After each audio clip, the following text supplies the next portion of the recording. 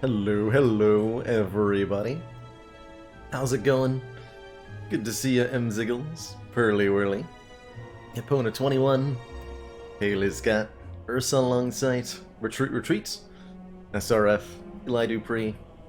Adonis Incarnate. And everybody else who's lurking on out there. Malkavian 24. Hello.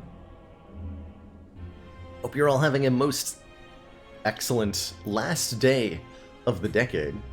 Or, for some of you, I think it's already the next decade. So, greetings, future aliens. If so, please do not take us over until we arrive in the future with you. Thank you. Back from yelling at the thunder.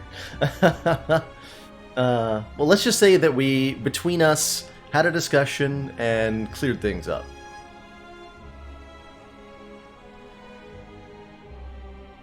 How's it going, Isla Cruz? Jamie7. Happy New Year's Eve / morn to everybody. The butler chair / couch. It's a recliner, Bullock. I don't actually know the exact brand that it is, because it's an old one I inherited from a family member, but it is incredibly comfy, and I adore it. Back is okay with long hours and that. I feel a lot better than in my office chair that I was before. I was actually starting to get some tailbone pain when sitting in the swivel chair I had. But I found that for long periods of time, this thing is eminently comfortable. Kind of like lying down a lot of the time.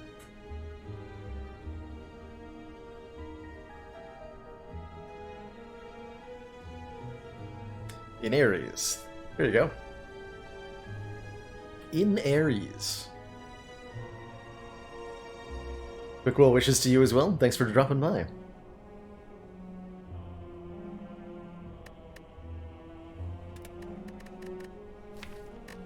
So our, was that 2 runic capacitors in a row? On defect? Was. Runic capacitor and gold-plated cables both on our last 2 defect runs. It's pretty lucky. Pretty lucky. Was a excellent Snecko start. Boss relic swap into one of the best relics in the entire game leads to a 0 damage taken hurt fight. And that's what I'm hoping our Ascension 18 run looks like too. But we'll see how that one goes. Silent was fun. The Silent ended up with 16 strength against Heart, which was really enjoyable. We played Dagger Spray for like 40 damage. And then this Ironclad had Dead Branch Karen's Ashes, so we picked Intimidate. We picked 3 copies of Intimidate. One day we'll get the collector bonus on Intimidate, but apparently that was not yesterday. It's nice, like, looking at the runs of the ladder streak really helps, in retrospect, really helps appreciate how much I'm enjoying the variety of playstyles that I end up picking up on these ladder runs. It's really interesting to see how the decision-making kind of shifts over the Ascension levels, and what I'm allowed to get away with, quite frankly. I do often find myself making some choices for my own enjoyment rather than for optimizing my chance of a particular win run, and it's a good feeling. It's a really good feeling. Current Ascension is 11. We're starting out with the Ascension 11 Watcher here today. This is when we lose that third potion slot, excuse me, and is also a very significant step up in difficulty. Hey Flobot, thanks for the kind words. Enjoy the lurk. You are not alone. Most viewers of the channel are lurkers, and they are awesome. You hang out here on the channel and lurk a lot, know that you're appreciated, even if you never say anything. Lurkers are, as Lethal Frag says, an inspiration to my channel, lurkers are the heart and soul of any Twitch community. The silent majority that hangs out and enjoys the content.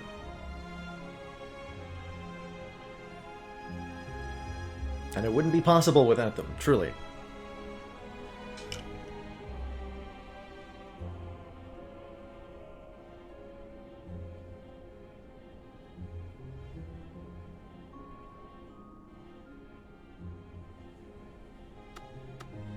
Play us some Watcher, shall we?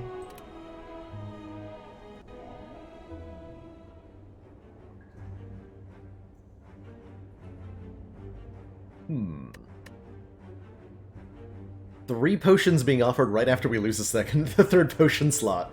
Feels like a bit of a slap in the face. What does our Act 1 look like? Oh my. That's a potential path we can take. That's, ambitious. And I don't really see any other good options, right? We've got one campfire and one elite if we go up the, rightmost side here. So, probably hard pass on that option. Going up to the left here, we can get like 2 and 2. That's kind of... actually, 3 fires and 2 elites up the very left here. That's pretty good.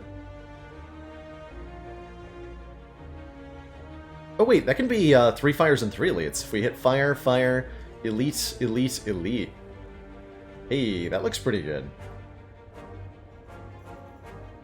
That looks really good. Even hits an early shot. The other option is, I mean, with a potion start on Watcher, I think you can pretty confidently take on a couple of elites on Ascension 11.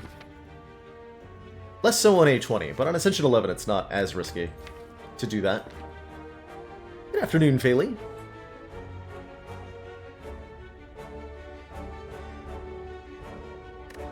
Ambrosia. Yeah, that would do it. That would definitely do it. Ambrosia just deletes an elite. De-elites, as it were. I could also get 2 fires before the Burning Elite. Oh. Why did I not see that route? Well, I like that route a lot. Wouldn't mind losing all gold to remove 2 cards. We could lose 1 strike and 1 defend in the Watcher starting deck, making our early picks more impactful.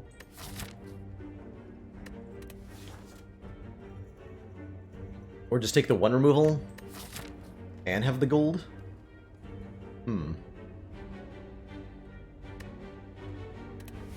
Or just take a boss relic.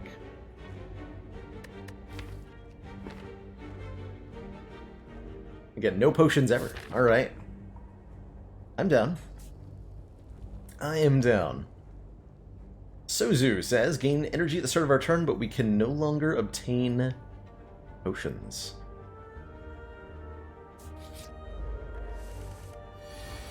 4 energy every turn is a lot, as it turns out. And Watcher will definitely find ways to appreciate the additional energy.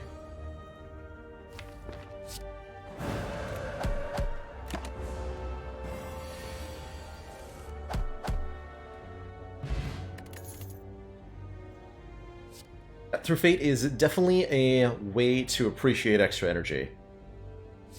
It's, a damaging attack that also scries and draws some cards, a fantastic early pick, and scaling one of Watcher's really effective ways to scale with energy, particularly when paired with something like a Nirvana, a Weave, a Talk to the Hand, or ideally all 3.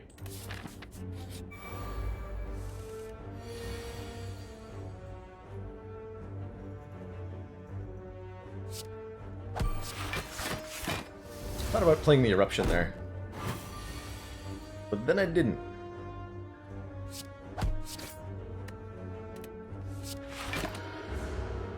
If this is your first time seeing Watcher, by the way, she's heavily focused around preparation. I think I would describe as Watcher's theme. Planning your turns ahead of time. Planning your turns ahead of time and capitalizing on conditional modifiers is the name of the game for Watcher. Her starting deck includes 2 cards that change her stance. Vigilance gives us a calm stance, which essentially stores energy for future use. And Eruption puts us into Wrath stance, wherein we both deal and receive double damage.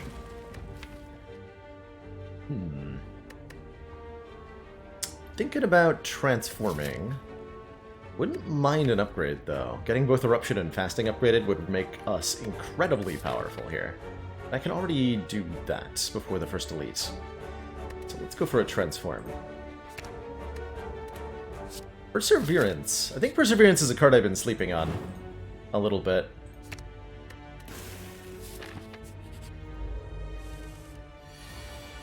So I'm happy to find it here. It's a retaining block card that gets stronger every turn it's retained.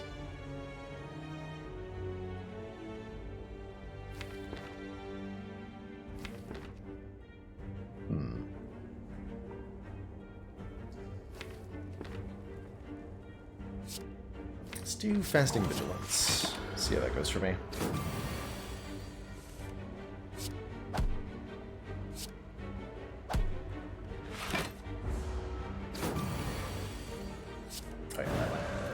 Perfectly well. Deck is strong. Just about to comment on the attack potion, but never mind, I'm sad. Devotion. This early is pretty hyped, though. Start your turn, gain 2 or upgraded 3 mantra. Will periodically put us into Divinity stance, giving us 3 energy immediately, and letting us deal triple damage for 1 turn. Sash Whip is just like a good attack. So that's another, like, solid consideration. I'm gonna grab the early Devotion, and I think I'm gonna upgrade it, too. Upgrade Fasting first. Maybe even Eruption second. Let's see.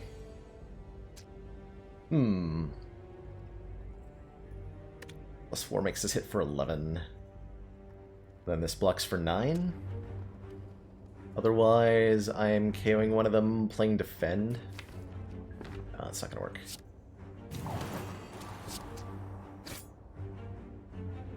Put Perseverance into my hand for next turn. This does 10, doesn't kill anybody. Okay, so we take a little bit here.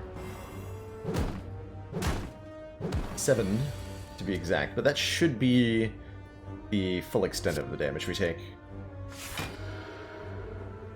Being attacked for 14 every turn. Cool, I can work with that.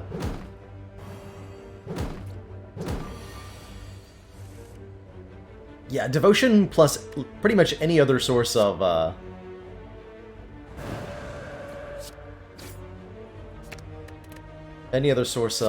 mantra gets out of control really quickly.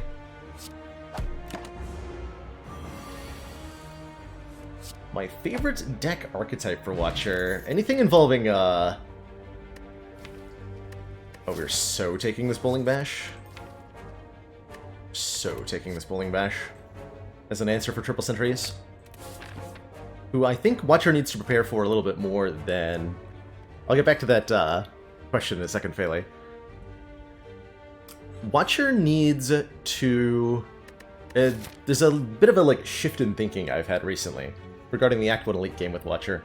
All the other characters are primarily thinking about Gremlin Knob and how to not die to Gremlin Knob with their first several card picks going into an Act 1 Elite. There's some consideration given to Triple Sentries and Lagavulin, especially on Silent. Lagavulin can be really threatening, but rarely threatens Defect. And Ironclad is, as long as you have like one big attack, like you upgraded Bash, you're fine against Lagavulin. Watcher beats Gremlin Knob pretty much just with her starting deck, and therefore does not have to shape her early picks around a Gremlin Knob. Watcher does, however, kind of get obliterated by Triple Sentries if you draw your Wrath and Calm cards in the wrong order. That fight can go really, really poorly for Watcher, especially when you get above Ascension 17 and the Sentries start adding 3 Dazed to your discard pile every time they do that. And so I think Watcher really wants to be looking out for cards like especially an early Bowling Bash or a Consecrate or a Conclude, partially as answers to the question of the Triple Sentries. They should be given almost as much consideration as you would give to Knob on, say, Silent. So favorite deck archetype for... Yeah, pretty much anything using... Oh man, that helps against sentries too. Pretty much anything utilizing... There they are. Super sentries even. Anything utilizing Conjure Blade is pretty enjoyable. I also really like... if you get a... Whatever happens when you end up with multiple copies of Omniscience. Whatever you call that. I like a lot.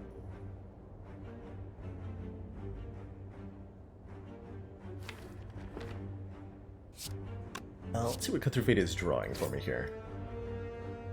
Okay, I probably want to draw Bowling Bash next turn, ideally also with Eruptions. So let's just grab this Perseverance, which will help a lot in this fight. In fact, I even think I take 5 damage on purpose and don't play it so that I can have it for next turn.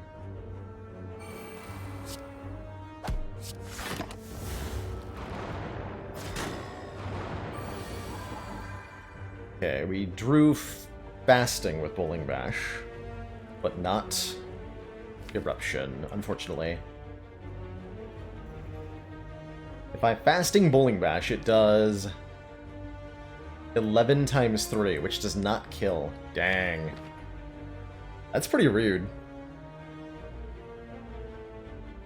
I think we do need to get Fasting down. These enemies mess with our draw, and so we're not going to be able to utilize the additional energy anyway. I think that means I take a fair amount of damage this turn. By going Fasting, Bowling Bash, Defend. Can't even get Vigilance down, so we don't get the extra energy from the Eruption next turn.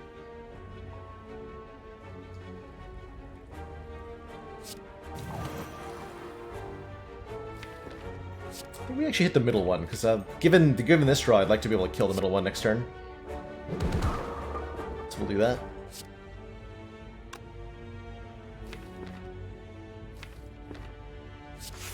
Play that. A bit of poor choice to play the higher block, but I'm living with it. These would be 20 each, so 13, 20, get an extra energy. Okay, this is gotta be worth it.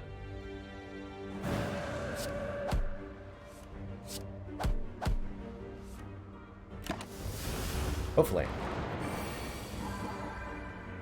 Good enough for me. It was definitely incredibly dangerous. I'm okay with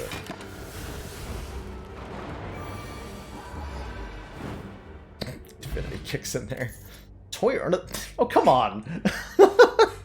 Damn it. Alright, fine. Be that way. Be that way. Does this deck want a second Bowling Bash? We're going into Slime Boss. I think we do want a second copy of Bowling Bash. Should have left that Ornithopter on the ground where it belongs. But a loose brick within a pillar that catches your eye. I do not remember what's in here. It's 1,000 cuts. Find a folded note when a card inside a reading The Heart Awaits. If you play a card, deal 1 damage to all enemies. 1,000 cuts Watcher. Interesting. This event will spawn up to Ascension 14, Niddles. You put Devotion in there? That would be pretty hype. Devotion on Silent or Ironclad. Would be amazing. But I kind of like Devotion in, you know, this deck right now. Eruption would be another fun one to stick away for later.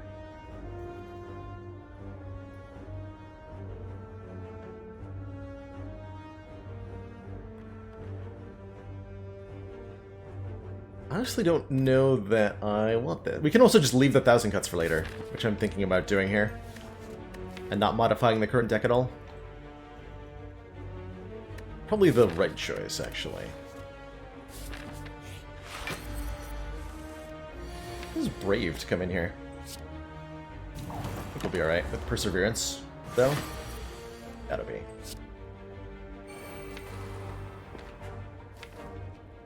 Play Eruption, we wake up immediately. Next turn is Terrifying. Let's not do that.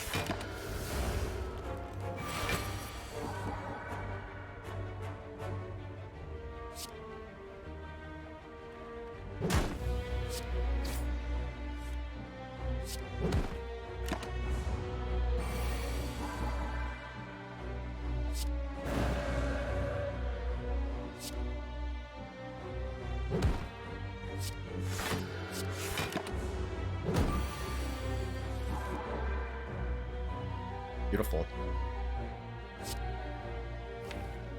Absolutely beautiful. We should kill before we're attacked again. Pretty sure. Yeah. The Thwacken meal ticket will heal us for 15 when we enter a store. We're offered Wraith of Flame, Crush Joints. I like a Crush Joints. Flying Vulnerable. Last card played was a skill. Still want to upgrade our Devotion next.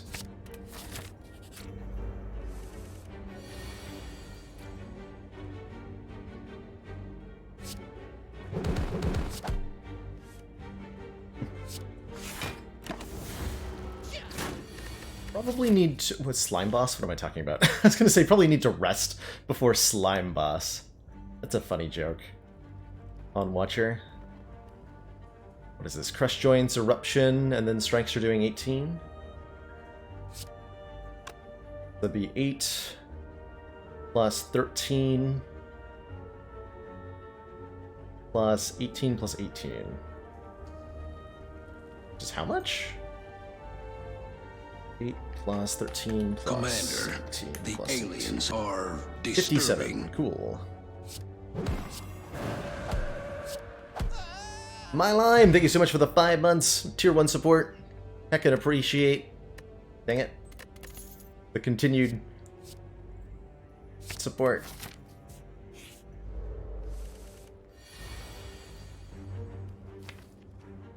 Gotta be Fasting Eruption Bowling Bash, right? There's no way. There's no way it's not that. Although it could be Eruption then play 4 attacks. Hold on, how much damage is that comparatively? We do... By fasting I gain 12 additional damage this turn. These are 24 damage, so... I think the fasting is better.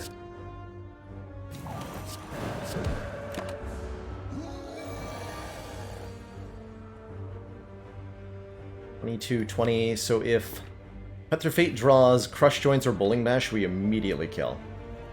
And if not, I can play Vigilance. Through Crush Joints. Perfect. Good fight. Vajra gives us 1 point of strength. Wow, that makes what we're doing quite a bit stronger here.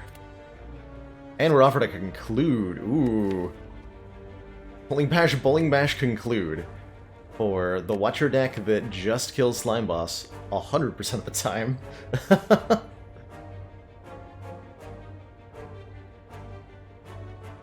Also really good against Act 2. Is there any draw order that, like, am I 100% safe to fight Slime Boss on 28 with this deck? It feels like I am. With the Perseverance and the Fasting and the huge AoE attacks. Sanctity feels pretty good. Keeping our defensive ability high. And it's card draw with what we might have 5 energy going into next act. So card draw could be really good. The Conclude would, like, if I didn't already have 2 copies of Bowling Bash, I'd be more about the Conclude. Take the Sanctity and not rest. I think that's the play. It is a little nerve-wracking not having potions, though. I would really feel a lot safer with a couple of those. But I'm willing to risk...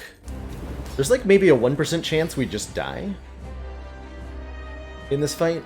I don't think that happened, though. This is a really good draw order. Let's do all the damage.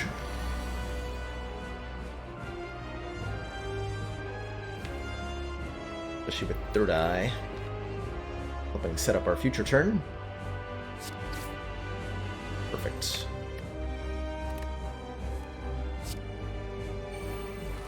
So next turn we want to be Crush Joint, Strike, Bowling Bash, and we can guarantee that with this third eye.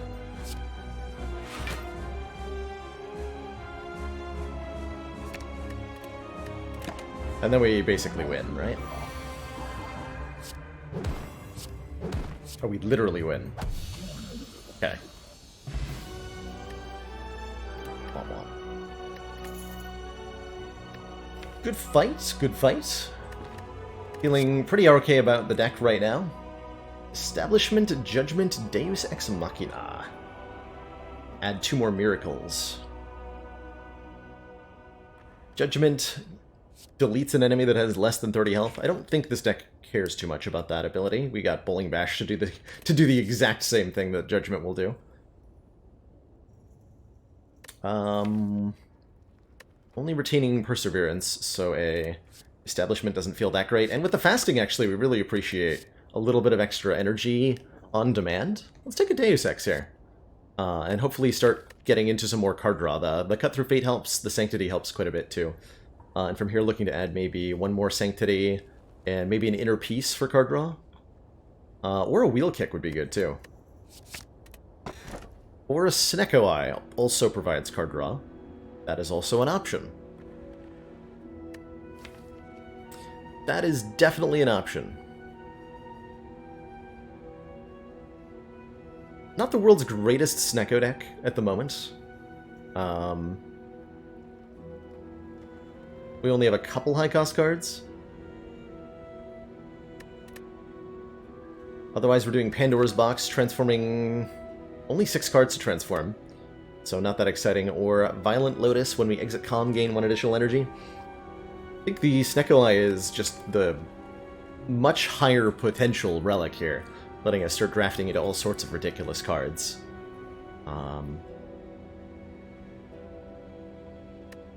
Does make us a little bit vulnerable to a bad draw because we have no potions.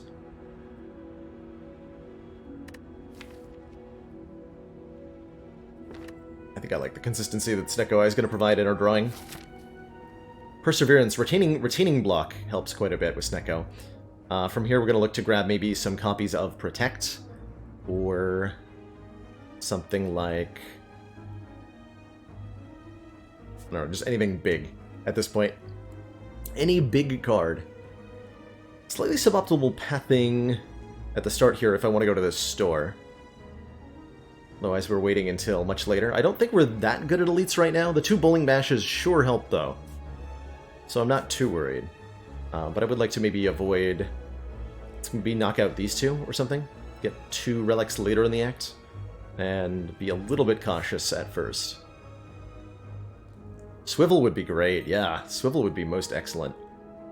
Even maybe get a shop in this question mark and then change our pathing.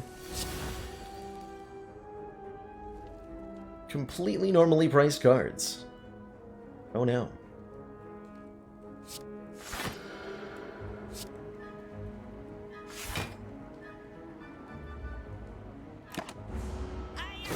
Shop will heal us 15 at the very least, which is very nice. Right now, this is what I'm talking about. We have tons of energy to play with here. Let's see, after fasting, this is 24 damage from Strike when in Wrath stance.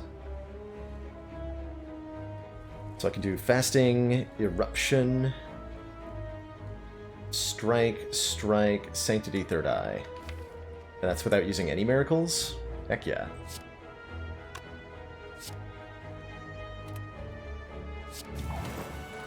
Wait, 1122.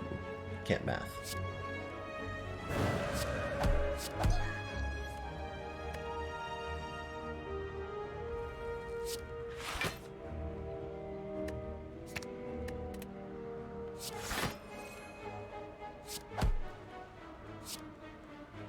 Okay, taking 1. Is there a reason to take 1? I don't believe there is.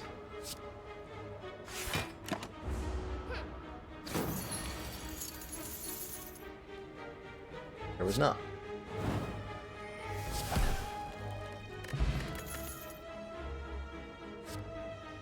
Deal 10 and put a Smite into our hand is something I'm a fairly big fan of at the moment. Let's take that. Just did a free upgraded attack. Knowing Skull, what are you doing here? You want to give me more money before I go to that shop? And then apparently rest at a fire is what I'm going to do after that? We do gain, again, 15 health back when we enter that shop. They patched out the potion thing, right? I'm not allowed to take potions here? and have it work. How long do I think I'll be on today? Probably for another 4 or 5 hours at least. Beautiful. So if you... we just started, so... if you've got errands to run, I'm sure you can do them before the stream ends. But I think I'm taking 180 gold and then leaving. That costs us 19 hit points. So we'll go to we'll have BAC up to 47 at the shop. And we get to spend a lot of money there.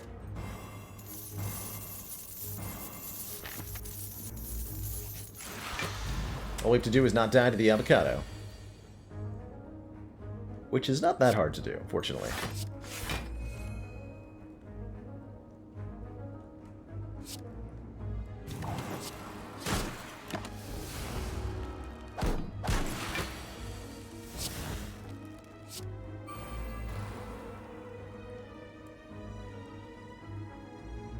If I eruption here... there's no way I can kill it, right? So it would be eruption for 14. Miracle Crush Joints deals 26. So 14. Plus 26 plus 51 from Smite? Oh my god, that is super lethal. Wow. Okay.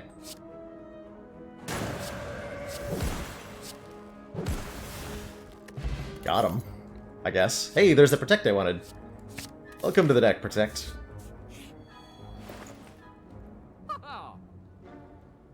Third Bowling Bash. Pleased to give. Pleased to give good potions. Tantrum with Fasting is very good. It's an excellent strength scaling Wrath attack for Watcher. And then it goes back into the draw pile is kind of ridiculous.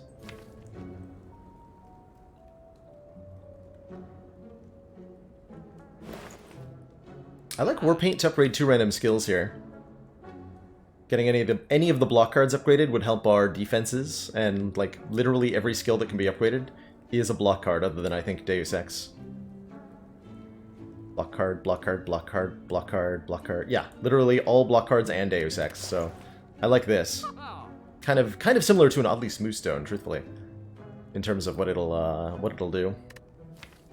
Spoon would allow us to get back miracles with Snecko Eye, which is not what we're looking to do. I don't think. No, I don't think that's something we want to do. But I will take Tantrum. I think remove a strike and add a Warpaint here. It's not the greatest shop in the world, but that's fine, I guess, for now. We're strong enough that it doesn't matter too much. Am I gonna add enough cards to the deck for the rest of the run to make Ceramic Fish worthwhile? We're at 21 cards. Probably gonna max out at not more than 35 in this deck. And that would only give us 135 gold back then, so probably not worth buying Ceramic Fish. If I'm gonna buy Tantrum, Rushdown sure seems like a good thing to pair with it, right?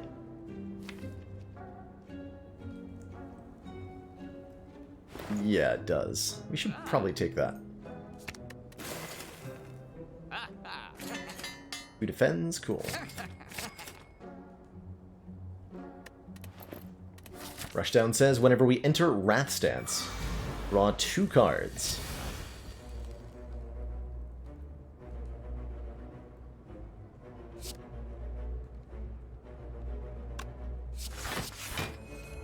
Oh my.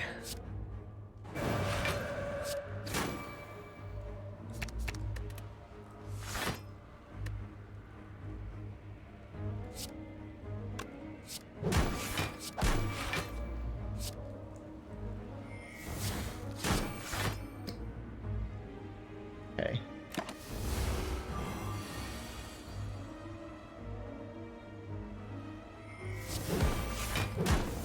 Fight.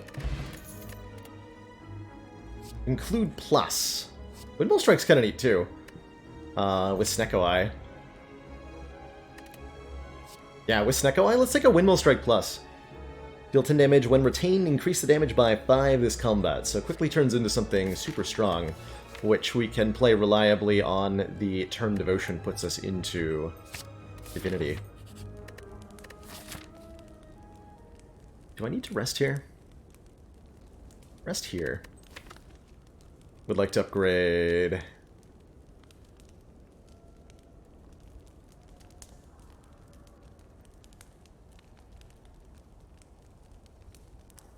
like, Vigilance, honestly? Or Protect for +4? Yeah, Protect for +4 block. Feels like a really good upgrade. We're doing more than enough damage most of the time.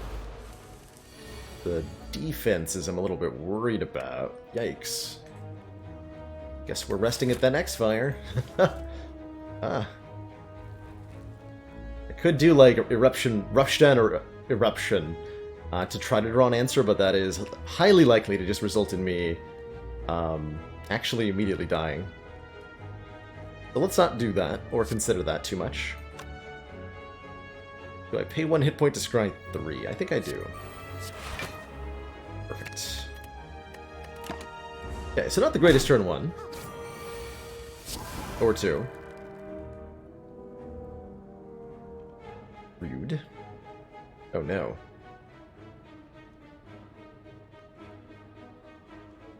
Super rude.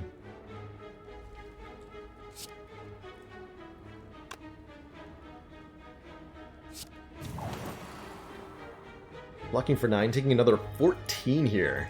Wow. Fun fact, Mystic on Ascension 20 is not allowed to attack twice in a row, so we would be taking less damage in this situation if this was a 20.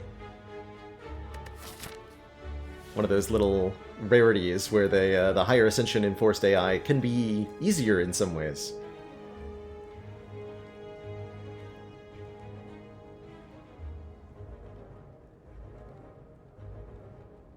If I use both miracles, I can crush Joints Tantrum. Is that enough to KO the Mystic, actually? 13 plus 12 times 3, 36, plus 13. 49, not quite. Wait, what if I Tantrum Crush Joints, though? Hold on, that's more. That would be 24 plus 26. 50. Still not quite enough. Well, dang. Alright, in that case, I'm just going to Tantrum the Centurion to force a heal. So I can keep the miracles.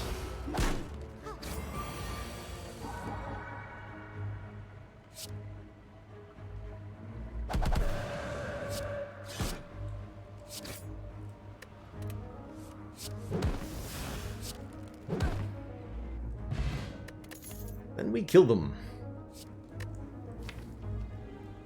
There's room for Empty Fist here.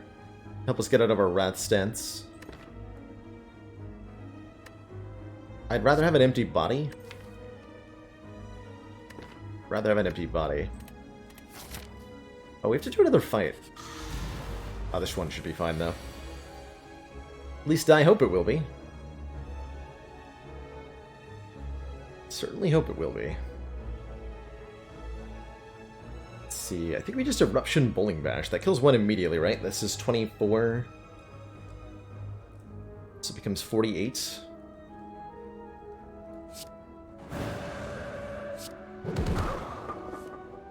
Yeah.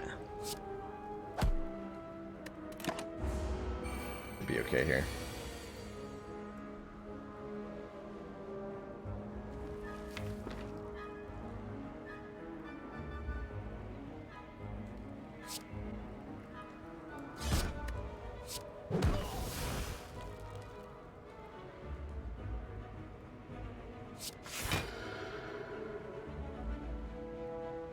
Good.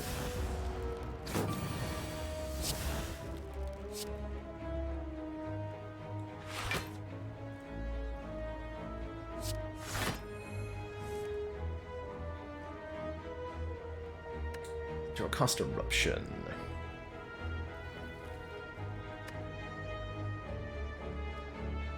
And then I go to 4 energy. Tantrum would do another 24. And then Bowling Bash would not kill. Okay, so we don't actually go into Wrath here? Just checking. Let's do this the slow way then. Nothing wrong with that.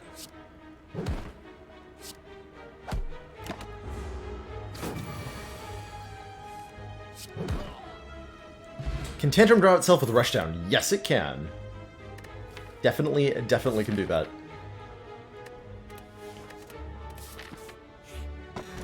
Nunchaku. Every time we play 10 attacks, gain an energy, we're playing lots of attacks. And we want more energy, so I will definitely take that. Be quite happy with it. Given our lack of potions, I'm thinking and our current gold count, and the meal ticket, I'm thinking we maybe visit this shop instead of fighting this elite. Oh, well, that helps, though. Preserved Insect makes elites smaller and easier to kill.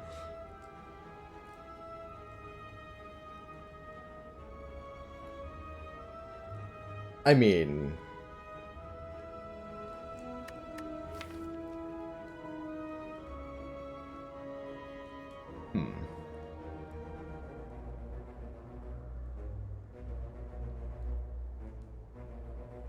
We're a Watcher Snecko deck.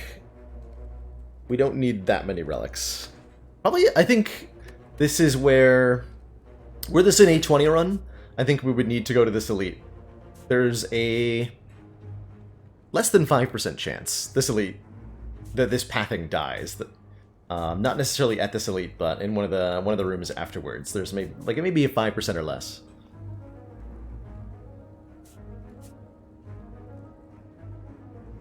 But the chance that this takes us from a non-winning position against Heart to a winning position against Heart is less than that chance. Whereas on A20, we kind of just need to get as strong as possible, so there are risks you have to take. On the lower Ascension, I think the safer path is a little bit more secure here. God dang it, we can't afford Gambling Chip with Snecko Eye. That's so brutal. Lesson Learned is kind of good, though. Hold on, Clockwork Souvenir goes with our Fasting. If we play Fasting with Souvenir in play, we don't lose the 1 energy per turn, so we just get literally so much dex and strength for free. And that's pretty good. That's very good. I do think Bomb and Lesson Learned were pretty good there, though. Wave of the Hand is such a good block card, I'm thinking about picking it up here. We're fighting Collector, let's grab a Wave of the Hand. And an on-sale Third Eye. One more event, we'll fight the next elite. There's only 16 health, let's do it. Oh yeah. Oh yeah. Necronomicon says the first 2-cost attack played each turn is played twice.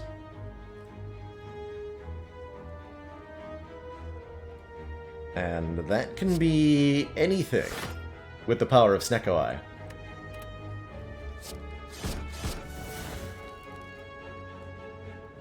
Anything at all.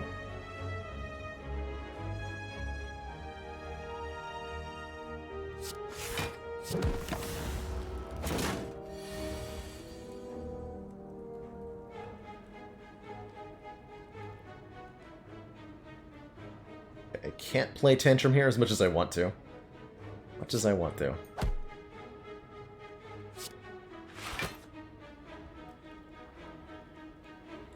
Severance is perfect block. Bowling Bash Smite. For Severance.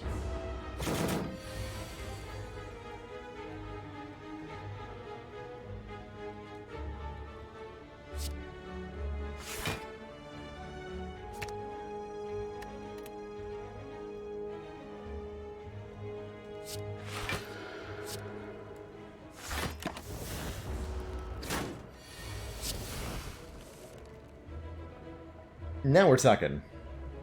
This will do all of the damage. Literally all of it.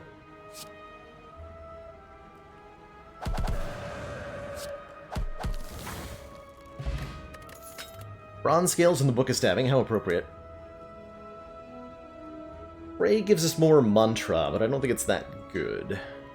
With, as insights, it's adding 0-cost cards to our draw pile. Not great with Snecko Eye. Don't think I want an inner piece that much. Maybe I do. Either enter calm or draw 3 if you're in calm. Yeah, let's take an inner piece, actually. Another way to get into calm feels pretty good.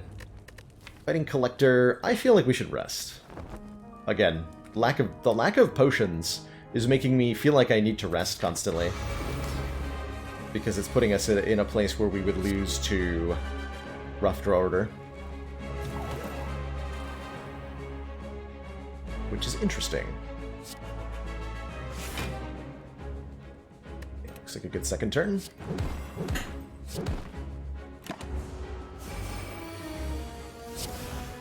Really good second turn. Do I Weave of the Hand here? Yes. Even at 3 cost, I do.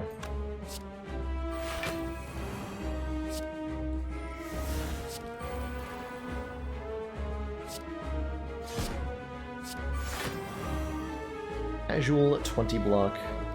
Easy game.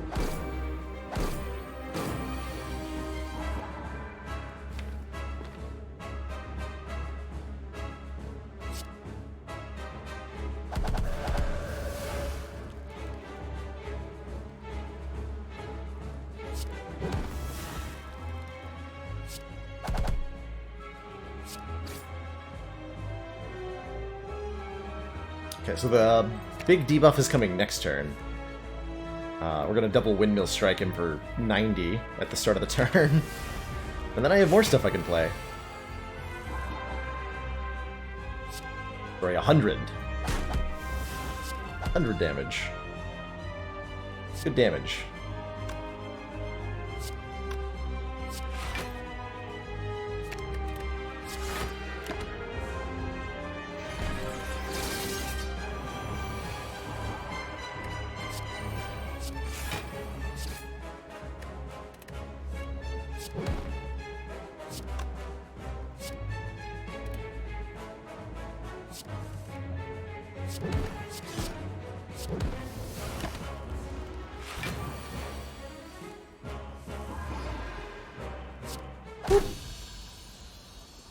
GG Collector.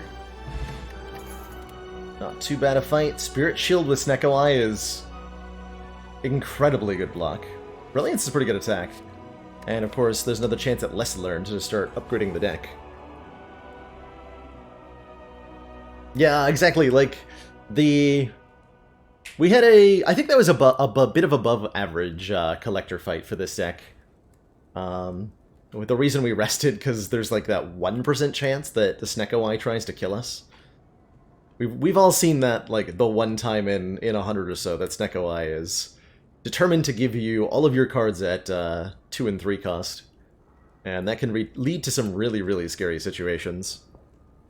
One Gambler's Brew and I would have not needed to rest, but no potions means I'm completely at the mercy of our deck's variance. Black Star. We have a Preserved Insect. Getting double relics off elites is pretty tempting. Otherwise, we're taking a curse to get 1 more energy on every turn.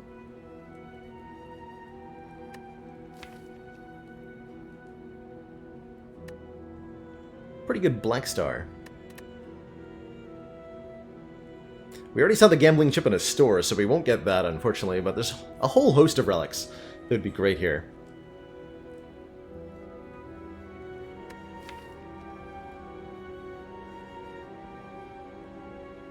I think we do appreciate a 5th energy. I don't appreciate the curse that it gets added, though. Let's go Black Star.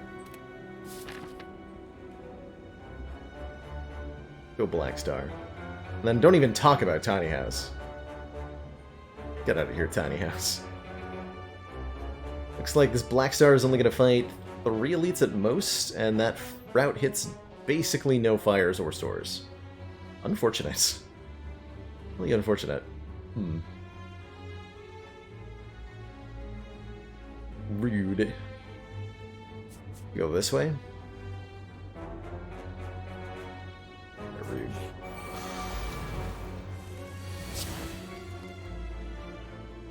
so appreciate the souvenir.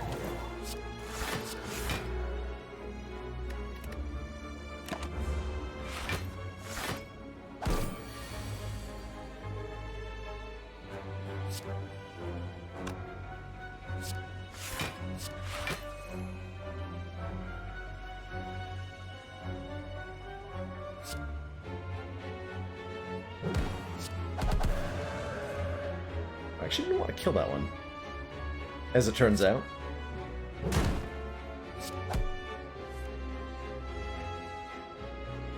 But that's okay.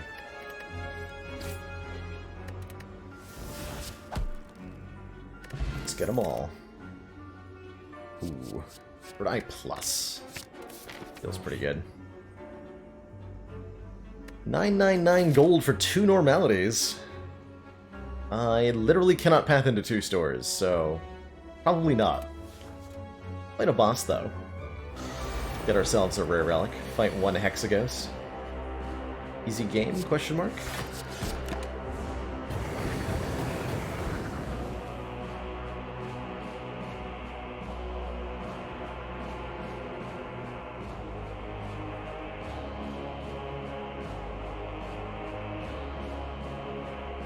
Let's see here. We have Inner Peace, Protect, Perseverance, and a 0-cost Eruption. So I can, like, Eruption... Can't Rush Down, though. I could Eruption, Tantrum, Inner Peace... Still take a fair bit of damage from that. Or we can use the Inner Peace to draw cards, but then again I can't play all my block if I do that.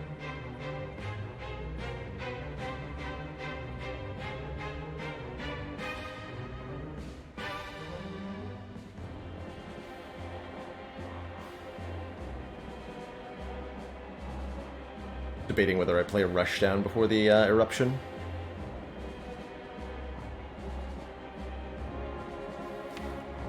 I think that on average works out for me.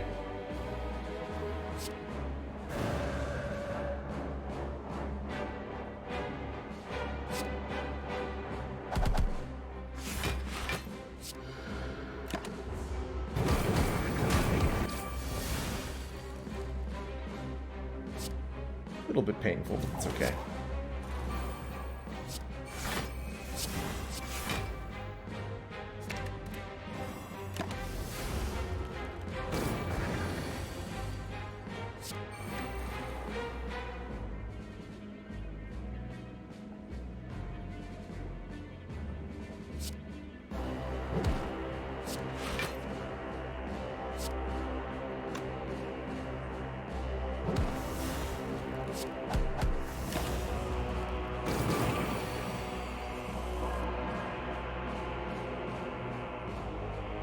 Double Eruption.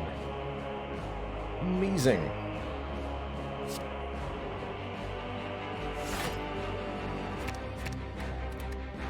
I'll be aiming at a double Eruption here.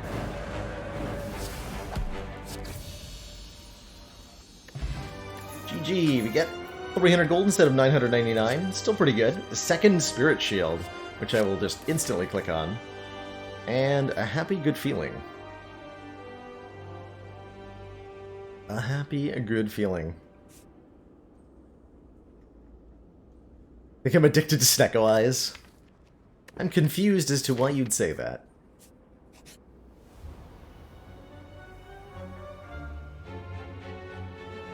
Let's lose the third eye. We have too many eyes. That is, it is a random merchant healing us, thank you, with a membership card. Oh my god, hold on. What is this store? Hello? Holy crap.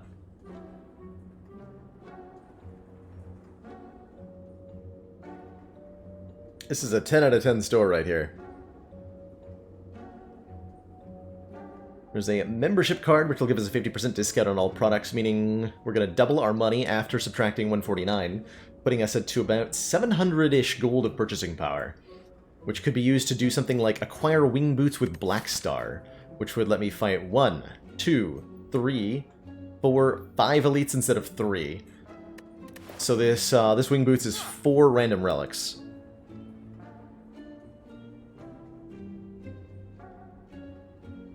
Damaru stacks with our Devotion. to put us into Divinity a lot faster. Talk to the Hand is an excellent, excellent block card. And there's a chance that Necronomicon doubles it. Oh my god. I didn't think about that. Necro doubled Talk to the Hand. Yes, please. That would be incredible.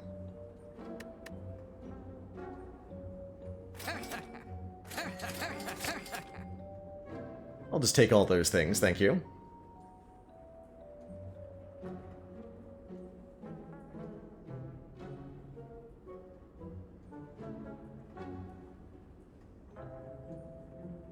And then we can remove a card if we want to. Sanctity's not bad either. Card draw with Snecko Eye is pretty good. Especially with the Spirit Shields. Especially with the Spirit Shields. As far as removals go, top priority would be... It is just Strike, right? Strike is the worst card? Strike is the worst card. I think we're okay on block, looking at the deck again. Could take a second fasting. And feel okay about it. Let's see, if I take the 5 Elite path, I actually don't get to upgrade Talk to the Hand until next act. Interesting.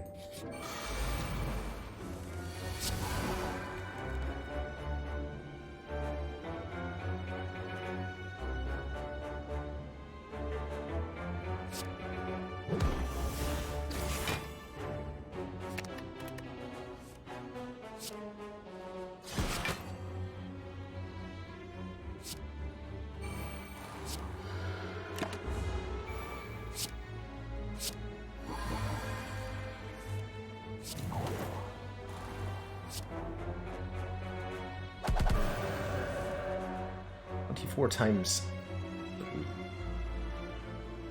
It's not enough, right? I'd have to Vigilance. I can defend, Smite, then Bowling Bash you.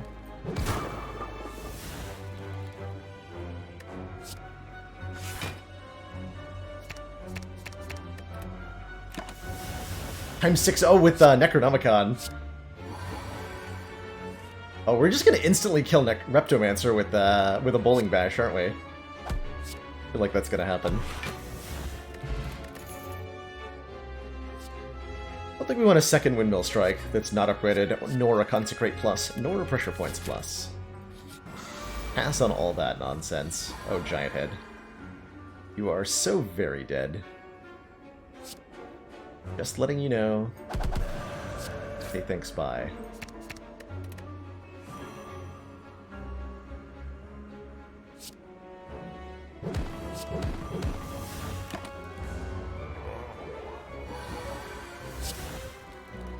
Double Talk to the Hand. Incredible.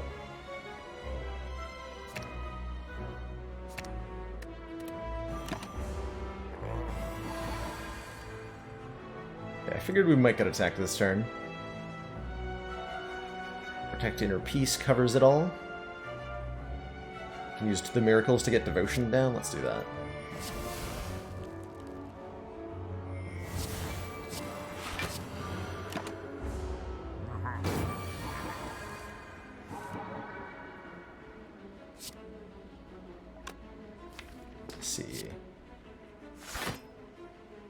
Turn is the first big attack, right? So I can't Eruption.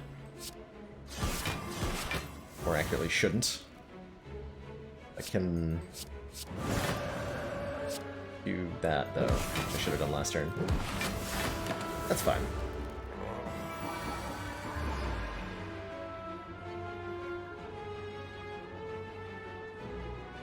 Definitely thought I was going Divine next turn, not this turn for some reason. Where's my brain at today? What's happening to me? I have 9 energy. That's pretty good. So we get played twice. That's Spirit Shield, then Fasting. It's actually 3 per card, so Fasting first and then Spirit Shield is better? Better.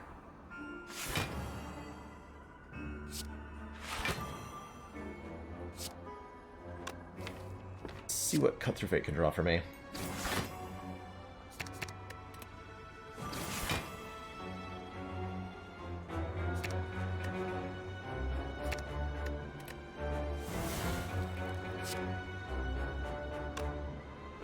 We can play this. We just win? Cool. Good fight! We get fruit juice. So many good potions have gone into the garbage this run. Strawberry gives us 7 max health. Whetstone will upgrade 2 random attacks. There's the empty body I kind of wanted a while ago. Came back to the Spire and finally won one today. Congrats, Matt Warbuckle. Congratulations. It's heckin' sweet.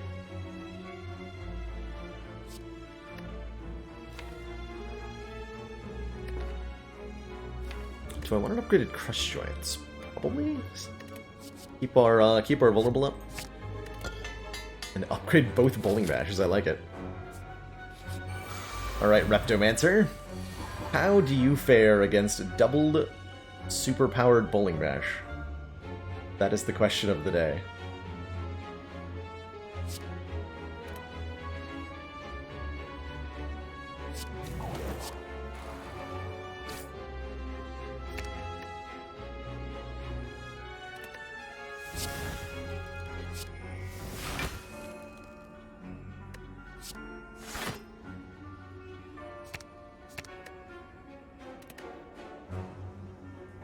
Not gonna play Rushdown. Nunchaku's on 8.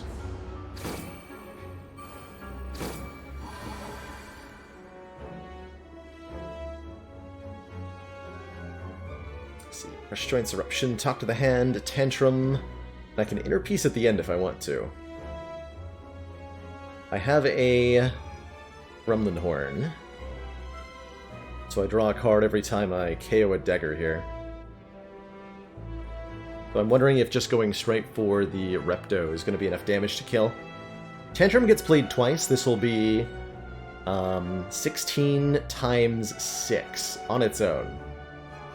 Plus Crush Joints damage. Okay, so I think we actually just kill. I'm not going to do the math, because math is for nerds or whatever.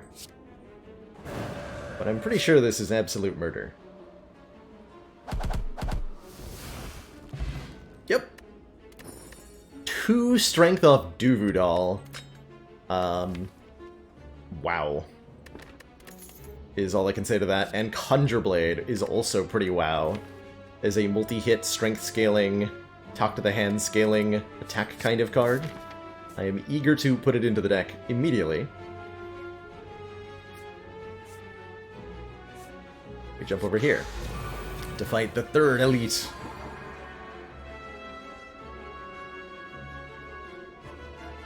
That is a terrifying, terrifying turn 1.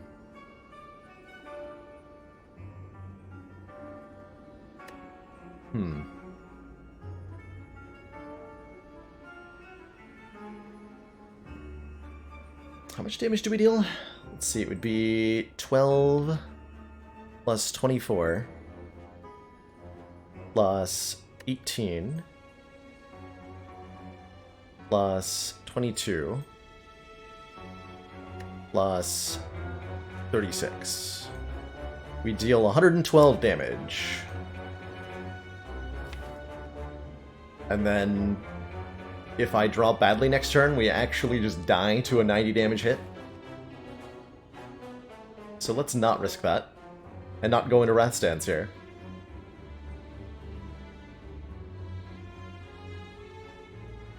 Yeah, that would be bad.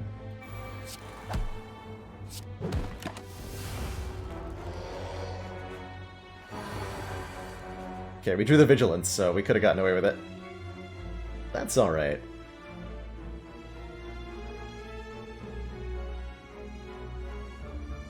Let's see, I can do Spirit Shield, Wave of the Hand, Vigilance, or Spirit Shield, Wave of the Hand, Spirit Shield? Double Tuck to the Hand is pretty hype too. Wave of the Hand, double Tuck to the Hand. Spirit Shield, Wave of the Hand, double Tuck to the Hand. That leaves me with only 1 energy.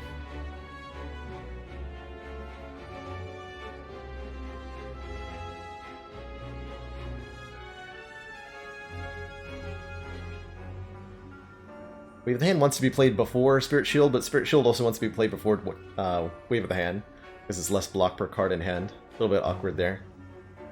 I think the Spirit Wave Vigilance is probably the best. This is 12 block. You'll be at a 33, we take 3. Try to double cut through Fate, too. Do that. Take our 3 there.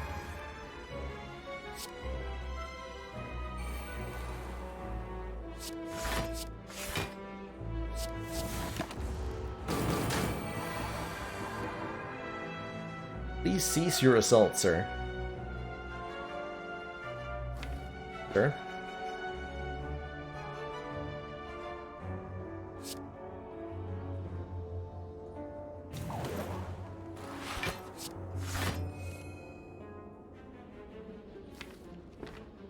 Terrifying. That's all the block I got, huh?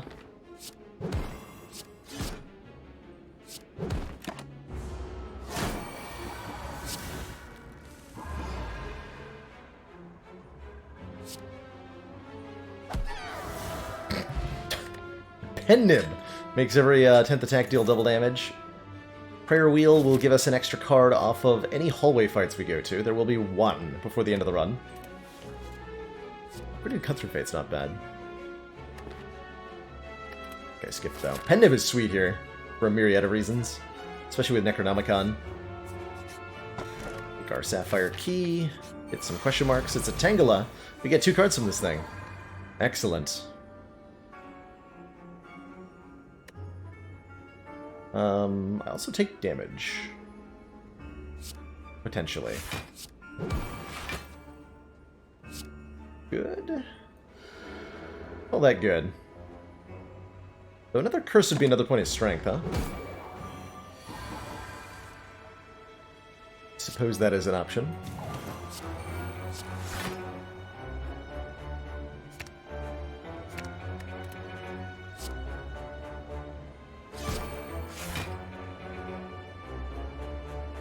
I didn't think that through very well. Hooray for that working out.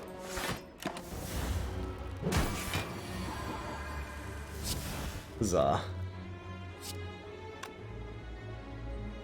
Okay, we just want to be divine like yesterday.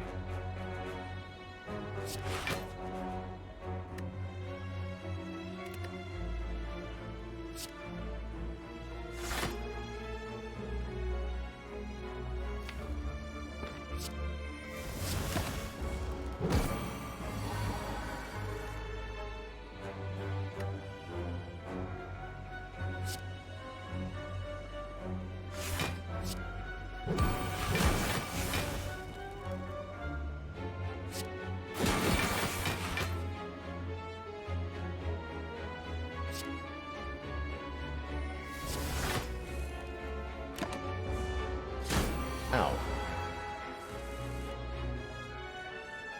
I feel like I could have prevented that, maybe. Probably. Yet I chose not to.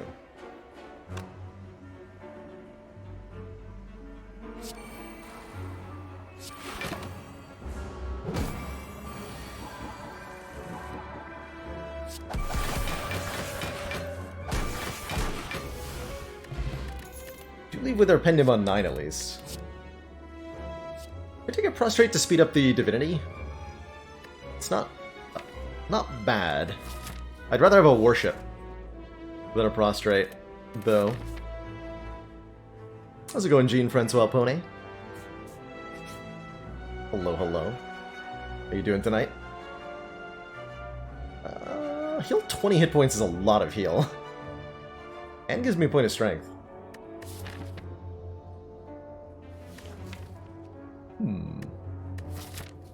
That is weird. I have to recall? Let's take the 20-point heal.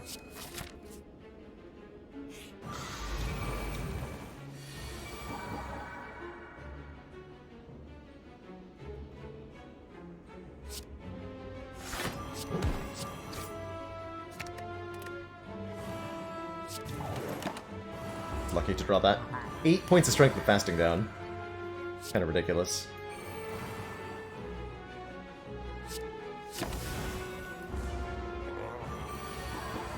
An amazing Baylor Math moment on your first successful Ascension 1 run.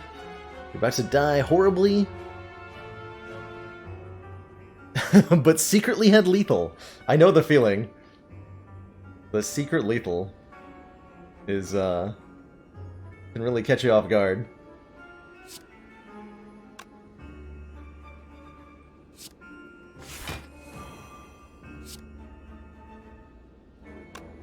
Gonna go Tantrum, Spirit Shield, Crush Joints, Sponger, Double Windmill Strike. Wow. So much damage output. Get the Ornamental Fan. Every time we play 3 attacks in 1 turn, gain 4 block. Collect feels like it might be useful. Let's try it. Alright, the rematch against Nemesis, turn 1 lethal this time? Question mark? Not quite. Not quite.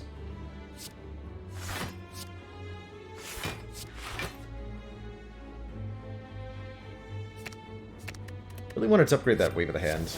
We are behind on upgrades pretty badly.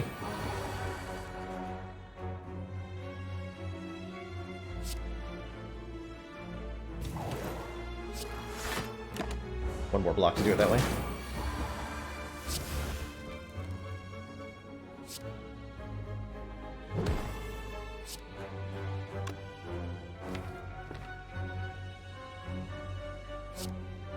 Let's see, 48 plus... more than 48 is a kill. Potion Belt, hooray. Happy Flower's nice. Energy every 3rd turn. And we'll skip all that. Alright. Gremlin Horn carry me in this one? Yes, it will. Yes, it most certainly will.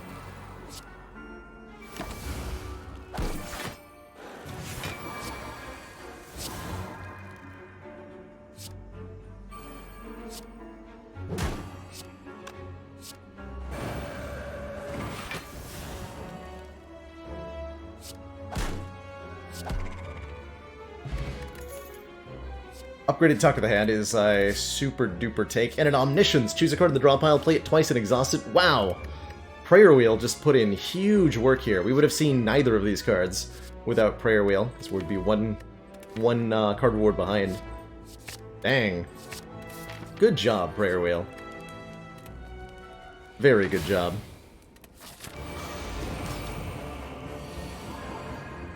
Okay, Bowling Bash is going to help a fair bit in these fights. We get Devotion down. Excellent.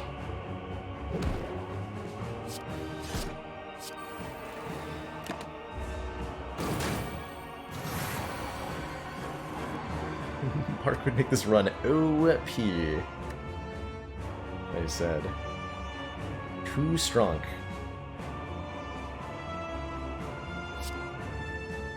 This is not the turn I was hoping for, truthfully. Like, Wave of the Hand, Third Eye to block for 7 and strip 1 artifact off each of them, but that does so little, feels like. My other options are somehow worse? Jeez. Okay, that's a good turn next turn. I like that turn.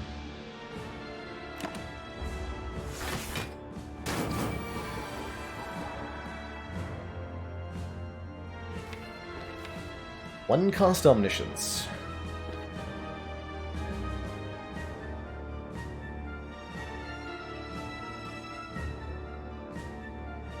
Might be needed to get a block card twice. Omniscience for Deus Ex doesn't work like that, unfortunately. Deus Ex is unplayable. So attempting to... Omniscience attempts to play it twice, which causes it to simply fail. You might know that, but I bet that not everybody watching knew that trying to Deus Ex Machina for with Omniscience would fail. So it's well worth pointing out regardless.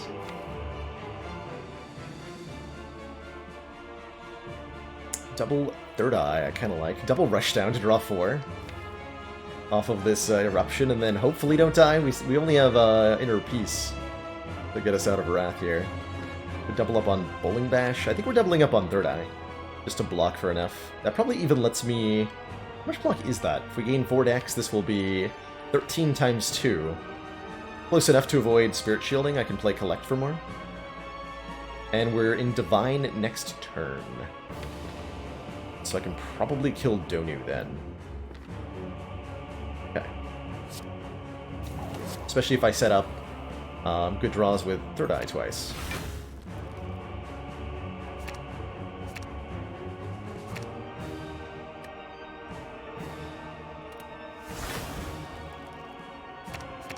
Bowling Bash is definitely a card I want next turn.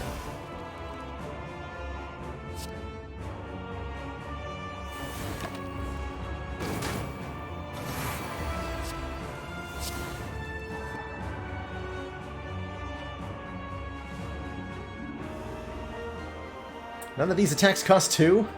Oh no. This is a disaster.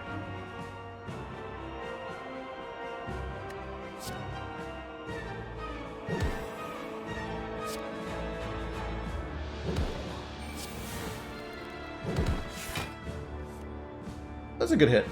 Oh my.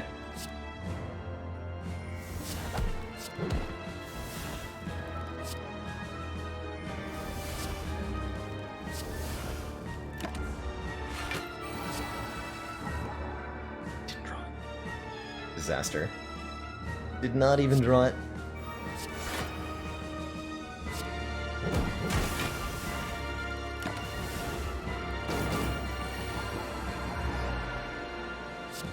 $51 damage 9 times. Twice. Got him. So that was a 1,000+ damage expunger that we were about to do. Two thump, a deep pulsing dread can be felt throughout the room. Is this the heart of the Spire? We get to upgrade here because we have the meal ticket. Somewhere in there, yeah. I've made a couple decisions around that so far. The second Talk to the Hand, I'm okay upgrading something. We should upgrade Wave of the Hand. That's our most important upgrade.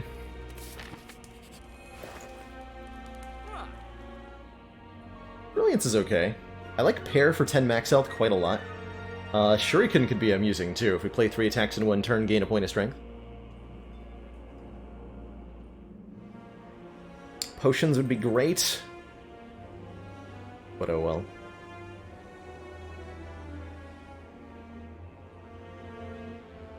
It's more money efficient to buy the waffle. But that's really a question of how much money we have, not how much we're paying per hit point. Could even get both of them for 17 max health. We remove our curse. It is giving me a point of strength. But I think it's really important that we have good turn 1s in the coming fights, so I do think we remove the Writhe.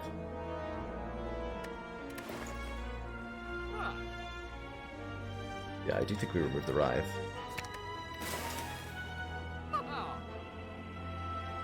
$186.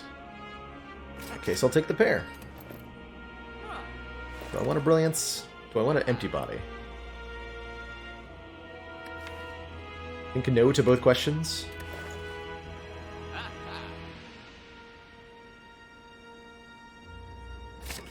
think the Brilliance, actually. Can't take any of the potions because of our Sozu, unfortunately. Sozu says Nozu. To the Pozu.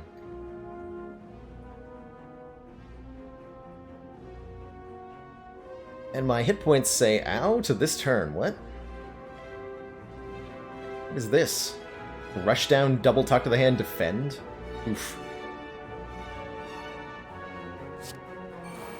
Could try to draw with Tantrum, but that is likely to end very poorly for us. So I won't do that.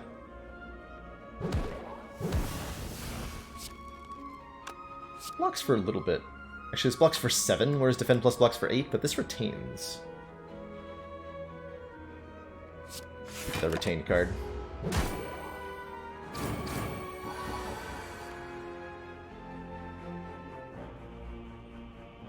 see. If I double Eruption, do I set myself up for absolute disaster next turn? Probably, right?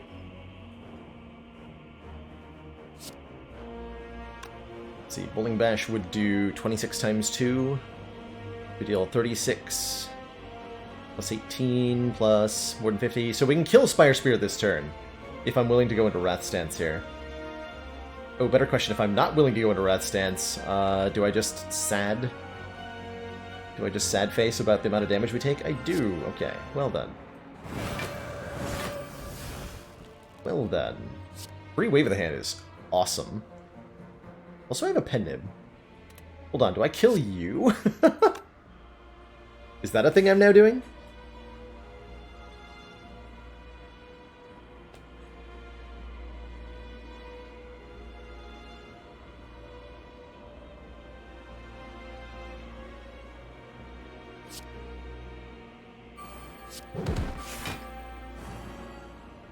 That is a thing I'm now doing.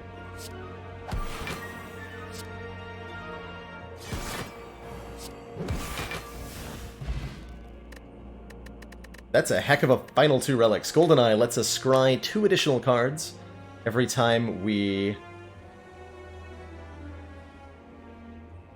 scry. Duality says whenever we play an attack, gain 1 dex until the end of the turn. And we're offered a Mental Fortress Empty Body. Probably not.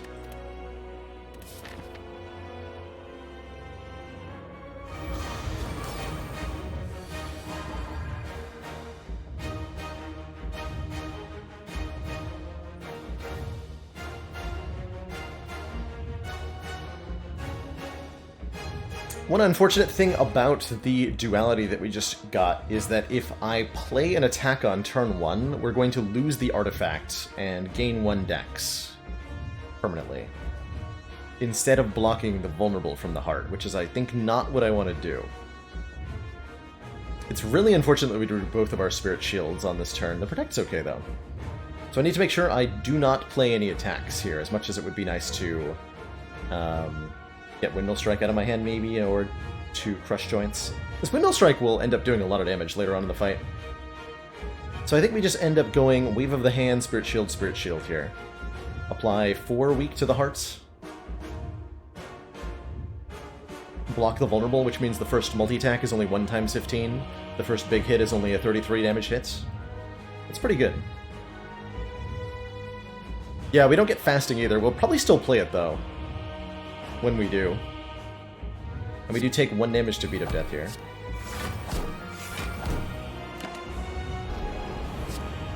But we're incapable of dying to the first couple of turns, which is good.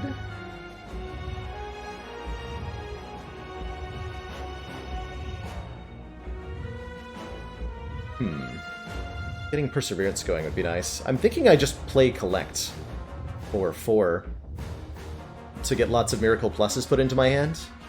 We take a bunch of damage now, but we set up our energy for the rest of the fight.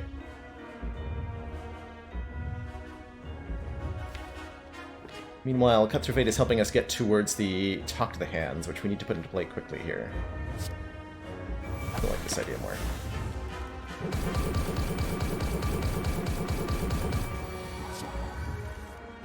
Okay, there's 1 Talk of the Hand, and it got doubled, which is excellent news. Very, very lucky for us.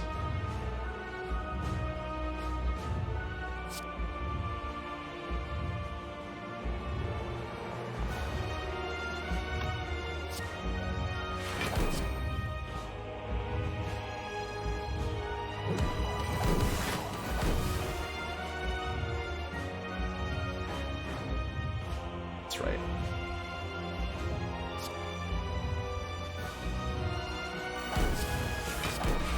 Slight order there. Have the other Talk to the Hand, please. Omniscience at 0 cost works. We can double Talk to the Hand again, and that should be good. That should be really good. Also double Devotion, but I think we'd rather double Talk to the Hand. Every time we attack, the heart will gain 10 block, which is a frankly irresponsible amount of block to be giving me.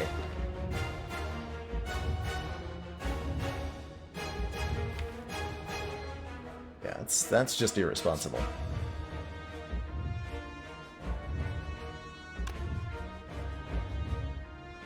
And we can Conjure Blade for tons of energy with the Miracle, too. Oh, yeah.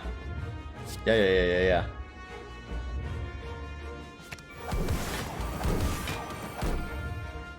Beautiful.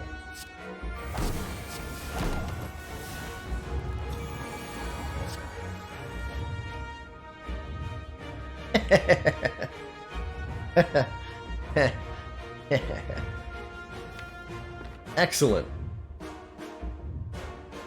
So Expunger blocks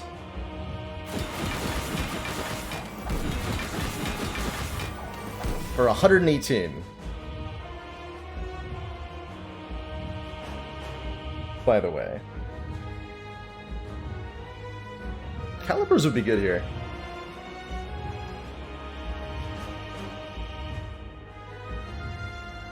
Is that good? Only time will tell.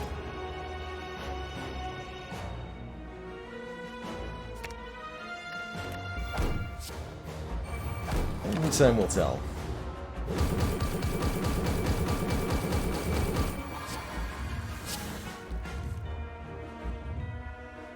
Beautiful. I think. I have to Windmill Strike for block here, actually. What is this? Fasting. Zero cost Inner Peace is nice. So we fasting first, then Vigilance, then Inner Peace. Definitely fasting first. Probably gonna play that Devotion too. Zero cost Crush Joints. Sure. This is the Pendant by now. Did waste that a little bit.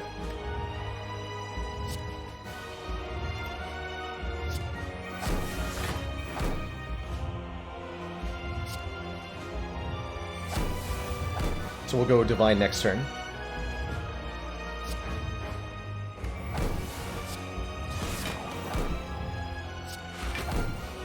Exactly block.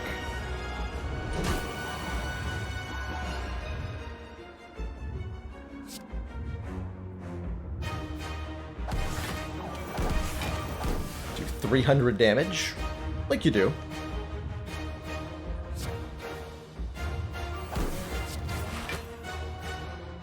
Did not want to draw Expunger there, unfortunately. We're forced to. Tragic.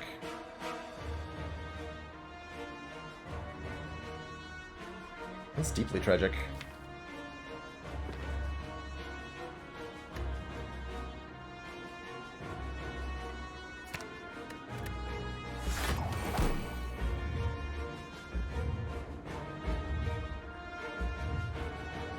We need to Third Eye.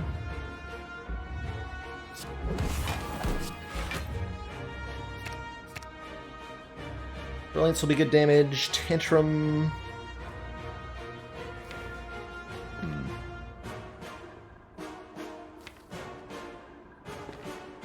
Maybe 5. Wondering if Tantrum's any chance of keeping us alive next turn. It's gonna block for a ton, actually. Okay. Let's see what this looks like. Okay, that is the multi-attack, unfortunately. Let's see, if I Tantrum, and then Brilliance. Brilliance gets played twice for 66 times 2. We can also Smite, right?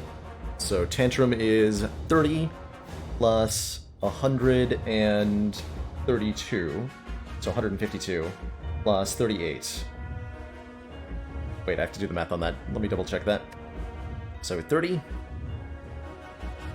plus 66 times 2 plus 38 is more than 180. 200. Excellent.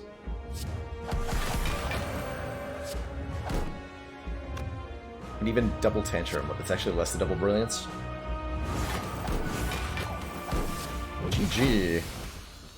That was a little bit close. The Sozu definitely made that challenging. never having any kind of safety net, but we were able to be strong enough, consistently enough, that it worked out pretty well. GG.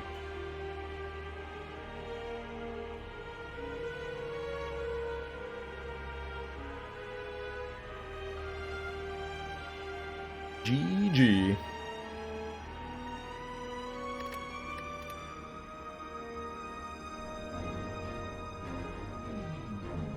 Happy 51 times 9 times 2. Yeah, that was a glorious expunger, huh? Alright, a 12 says upgraded cards appear less often with the Ironclad. Makes our Act 2 and 3 a little bit harder, as we end up with less upgraded stuff in the late game. Random common relic, choose a rare card on Ironclad is pretty good. Start with maybe a feed, an immolate, an offering, a bludgeon. Our starting routes, a little bit sketchy. The only way to fight more than a couple elites is to be a bit ambitious about it. Could start with Corruption. I think I do like a rare card start quite a bit here. One up. Immolate, Bludgeon, Corruption. Wow, the choices. Immolate is probably the single most powerful early game card that you can get on Ironclad. And as a starting card, I'd probably rate it like the highest of everything.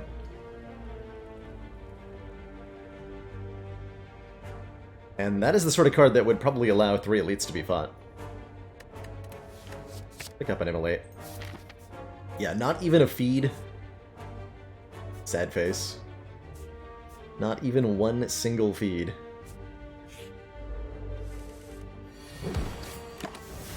Yeah, so many fights are made so trivial by immolate. That's a good way to describe it. Case in point. Another damage card in Twin Strike, I think. Like, Tribute and Second Wind help manage the burn from immolate, but I'm just looking for more damage in the early game. Not gonna worry about it.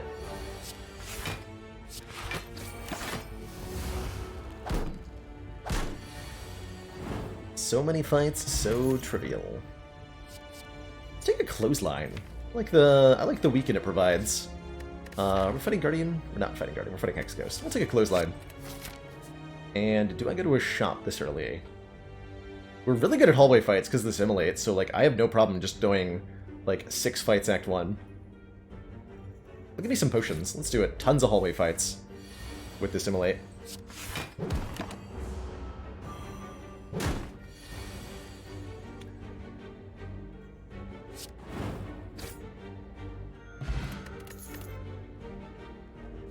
Headbutt, I like more than a whirlwind. We have the AoE thing covered with immolate, and headbutt lets us get it back. And we're about done adding damaging cards to the deck. We can do blocking next.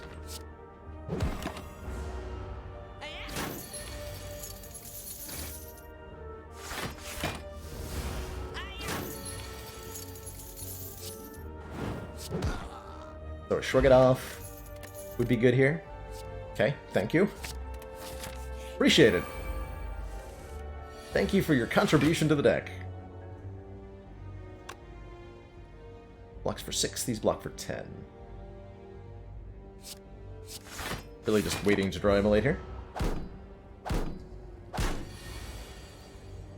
Still waiting. Ooh. Lousy fight.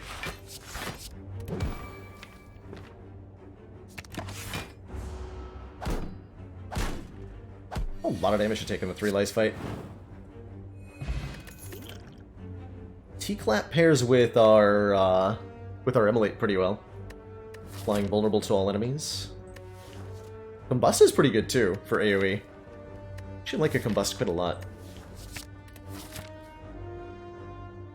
Let us take a Combust. Now let's do something like pick up a Rupture later. I think we even upgrade the Combust before we upgrade immolate. Legit where I'm at. Or do we upgrade Bash first? Bash is the actual upgrade for the Gremlin and Lagavulin fights. Immolate? This is not immolate.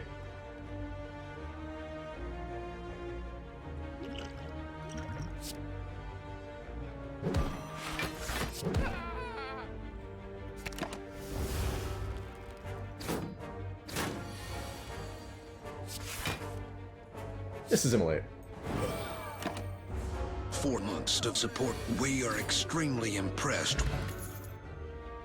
Thanks, wow, thank you so much for the 4 months of support. Heckin' appreciate it. Thanks for that continued council funding. I like Immortality here. Extra card draw at the cost of hit points. We can end up in a place where we're bleeding 2 hit points per turn, but I'm okay with that at the moment. The benefits we get are well worth the price. We are going to take quite a bit of damage to this fight right now. Clothesline certainly helps. Actually, I take no damage next turn? Cool.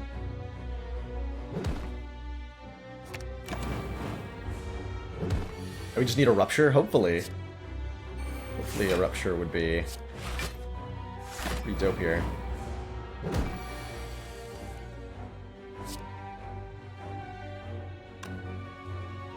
we doing enough here?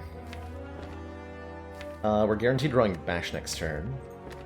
If I do 10, 19, 25, 30 damage, bringing it to 34. Next turn, Immolate does 20, 25, 30 damage next turn. It's not enough.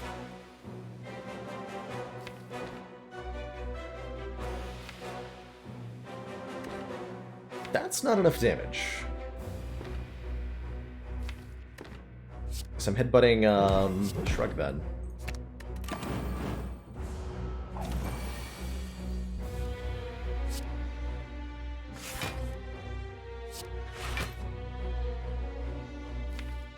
Odds I kill next turn.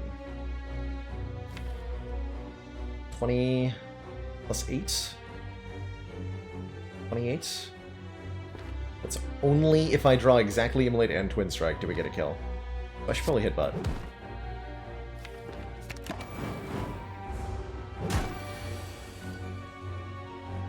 Eight plus 10, 18. Not quite enough.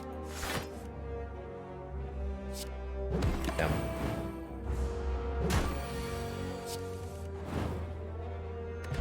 Bit ugly. Meal ticket's good though. This deck is a hot mess at the moment. I think is where we're at. This deck is a hot mess.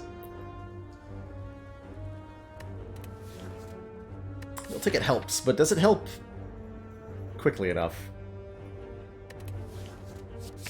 Don't know. Shuriken kind of helps. We play 3 attacks sometimes. Yeah, deck needs a blood for blood, right? I'm not sure which is the safer. Probably going this way is safer. We rest here, take 1 elite, get tons of hallway fights. Ideally, we're getting a shop in this question mark, and then this route is safe. But I'm not sure how safe it is otherwise. I'll take it. I'm going to take it and regret it immediately.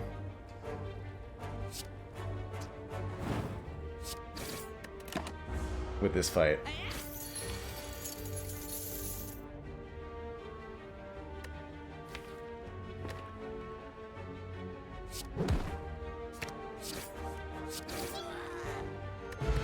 Okay, Fire Potion goes a long way towards not dying here, as does an Anger. But we're speccing way too hard into the offense here. That will serve us in this fight, though.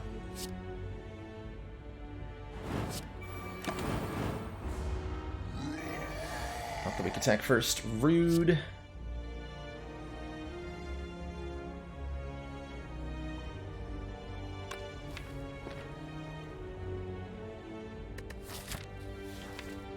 Probably just kill next turn.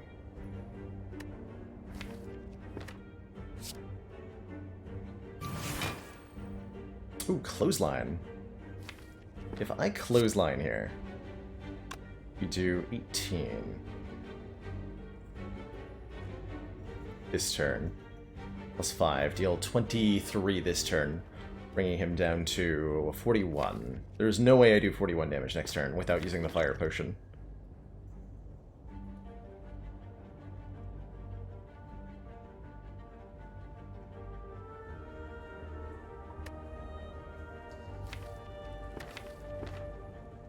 if I want to keep this potion, which I do, I'm going to almost strike, anger, headbutt, immolate.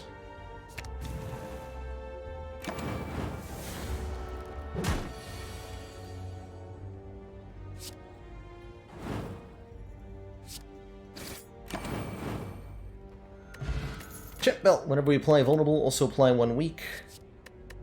Sentinel clash, no thanks.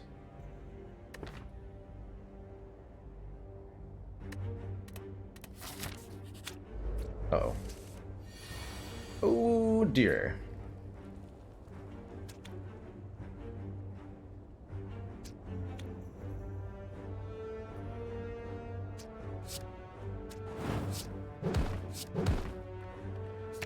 That actually split. Okay.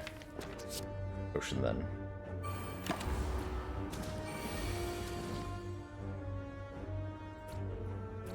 I have to use the potion anyway? I think. Yikes.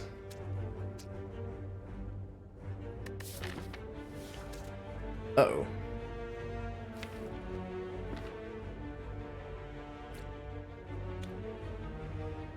Uh-oh.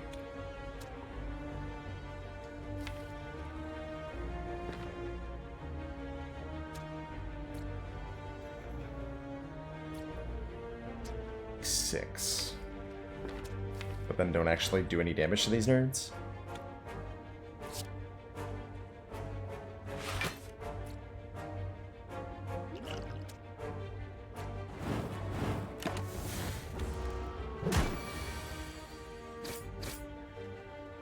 (21 health).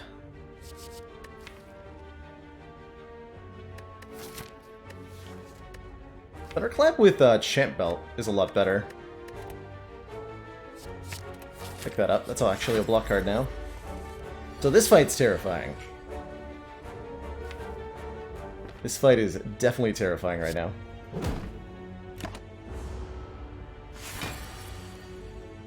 What is the correct way to start this fight? Not like this. Maybe even to Elixir during one of those previous turns. This is good though. We start with Brutality, Combust, Clothesline. I take 2. Next turn I guaranteed to take...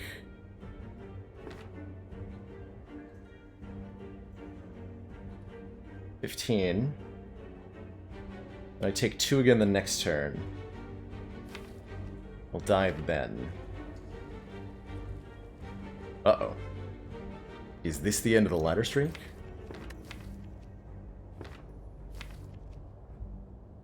Or is there some way I can kill it quickly enough?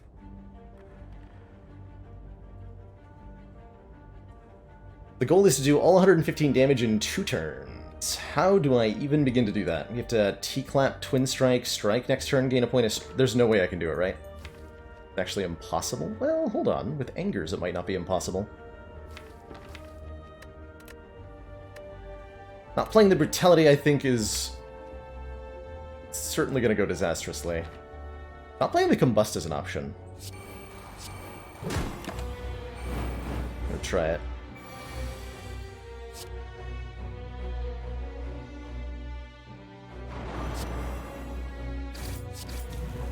Okay, all I have to do is all I have to do is this much damage next turn.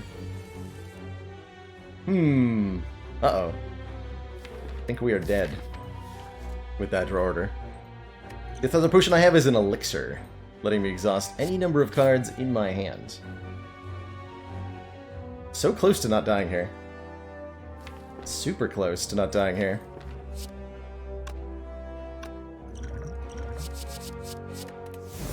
Yeah. GG. So it ends at a messy Act 1. Back to A1. Cheers, Maniac and a Mask. Thanks for those 100 bits.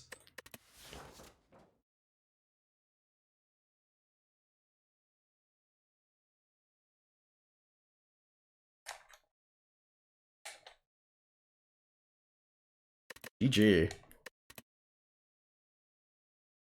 We do get to start the new streak on Silent naturally, though. Because it was Ironclad that died. I will take it.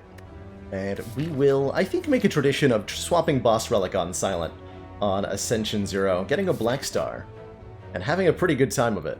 We can fight 4 elites this act. I'm in. I'm in. With hindsight, would I have done anything differently? I think I ultimately needed to choose my pathing a little bit differently. We struggled with our card picks a lot. Lots of attacks, but no really good defensive picks. We did take our one shrug. That was a pretty rough experience. I think our starting rare card was the correct pick with the Immolate. But that double elite path I chose to take was too risky. I did not like our odds going into Act 2 with that deck either. I'm not sure what we needed to turn things around from there. But it was definitely a bit of a hot mess Ironclad start for sure.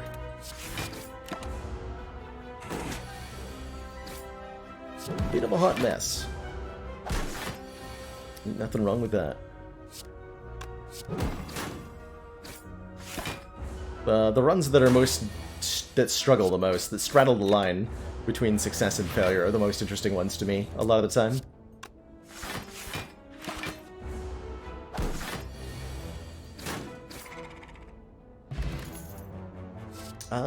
Let's see. Early attack card, Dagger Throw, Quick Slash, and Bane are all nice. I think I like Dagger Throw the most as a floor 1 take, setting up potential discard synergies, as well as doing 1 more damage on its own, which is not to be ignored.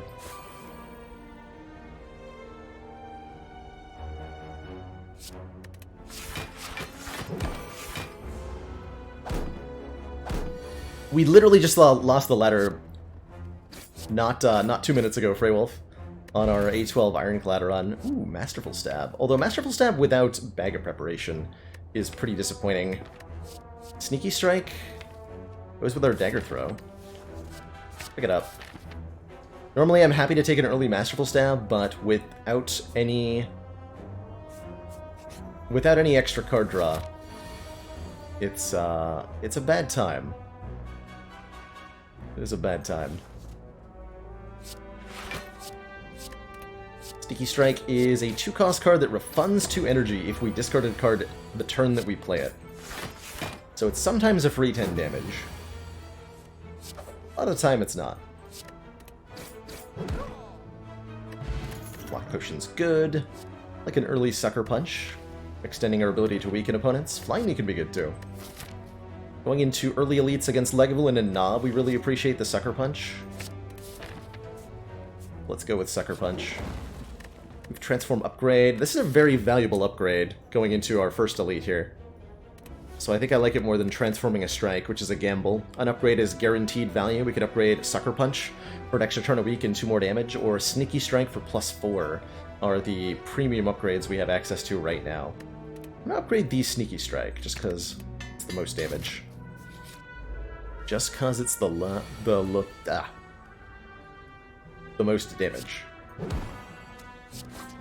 Words.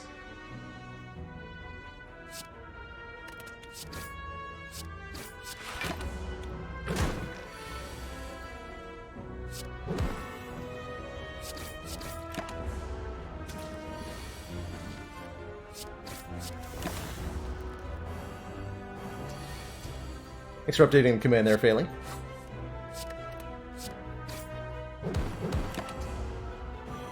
Very much appreciated.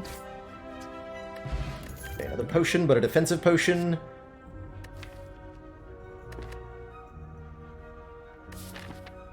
We're on A0, right? Let's try a discard.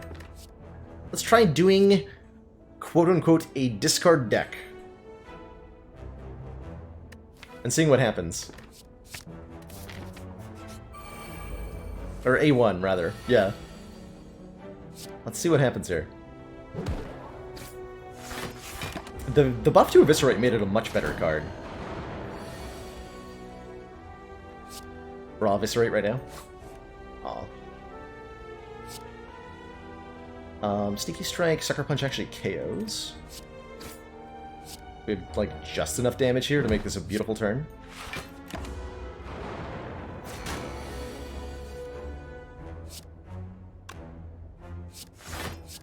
How they buff Eviscerate? It used to be 4 cost base, now it is 3 cost, and then it costs 1 less for each card discarded on your turn. A 1 energy discount to a card is a huge buff to the card. And it's telling that Eviscerate is still, like, mostly not that good. But it very notably lets you cast it in Act 1, which is not something you could do with it before.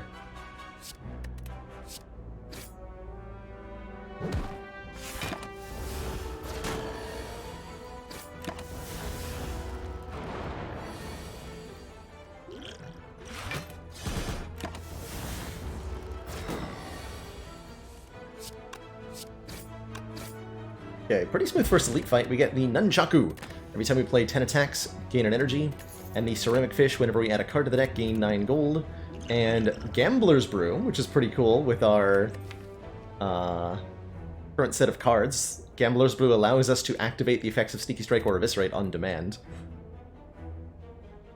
There is a Nightmare and a Catalyst here in this card award, which is interesting.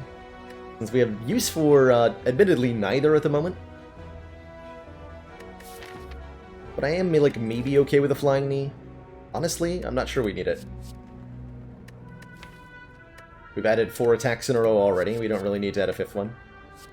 Let's skip. Feels bad, but I'm gonna skip. Eviscerate is a significant upgrade. As is Sucker Punch here. Let's upgrade the Eviscerate. Making it do 6 more damage. And with that Gambling Brew, we can probably get some good value out of it. Yeah, this would be a good time to use it, right?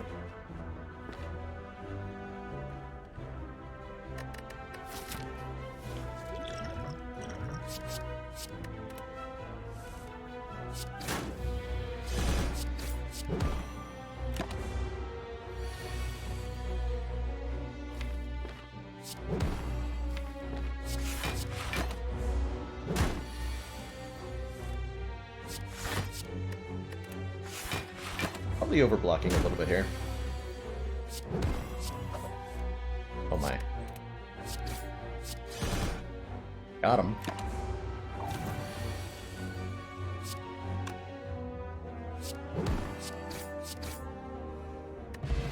Easy fight. Molten Egg says all future attacks are upgraded, which is very exciting. Well, Escape Plan's like okay. I don't really like any of these cards very much. Not Infinite Blades either.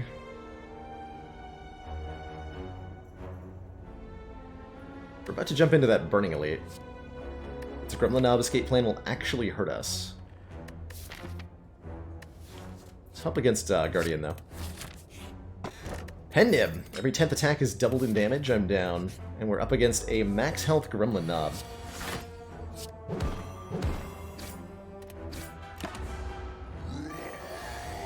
Little bit spooky. Damn it. Sneaky Strike and Eviscerate together in the wrong way.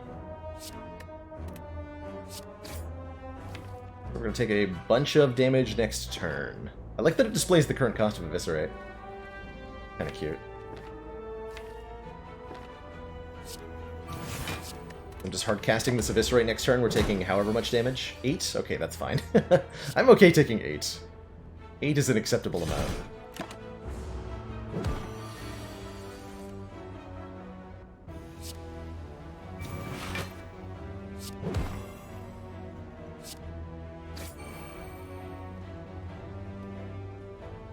If I draw... let's see... Eviscerate will outright kill with the Pen Nib ready. Let's do this.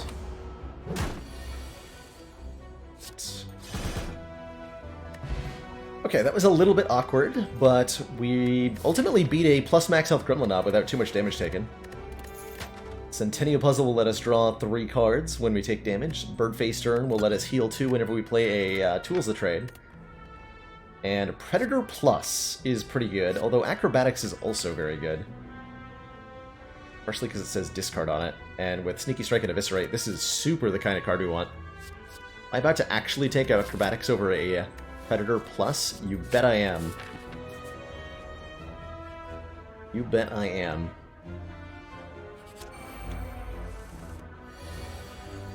These guys again. Get out of here. Get out of here.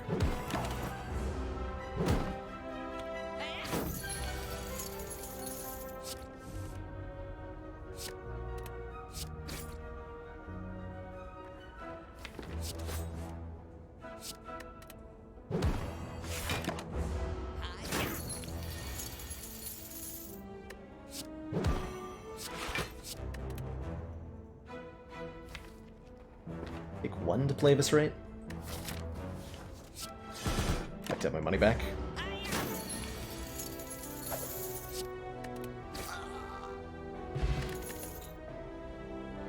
Piercing Whale is a very good block card. Infinite Blades would heal us for 2. We're looking for more defensive stuff, though. We've added mostly attack cards, and we're fighting Guardian, against whom Piercing Whale is pretty good. So again, skipping the of options. Could probably open this with a Pendant Eviscerate, if we're lucky.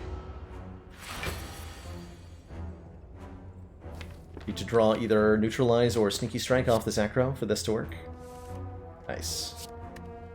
Very nice. Beautiful.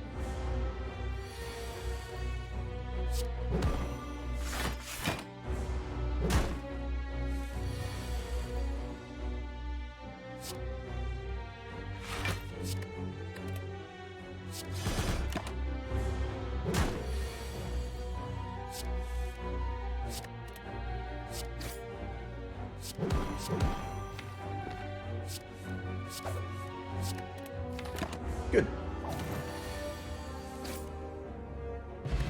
Art of War. If we don't play any attacks during our turn, gain extra energy. Matrushka is going to give us crazy additional relics next couple acts. And we're up against Calculated Gamble and another Acrobatics. And I think taking a Calculated Gamble here is going to let this deck really start doing some silly stuff with the Sneaky Strike and the Eviscerate. Discard your hand, then draw that many cards. You betcha. Probably going to upgrade that immediately. Alright, store, I have 375 gold. What do you have? You have a Glass Knife Plus and a Dead Branch. Cool. And a Reflex, actually.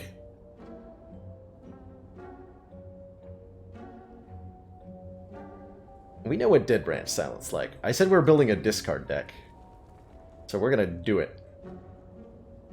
Gosh darn it. Enlightenment for energy generation with the Sneaky Strike. Or the Eviscerate. Kind of interesting. I really like this Reflex. We take it, we upgrade it. And it becomes amazing.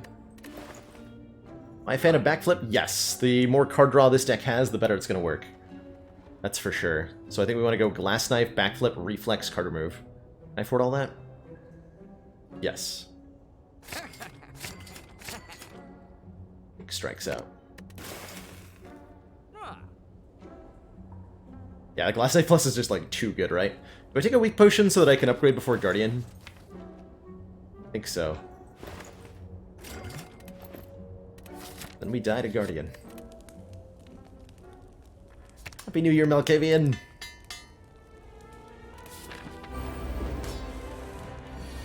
Yeah, that's gonna happen sometimes. Unfortunate. We transform immediately, at least. So that's nice.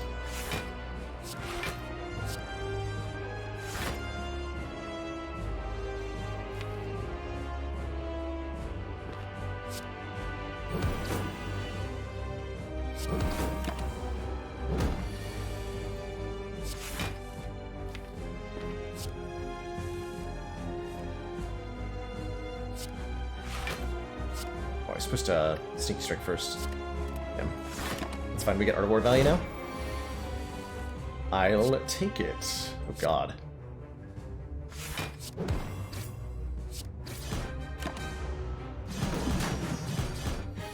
Looks like we need more card draw for this to be even close to consistent.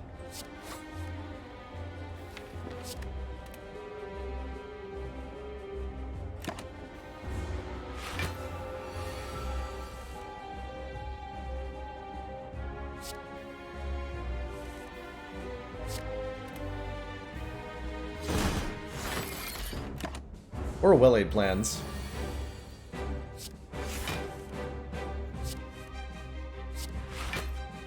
That would go a long way, too. Oh, geez, do I actually die next turn? Hilarious.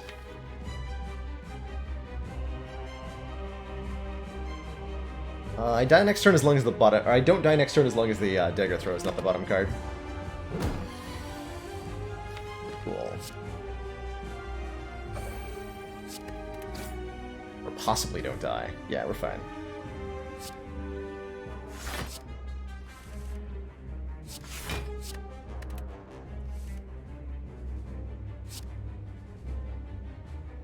I can weak Sucker Punch to get an energy.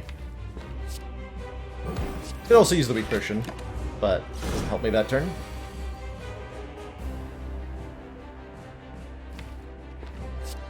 Macro for Dagger Throw for Pen Nib Eviscerate. Okay, okay. We're holding it together. We're holding it together. Feels like an opportune time to weak potion? Yes. Good.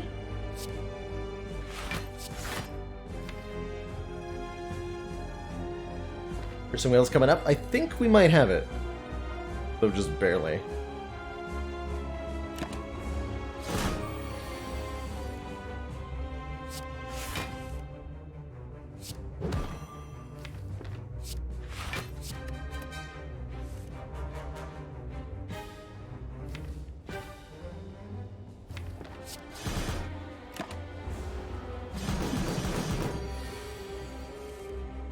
Ooh, yeah.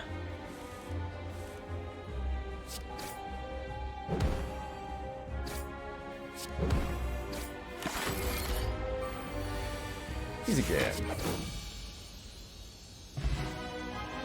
Showing you understand why discard decks aren't a thing, yeah? Hopefully that's highlighting something. We got a Ghost in a Jar, though. And honestly, I like Doppelganger a lot here. Doppelganger helps us set up turns that are good. The more cards we can draw, the better, more consistent this will become. Getting an upgrade on Doppelganger in particular will help a lot. This deck will start to come together if we get some more card draw. Upgrade Acrobatics, upgrade maybe some of the like actual new number stuff, upgrade Survivor, upgrade Sucker Punch are all pretty good things. Astrolabe. Transform and upgrade 3 cards is pretty tempting. Otherwise, we can get an energy relic here, which would help a lot. It would make Doppelganger better. It would make Eviscerate a lot more playable. It would make Sneaky Strike a lot more playable.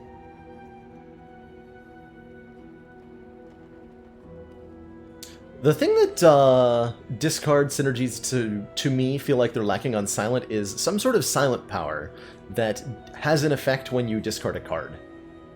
In fact, I think if Tough Bandages was a rare power instead of a relic, it would be a lot more viable.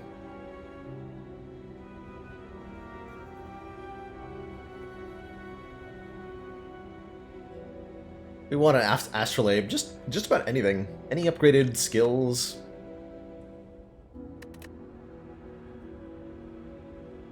I like Astrolabe a lot. Curses aren't as bad with discarding, that's true. That's really true. Let's lean into that. Take a Curse Key.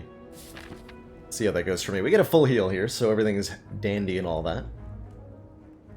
151 gold is enough to afford a removal of some kind, which would make this deck a lot cleaner as well. The more removals we can get, the better this will all be.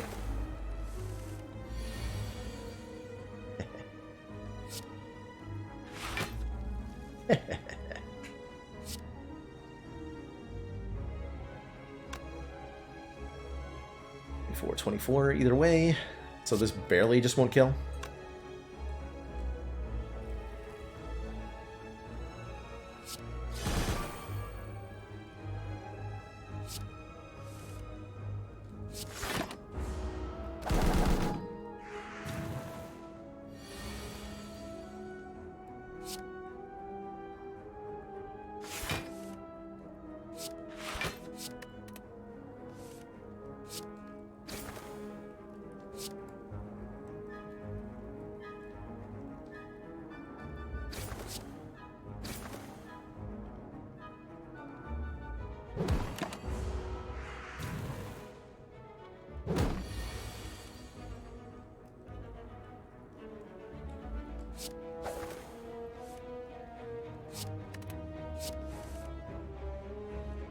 I could take 4 here and just knock this bird out of the air. I'm gonna do that.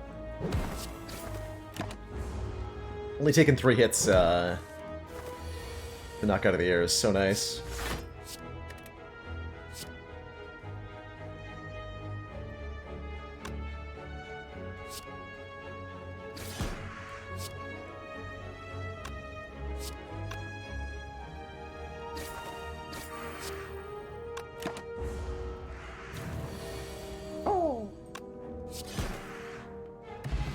So what do I think caused the last loss? Not taking enough copies of Eviscerate. That's a good question, truthfully. What caused the loss on Ironclad? Pathing too aggressive. And I think I put too many common cards into the deck too. I don't know how I feel about the Combust choice. Either Combust or Brutality might have been a poor choice. Or perhaps with those choices that I had made, I needed a different path. But it was definitely that final choice to go...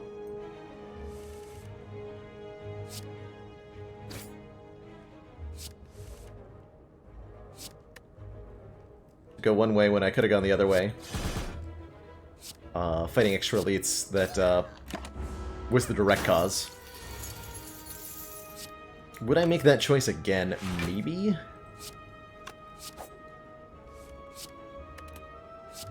Some amount of risk necessary.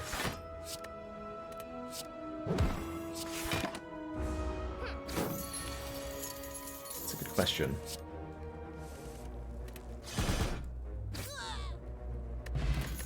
This is starting to come together quite nicely. I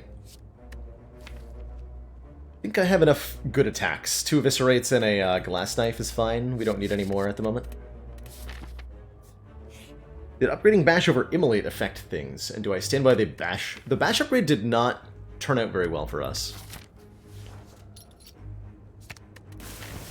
That does feel like it ended up being a mistake. The other candidates for upgrade would have been, like...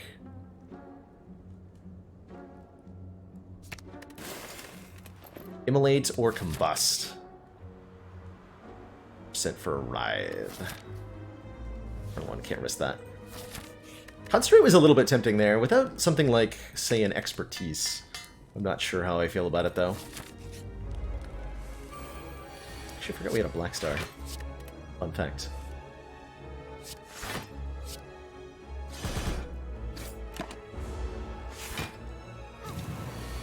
Happy New Year, Aggressive Rat.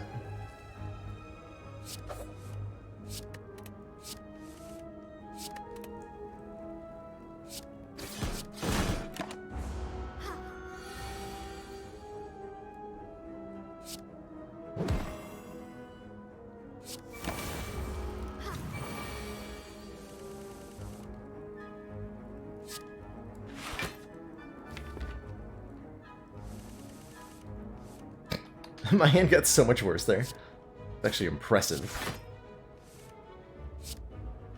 We just do it again, though. There we go. 3 Eviscerates.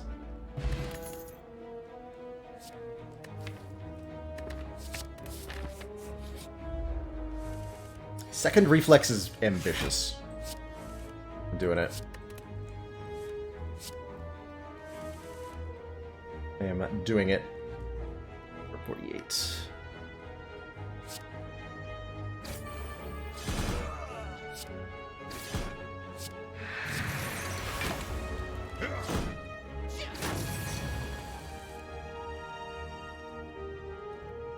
We would definitely take a tools now, yeah, for sure. That is 100% for sure a truth. Deck feels like it has started working, by the way. Check this out. This is all coming together now.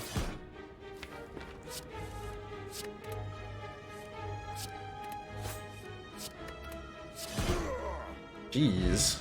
Toxic Egg. So we have 2 eggs now, and all future skills and attacks will be upgraded.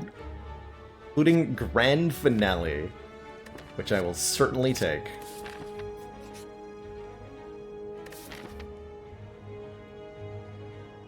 With certitude. Cannot remove this curse if I choose to open this chest. But it does have 2 relics in it, so I'm going to open it. Ninja Scroll Blue Candle and Writhe, so we now have Blue Candle Centennial Puzzle Writhe for card draw on turn 1. Incredible. Absolutely incredible.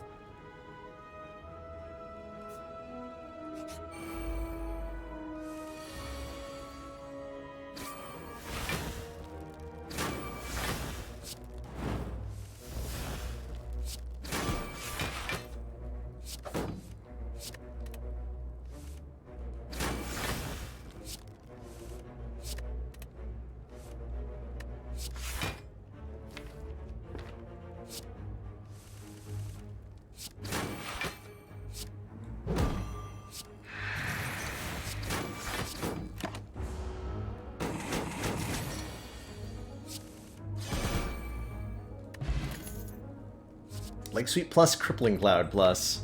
Leg Sweep Plus feels like a good addition to the block game. We can disregard poison for the most part. Book O Stab.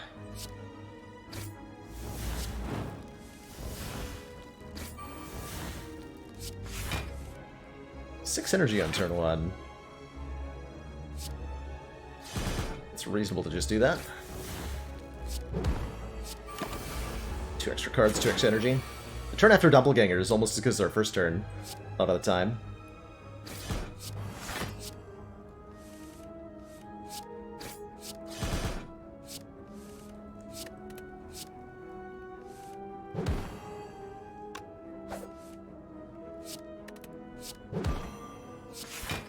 Wow.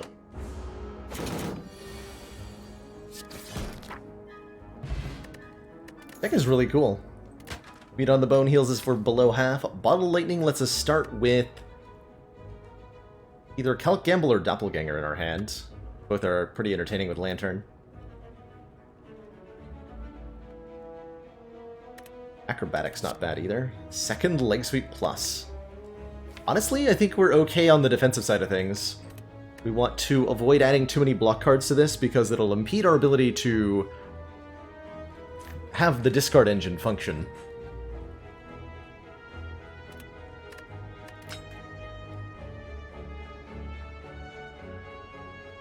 Doppel on turn 1. I think that'll feel really, really comfortable in a lot of situations. And will allow for a lot of turn 2 grand finales, I think.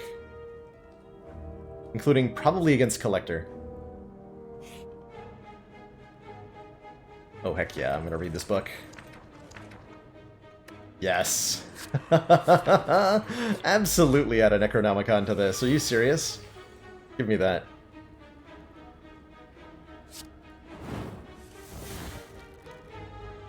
Absolutely add a Necronomicon to this.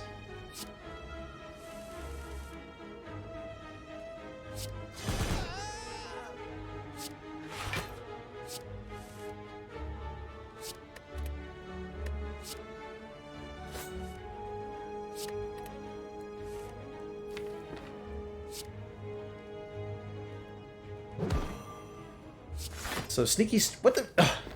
Sneaky Strike. You can't... Fine. Be that way. But to talk about how Sneaky Strike's good here, but apparently not. Have it your way, Sneaky Strike.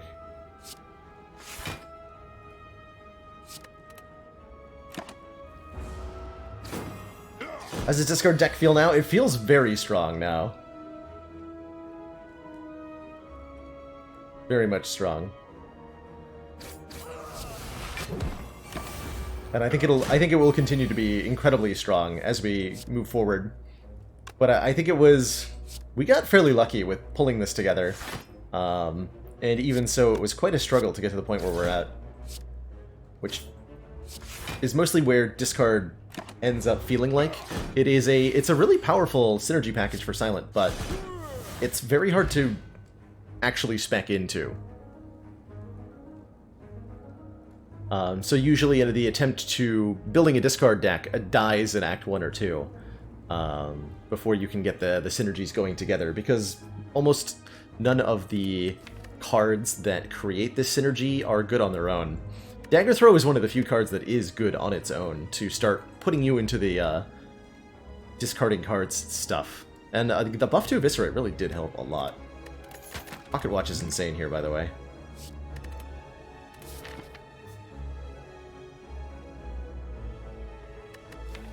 Store would let me remove card, which we really want to do. Mines, I'll take that instead.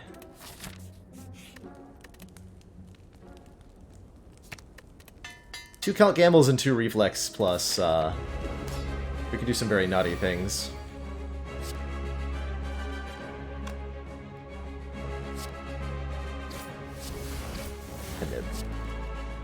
So let's just have a very good turn next turn. There's no reason to Pocket Watch. What am I talking about? Anyway, we have Finale in my hand, and both Eviscerates in my hand, and Calculated Gamble in my hand. I can just hard cast an Eviscerate here if I want to. And then Calc Gamble will redraw up to 10 cards.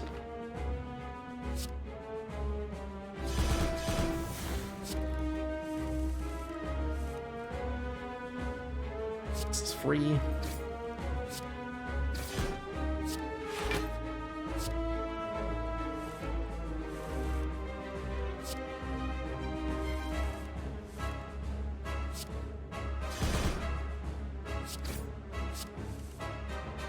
This is where like a kunai or something would be kind of absurd.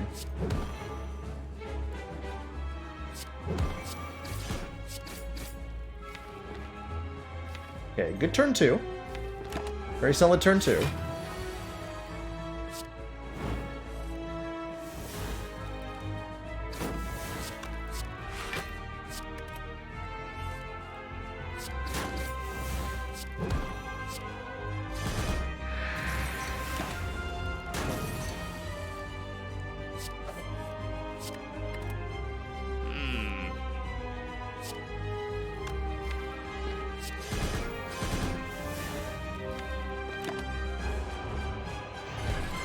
Almost 7 Infinite here. Yeah, almost Maniac. If we can slim the deck out a little bit more, somehow, we could potentially piece that together proper-like.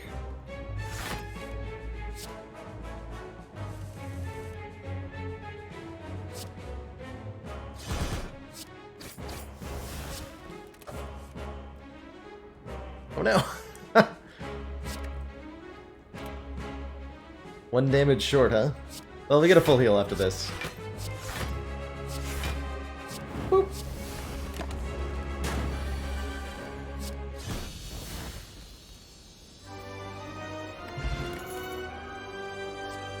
Not the discard we're looking for, I don't think. Alchemize is not bad, but we have pretty good potions as is. Again, I think keeping the deck nice and slim is going to function really, really well for us here.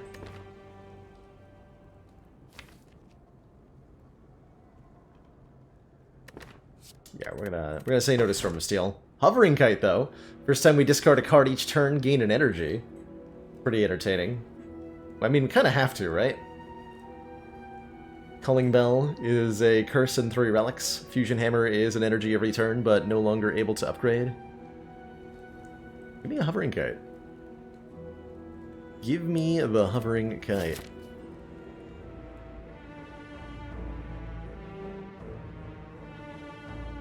This has been a really fun run so far. Do 3 elites. We want those. We want that Tough Bandages or that Ting Show. We're gonna make it happen.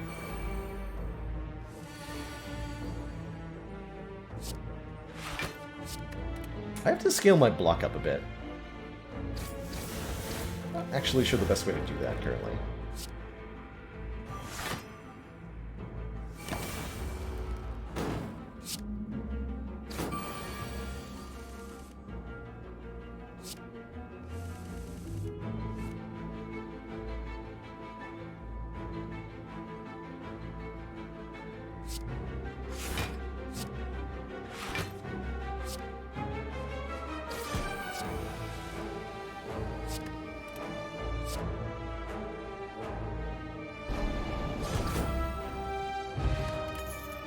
That's a thing. Perfect. Now we take the concentrate. I think. I hope? I think this is where I'm supposed to take the concentrate.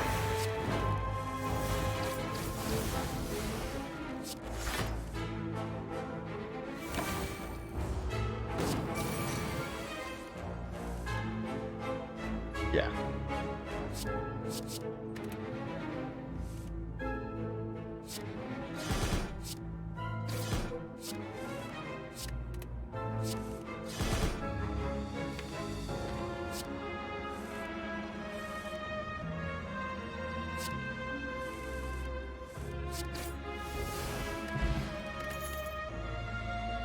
Don't need a second one, though.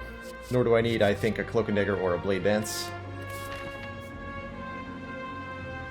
What's in the store? Tungsten Rod. Orrery. Madness could be kind of amusing with how rapidly we can shuffle the deck. Metamorphosis could be cool as well, putting 0-cost cards into the draw pile for us to draw. I lose on Ascension 0 sometimes too, Vergakilla. Doesn't make you bad to lose on any difficulty in Spire. This game is real hard. That chance on yet another Link Sweep. I could replace every relic I have with Tingsha. Be the last thing we ever hear.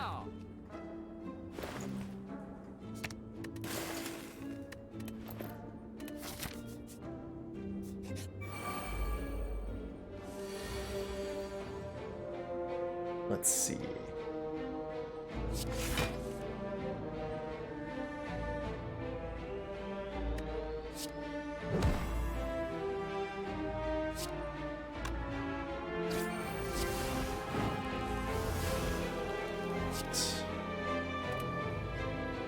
In case we just pin it the Shiv, feel okay about it.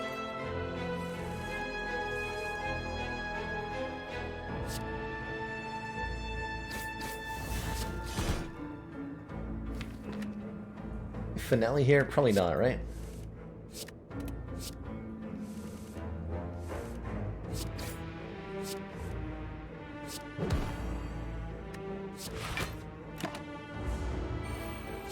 What if the Sec really wants is an ink bottle? I think that would be insane.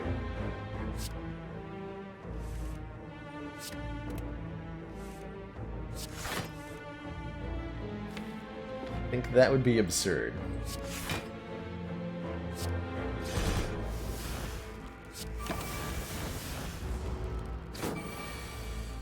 Sundial would be good too, yeah. Oh shit, that's a spiker. Do not attack the spiker. Me.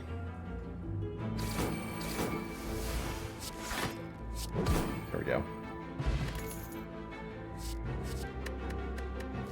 Free block card, yeah.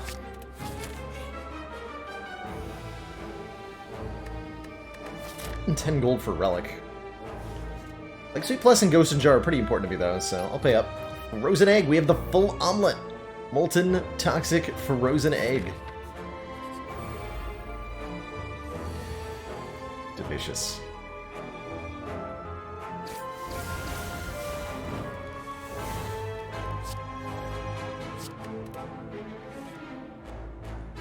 Delicious.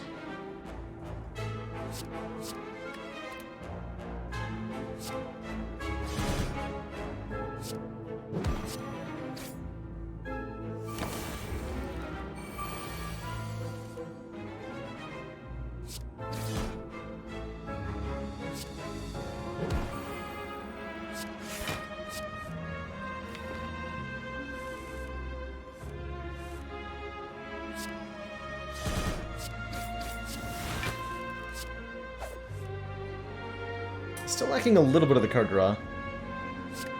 Really make this silly. Almost there, though.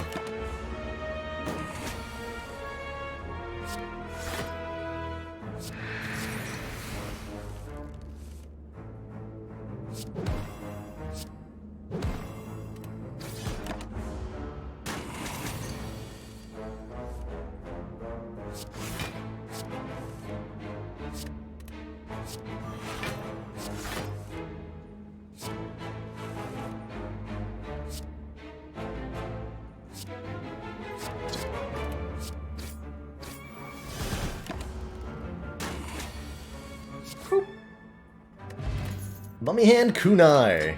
Now we're talking. Now we're talking. And with an Necronomicon, Predator is much better than it was, so we'll pick that up too.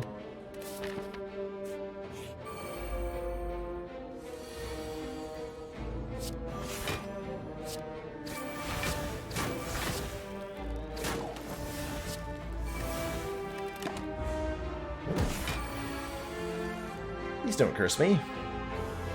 That would make me very sad.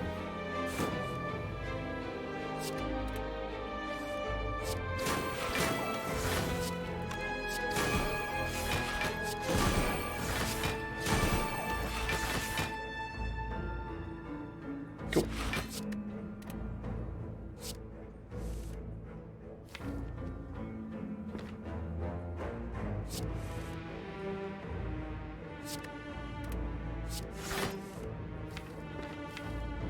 Even cooler.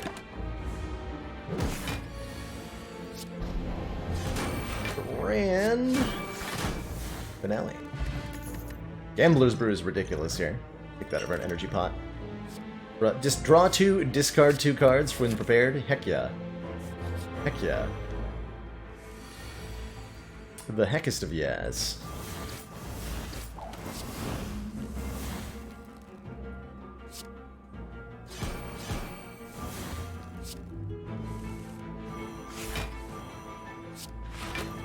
Poor Giant Head has no clue what's about to happen.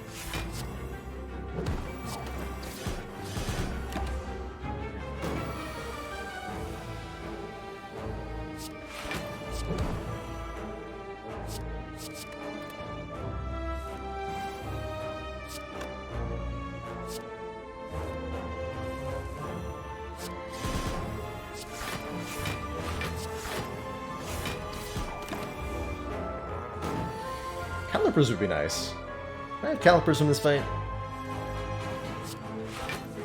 I would appreciate that. We've used Pocket Watch 1 time. Tragically.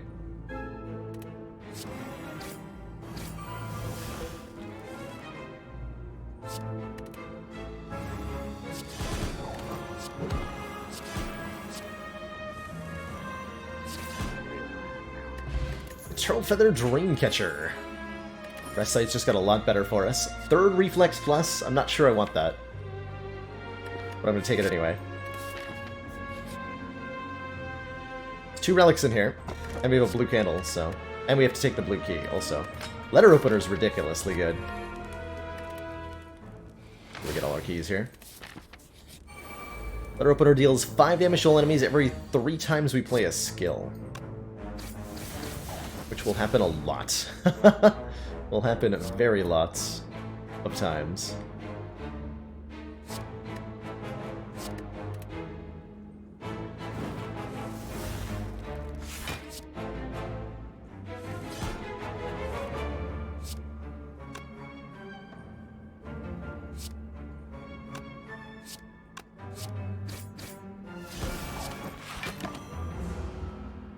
I meant to play that curse.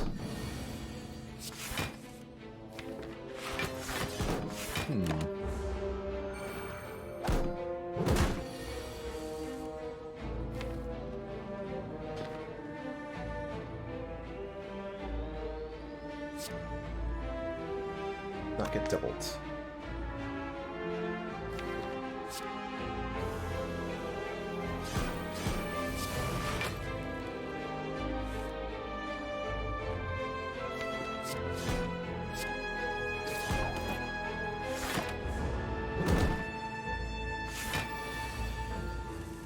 Play the Spire Bingo. I like that. I would play that. I would do this thing. Man, that Predator is so good.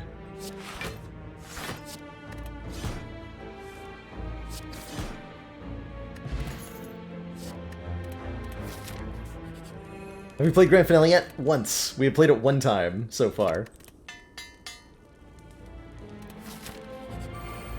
But only one time.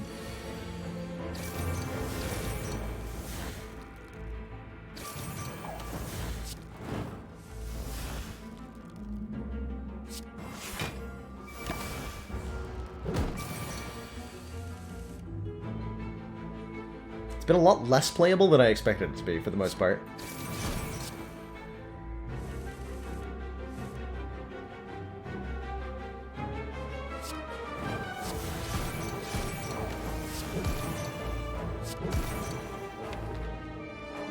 Draw so many cards.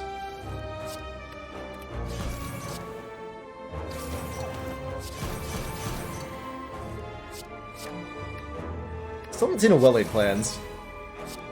Tragically.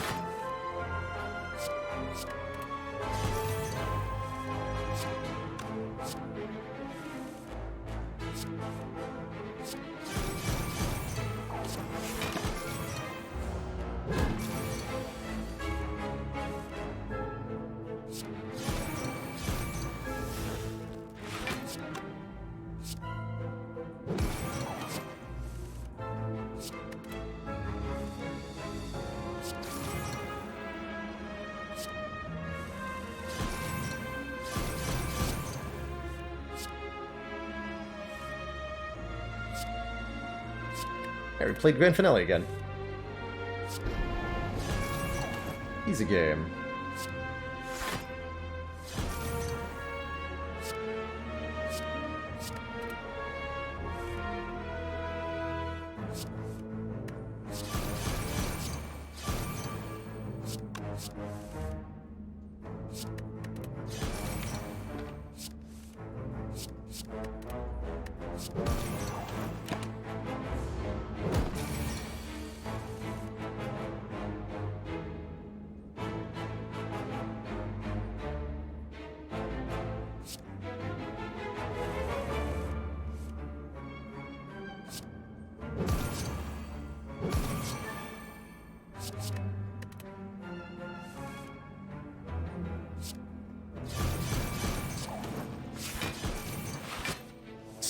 So curious to see how close we can get here.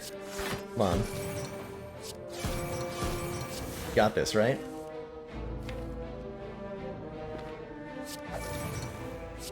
Got this.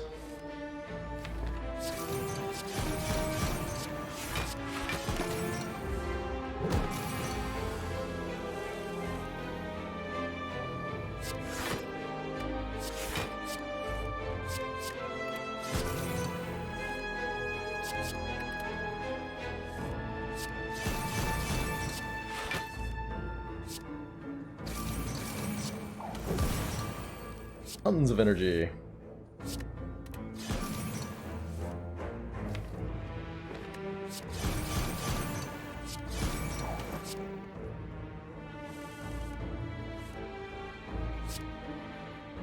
We fighting Time Eater? We are.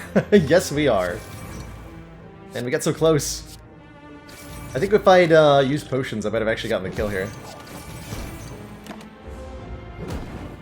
But the deck sure does a lot of damage, as long as it's allowed to play enough cards.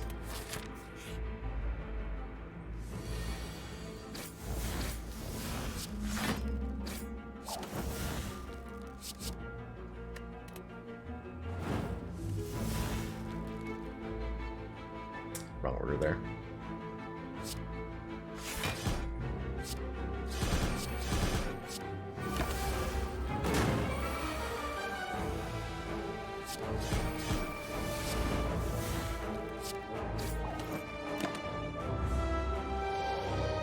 Happy New Year, Exix!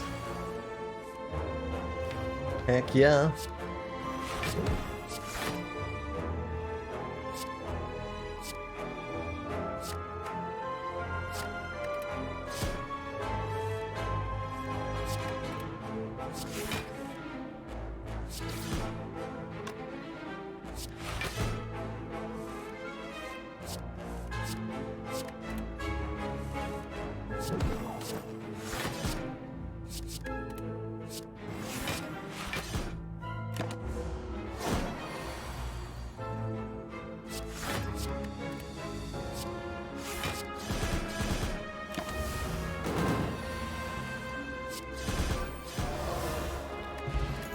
There's that ink bottle I was asking for. Whenever we play 10 cards, draw a card.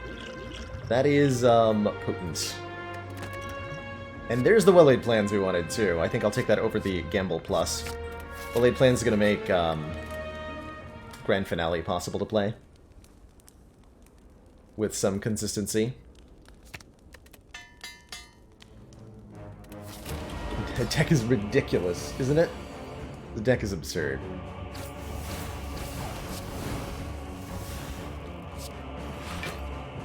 And I love it. Willingly take a little bit here.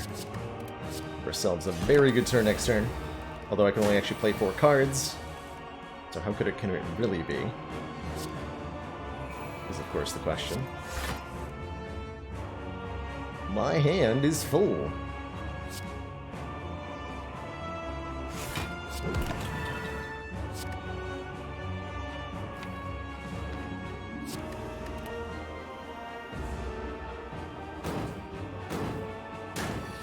We kept the relics afterwards? Absolutely, yeah. It'll be in the probably close to 30 range, from the looks of it.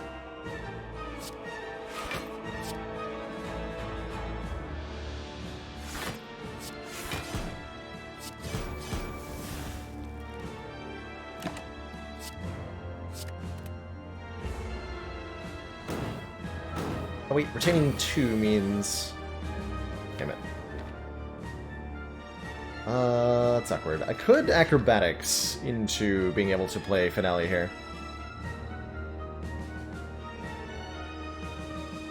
Yeah, that'll work. Hand is full. Don't discard a reflex. Double sneaky strike. Ink bottle, no! I forgot about ink bottle. Alright, fair enough. Fair enough, fair enough, fair enough. That's unfortunate.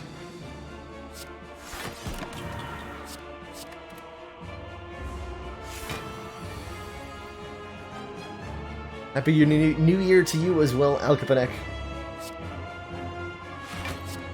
Everybody's is going to have a fantastic new year. My wish for all of us. Yeah, we can kunai scale against Time Eater pretty well here.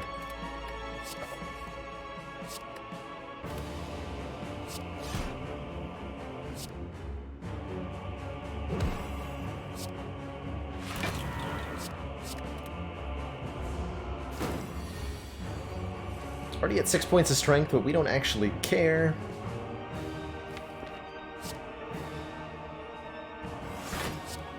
About this giant nerd. Give me a full set of cards.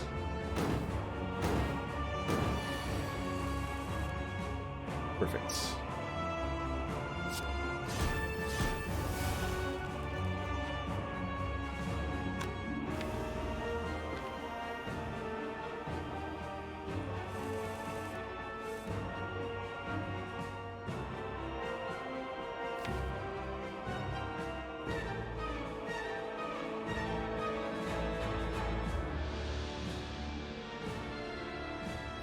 We're at 6.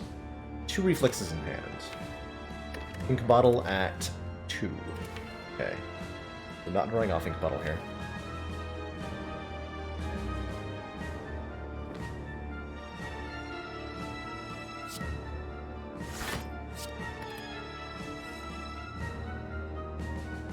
Dang. Just hoping for either backflip or prepared there.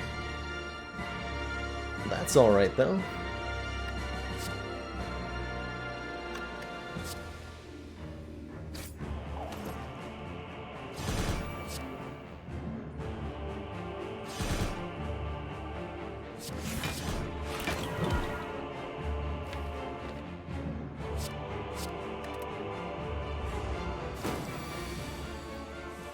Can I do 76 damage this turn, becomes the question.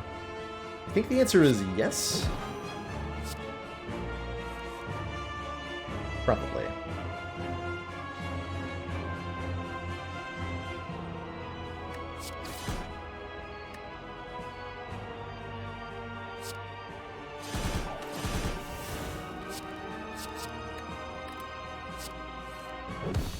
GG.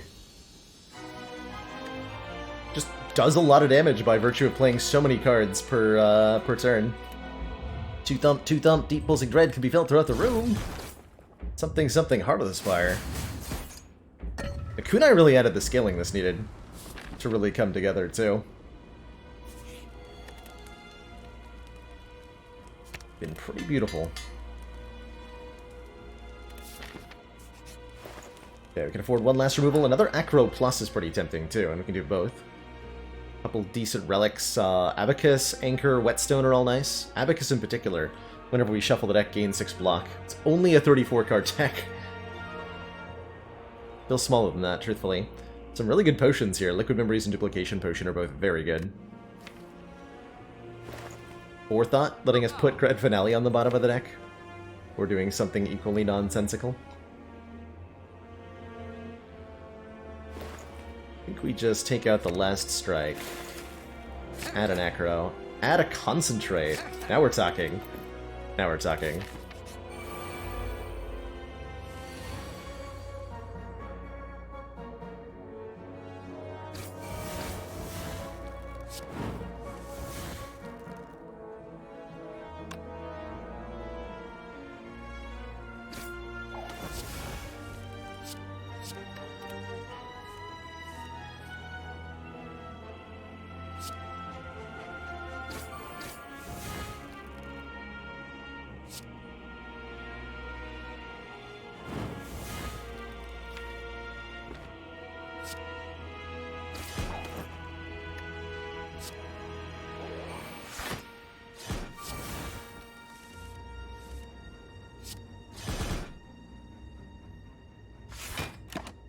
Alright, good turn 1. Feels like a great turn 1. Turn 2 is even better looking, because it looks like this.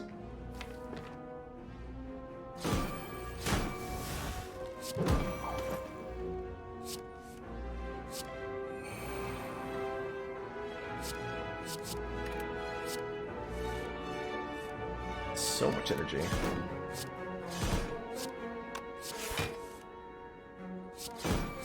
Draw six additional cards next turn. Don't mind if I do. Don't mind if I do.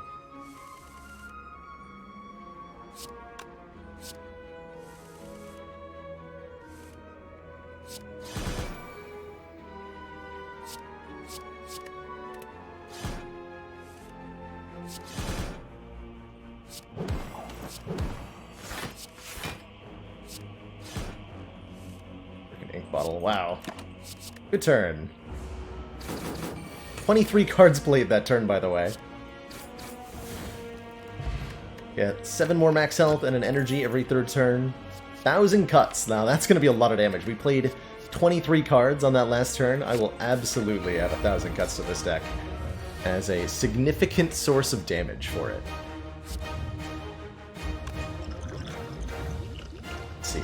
We have some really good cards in the deck on this one. We just draw a whole bunch. Look for a good turn 2 here. Keep the ride in for now, so that I don't trigger the Centennial puzzle.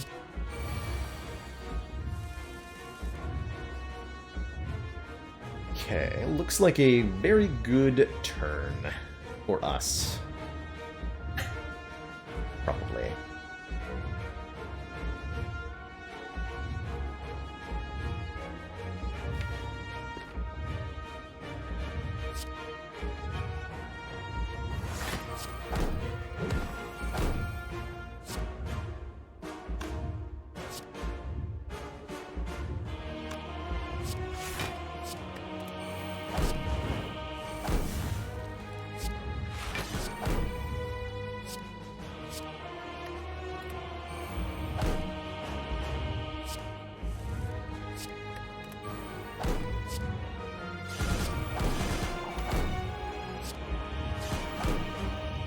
Okay.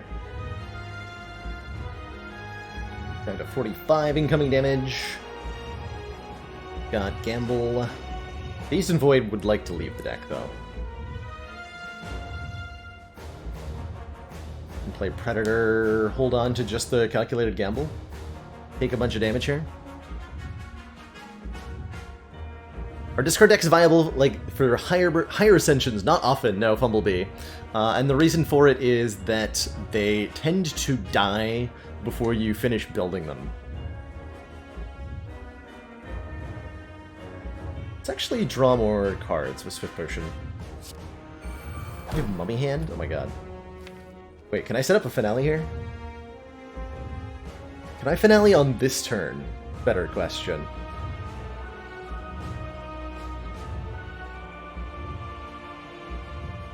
Better question.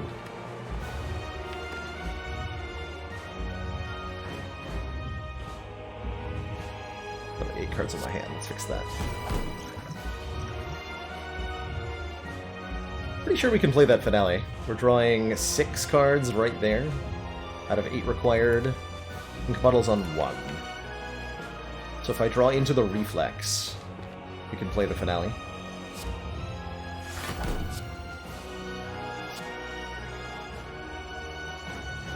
I'll hold on to Piercing Well for next turn.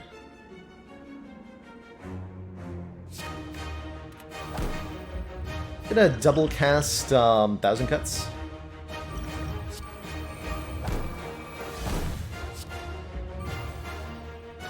Did not draw Reflex, so I have to Gambling Potion if I want to Grand Finale this turn. I don't think I do.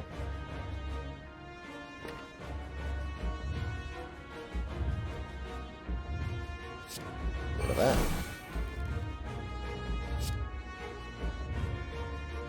No, it's just Ghost and Jar here. You're gonna be that way, Mr. Hart.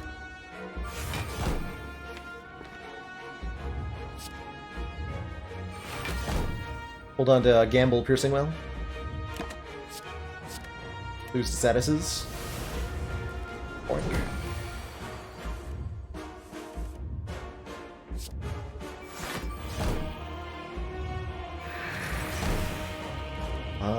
That's a hilarious hand. What is this hand? Whatever, just get out of here. All of you. Every last one of you needs to go.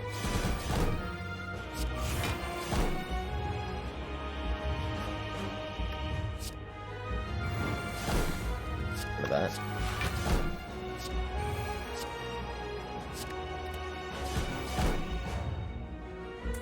So draw 4. 11 cards to draw pile. Ink bottle will go off. We have to draw 6. 6 will be difficult. Dagger Throw lets me get there, though.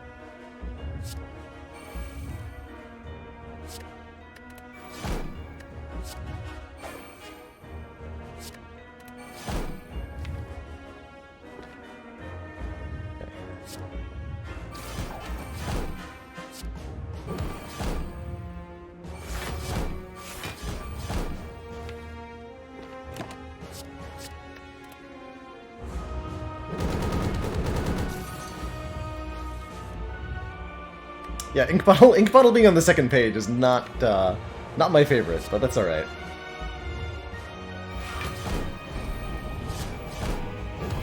Grand Finale.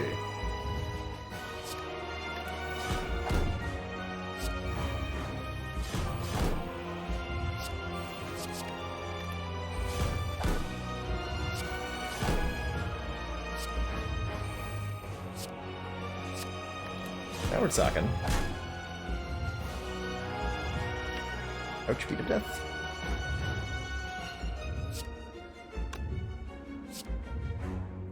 Do 100 damage to you? I think so, right?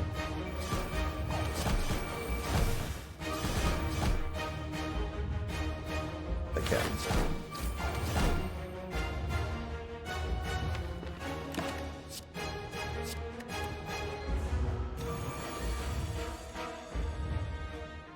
Okay.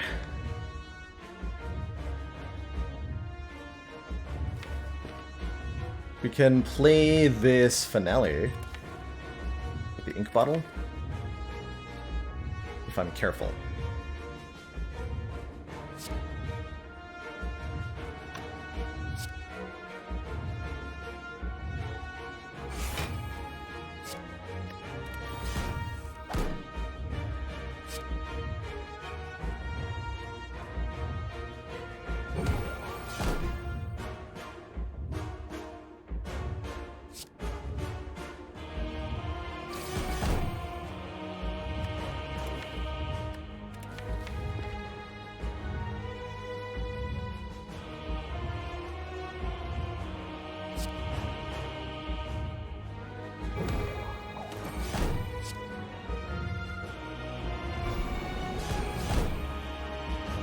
176.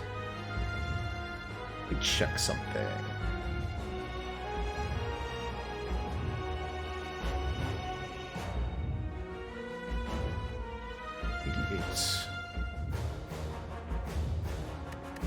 That'll do.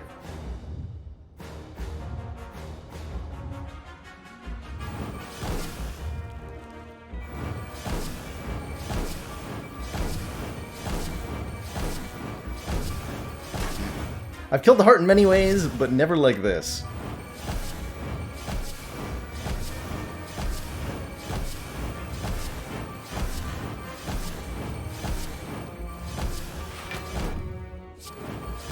Be careful with the hotkeys, though. So, Blue Candle Necronomicurse allows me to play this multiple times. Every time you exhaust the Necronomicurse, it'll come back into your hand immediately. So we can abuse this to do 4 damage each time with 1,000 cuts. We're also taking Beat of Death, so that's alright.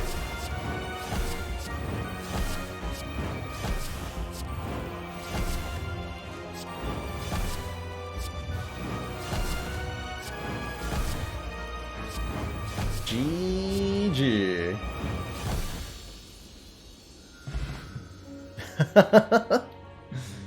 GG.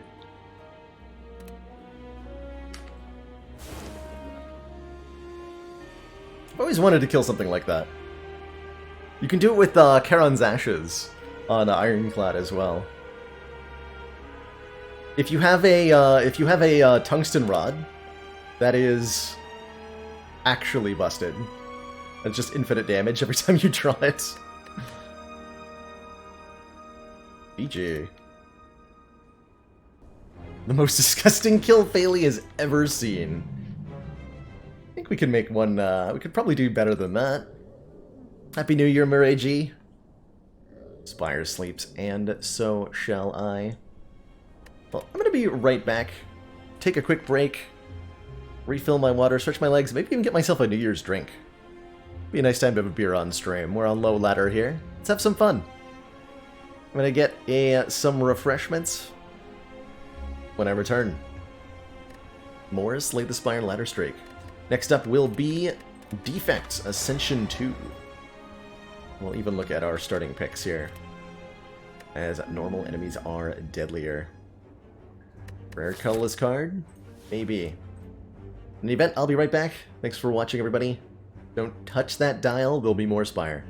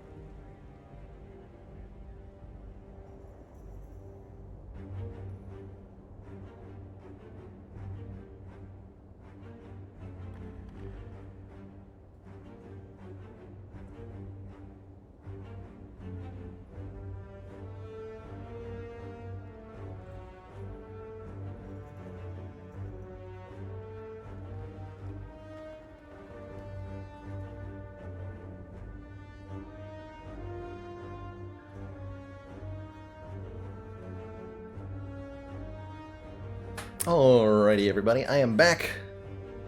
Got myself a Sam Adams chocolate bock for the New Year's holiday as well.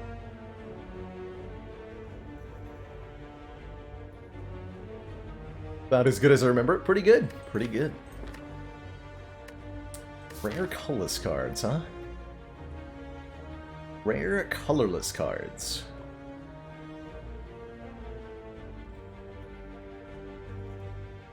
Some pretty interesting safe routes. I can take 5 fires and 0 elites. That's kind of funny. I like this. Early 2 fires into a chest into 2 elites rare out a fair bit. I like rare colorless cards a whole lot. And Apotheosis sure is a rare colorless card. Be kind of interesting to see Defect try to make Sadistic Nature work. But I don't think that works pretty well. This card is just... The number on this card is just not big enough for it to be worthwhile most of the time. Kind of falls into the same nature as Reprogram. Like, the effect is neat, but the numbers are just not large enough for it to be particularly good. Could remove our curse right here, actually. And then proceed from there. Sounds great. Sounds excellent. Apotheosis is particularly good in the Defect starting deck, as it immediately makes 0-cost cards out of Zap and Dual Cast, which is incredibly powerful. Right away. Focus Pot's excellent. I like an early Tempest. Chaos is pretty good too. With the Apotheosis upgrading them, they're going to be generating a ton of orbs. Go with an early Tempest, see if we can do like a lightning-only kind of build here.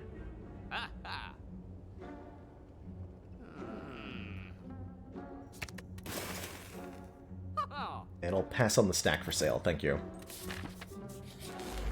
Got an early Apo, yeah, it was our starting bonus. Pretty good.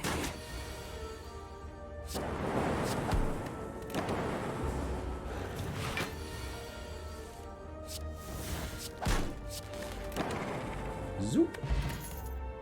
Sunder? Go for the eyes. Sunder is kind of interesting. Very good against Slime Boss. Up an early Sunder. I liked that Go for the eyes as well.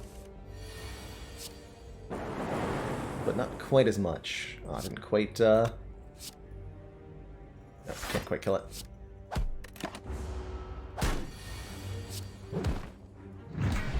Sunder refunds its energy cost.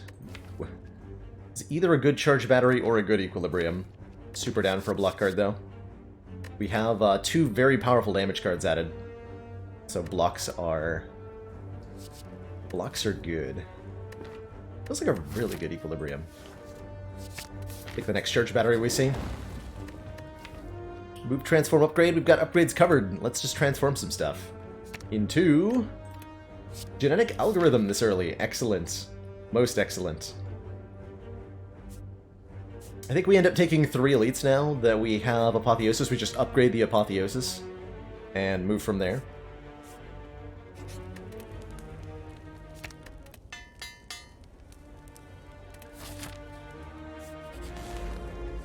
Gremlin Gnob.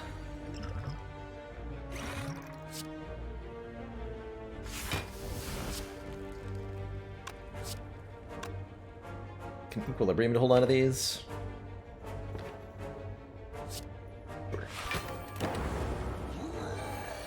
Well worth playing the Apotheosis. Well worth playing the Apotheosis. I think we play 2 Defends. Do I also Zap / Tempest here? Next turn we're drawing Sunder for 32. Is there any way I can make that a kill? Dual Cast does 20. Could do another 10. And another 10. So 40. 40 plus 32 is 72. Even if I commit all of my damage.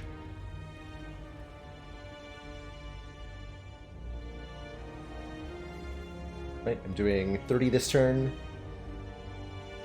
And then 42 next turn. 72. Damn.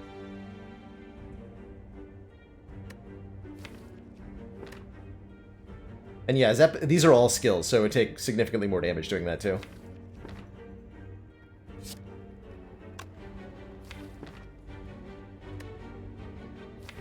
The alternative is I'm not doing any damage if I don't play any cards. And yeah, if I draw either Zap or Dual Cast next turn, only one card. I'm gonna go for it.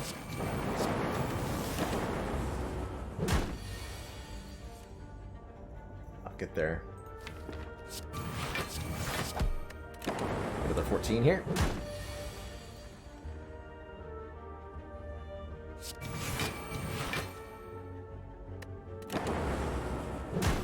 Okay, a little bit awkward, but upgraded block cards against low Ascension Knob works better than you'd think a lot of the time. Here's our chance to go for the eyes. With Equilibrium, it's quite a good card. And might... Ooh, it got upgraded. Very nice. Very, very nice. The boot! No thanks. Pass on the boot. But I will take this Ceramic Fish, giving us 9 gold per card we add to the deck. And we will fight another lead. This one's a Legavillain. All you have to do is get Apotheosis in play and we're golden.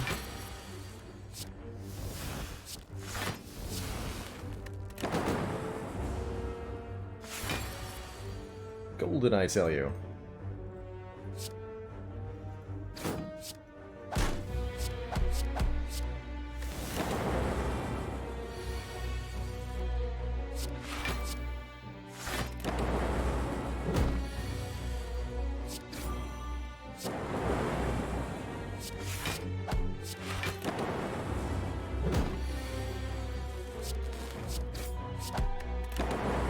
Easy fight. Shockingly, haven't used Sunder much. Thread Needle. Okay, well that's a lot of strong. Thread Needle gives us 4 plated armor. I think we're gonna try to do this without any Frost Orbs, by the way. We're gonna be using block cards for our block source on this run. Turbo seems good with the Sunder and with the Tempest. Pick up the Turbo here. I think Self-Repair is quite nice. Multicast is interesting as a second X-cost card. Could take a Relic here. Vajra would give us +1 Strength. Could take a Abacus, giving us 6 block when the draw pile gets shuffled.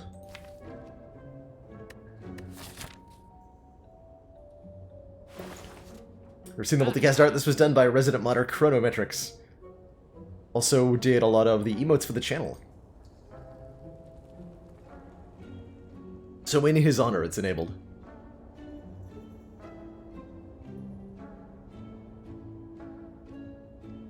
Decent potions here. I can afford card removal and self-repair. But do I need a self-repair? I don't think I do. Feeling like I don't at all. Sweeping Beam might be good. Got a Sweeping Beam for some AoE. I think we'll appreciate that going into Act 2. Going into this fight, actually.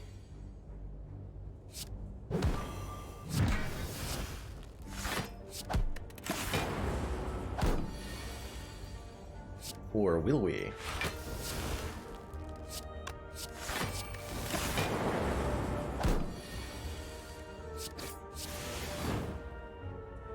What chair am I sitting on? It's a, some kind of recliner. I don't know the brand of the chair, but it's a big fluffy recliner.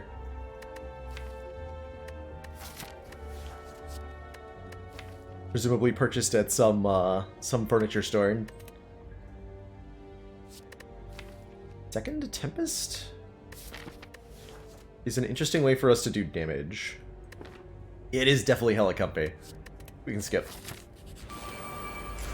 Hella comfy is absolutely an accurate description of this chair.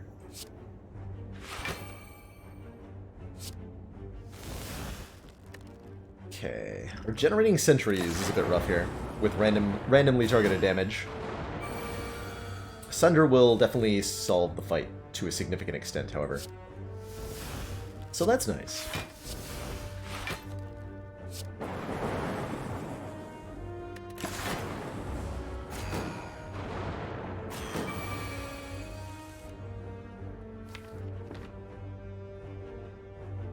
Ew. I can't play Sweeping Beam because I'll draw Sunder and being able to play it. Rude. Oh, that's so rude, Draw Order. Why have you done this to me?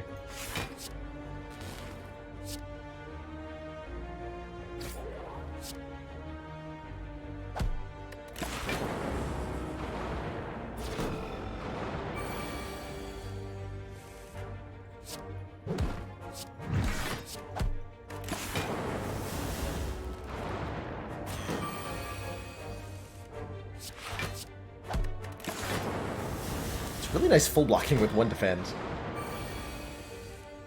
Ridiculously so. Got him.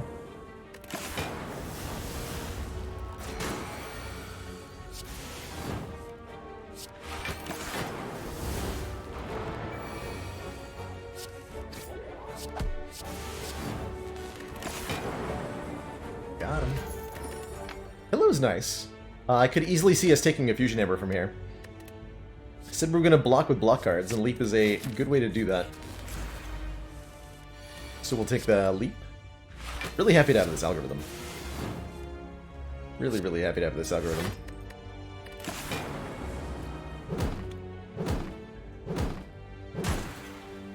My hit points. No.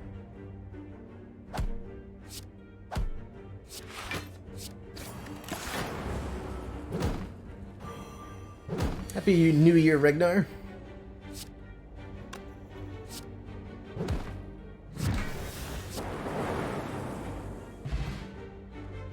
Old you feels like a decade ago. Me too. Alright, Hologram's good too. Tightens up this deck quite a bit. Lets us get Go for the Eyes. Lets us get back Equilibrium. Can even start to like build our own Runic Pyramid. If we feel it necessary. I'm gonna upgrade that immediately. This is not something we want to end up exhausting in the early part of a fight.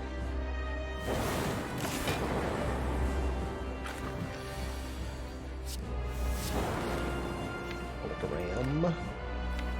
Hologram Slime? Maybe. Now we want to split here.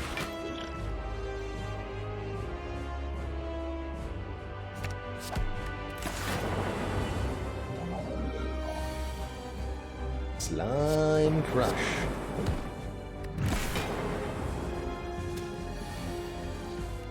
Uh-oh.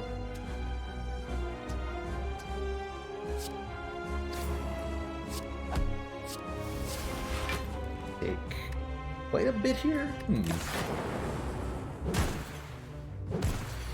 think we'll be alright. Yeah. We'll be alright.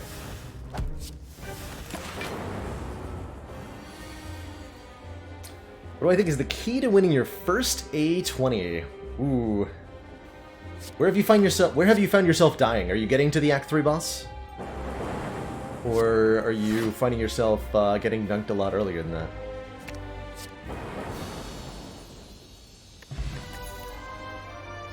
Reboot Hyper Beam Amplify. Actually not a bad Hyper Beam.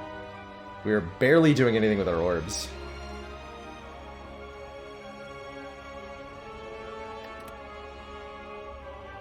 Reboot's like okay.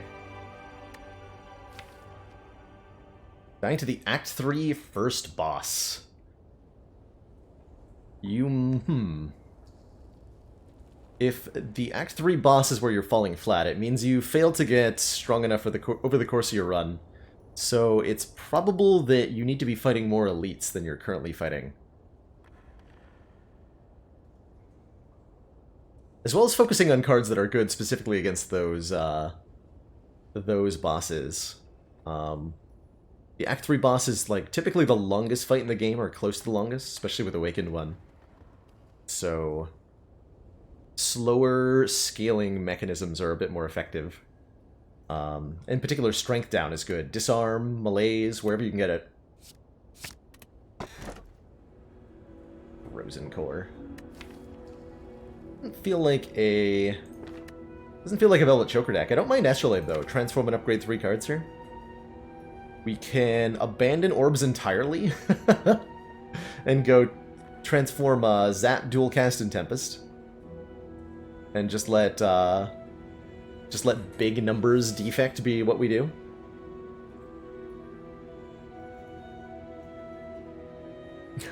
I've thought about it, Dozy Lion. It's one of the more popular questions on the channel these days.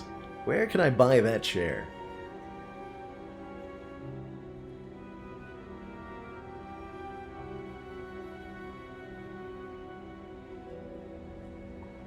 Let's transform all of our orb cards. What's the worst that could happen? I figured we might get another orb card back. Multicast is fine. Second Equilibrium means we have successfully built our own Runic Pyramid, basically. And a Rip and Tear Plus is a nice way to do some damage.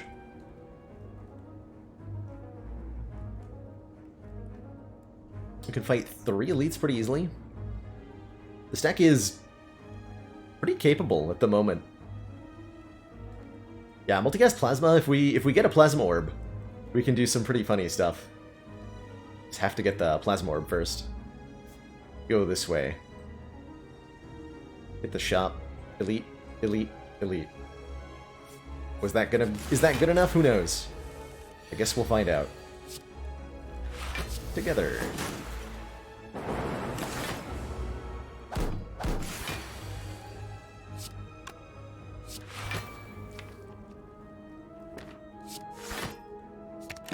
Build your own Runic Pyramid.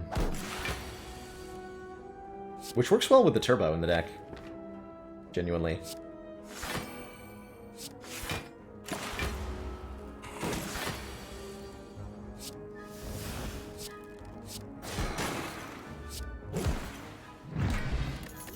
Deck seems good.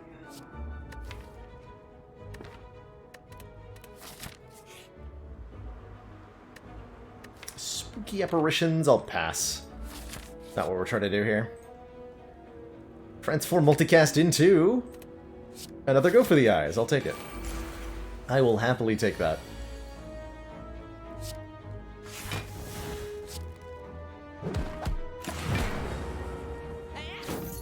I will happily take that.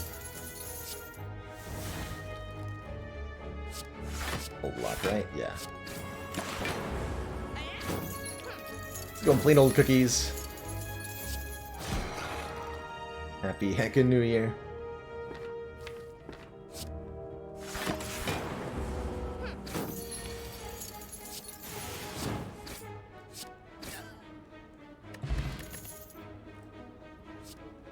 Recycle.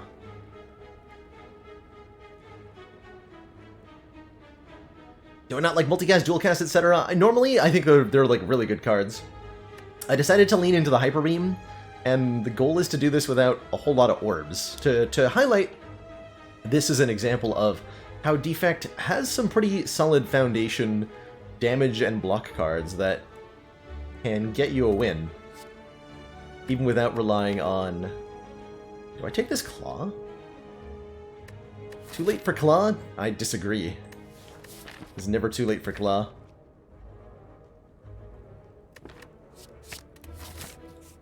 It's never too late. Oh. Second Hyper Beam. I mean... Yes? Yes. Thinking about Centennial Puzzle here. Card draw is what we want right now. That can come in the form of card removal, too. Moving a strike is kind of like card draw.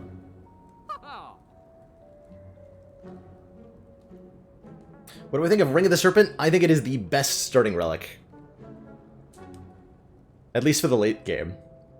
Silent, as you go further and further into the game, really appreciates more and more card draw. And having those 2 cards on turn 1 makes a huge difference. It's a good relic, for sure. 3 potions, too. Take the puzzle. Let's take the puzzle.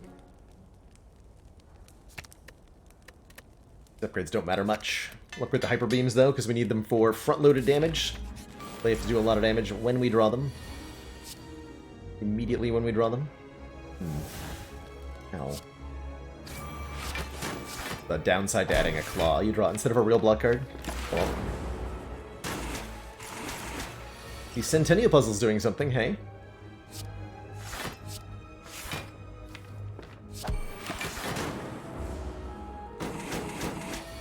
Happy New Year, Ekas! Happy New Year, everybody who is experiencing a decade shift.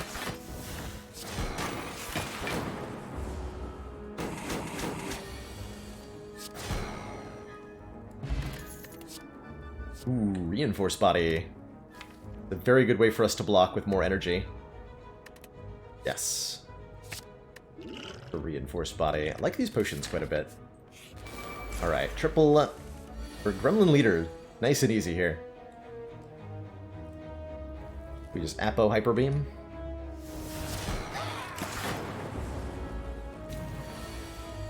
Oh, you're right. Ring of the Serpent is the upgraded version. I'm sorry. So the upgraded version is a little bit bad for the same reason that Ring of the Snake is good, which is to say you're giving up those 2 cards on turn 1. If you have a Bag of Preparation or some other way to get cards on turn 1, I do think the upgrade to the Silent Starter Relic is really good a lot of the time, and really helps with your draw consistency. Particularly helping in decks that lack, say, a well-laid plans. We really not get a kill here? Oh boy. I know what you do. Okay, good. Kind of a terrifying draw order there.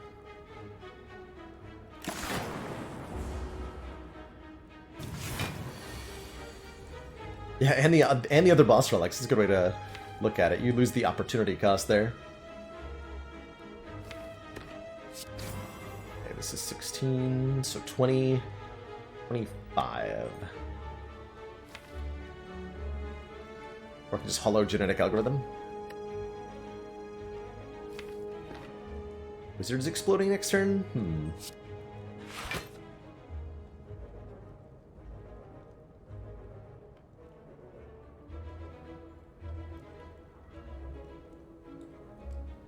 Not the wizard exploding.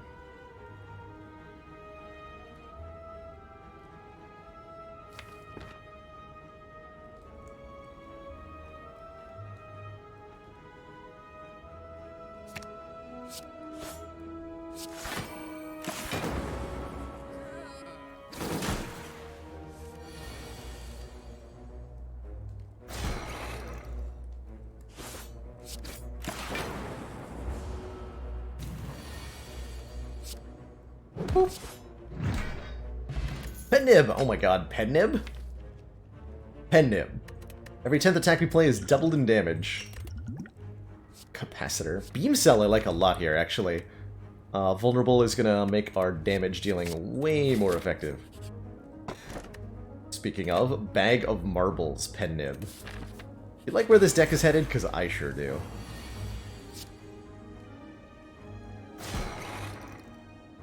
I sure do.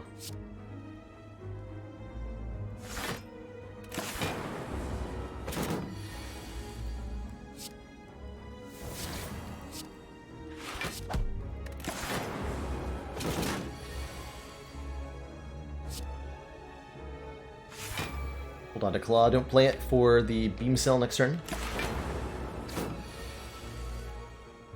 For the theoretical Beam Cell next turn. I think we just hold on again.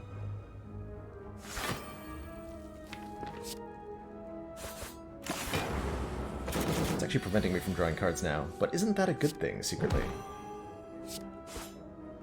Well, may never know.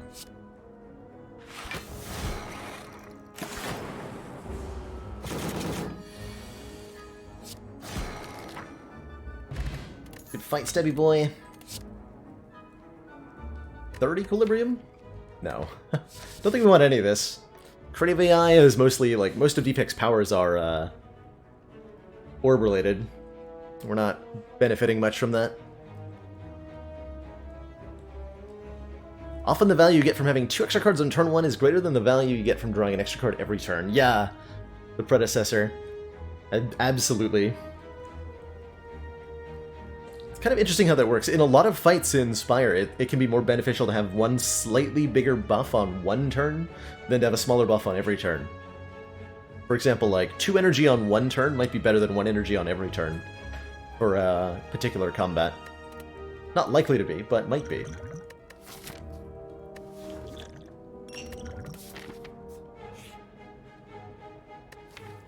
Nope. 50% become Kurth's Writhe. Sure. 3 Molten Egg. Deal. Good deal. Draw the thingy. I just... We have Pen Nib ready? I think this is my Gambler's Brew, right? Gotta be. Yeah. 102. Got him. 102. Overclock seems kind of nice. Letting this deck draw a little bit more aggressively. Fastest run I've had during the ladder streaks. My heart kills usually don't go smaller than 45 minutes. But we've had something close to that. Actually, I think we speedran it at one point and did like 20-something.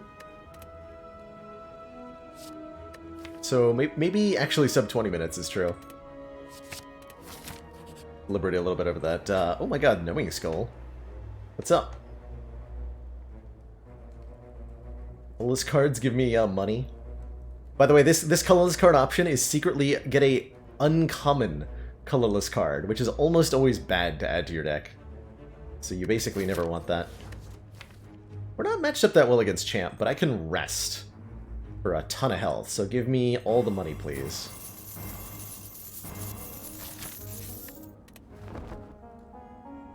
We'll go to full hit points here.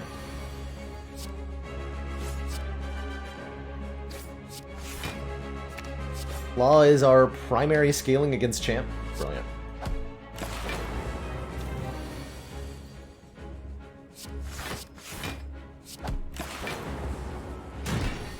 He buffs strength on turn 1? Rude.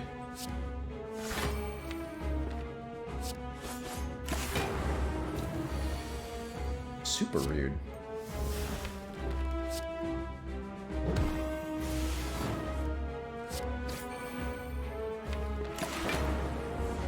Happy New Year, Firex! Designated parent duty. I definitely did that to mine a couple of times.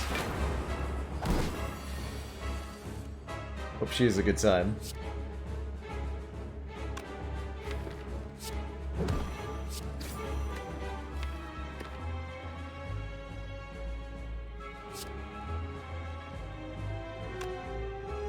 Just reinforced here. We could hologram, equilibrium. Hold on to some stuff.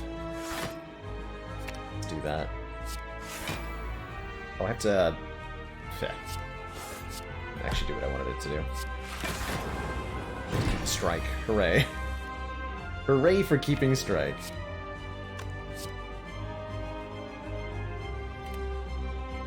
Champ is buff strength 3 times? That's not good. That's not good at all. That is in fact bad.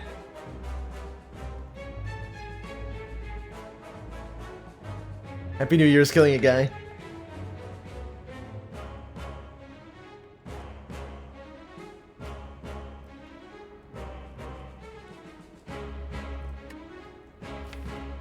Let's see here.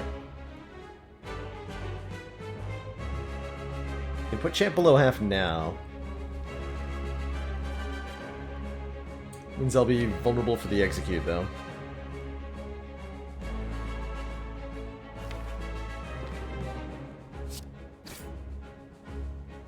I'll try to set up a better split than that. We'll see if it happens.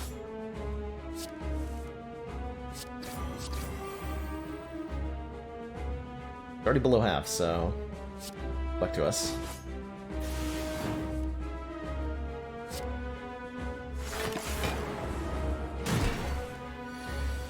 Void. Okay, equilibrium means we have algorithm.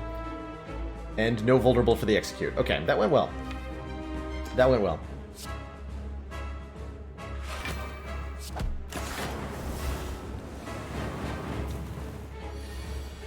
$22 times 2, easy game.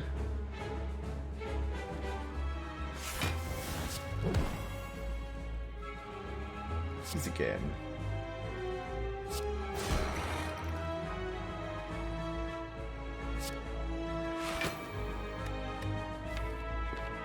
Beam coming up next turn. Let me turbo back.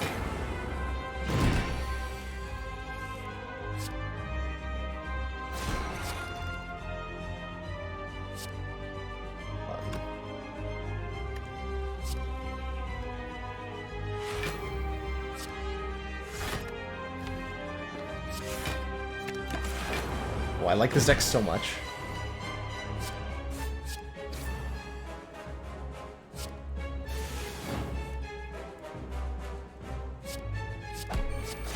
GG.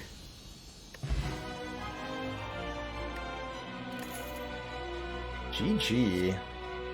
All for One is interesting. All for One gets back both Go for the Eyes, Beam Cell, Claw, and Turbo. That's pretty good. Seek is also incredible here. Vision doesn't do much, we don't channel any orbs. But I think both All for One and Seek can be excellent. I think I'm liking Seek a bit more for the consistency at the moment. And we're offered a Coffee Dripper versus Sozu versus Runic Dome. Coffee Dripper prevents us from resting. Sozu prevents us from gaining potions. Runic Dome prevents us from seeing what our opponents are doing. Of those three, I'm most willing to give up resting. At the moment. Fusion would be great right now. This deck would definitely appreciate Fusion. This deck would also definitely appreciate a shop. Luck to me. Low stores. Are you there? 50 how much? Take damage if I play Hyper Beam, I'll take more damage if I don't. Fair enough. Fair enough. Second Claw. Doing it. So a world where you can skip Seek. Skipping Seek, I think, is frequently pretty bad, but it's not often untrue that there's a better card to take than the Seek. So Seek is always good, but not always best, if that makes sense. And sometimes you do want to skip it if you've got like a Velvet Choker, but those times are few and far between.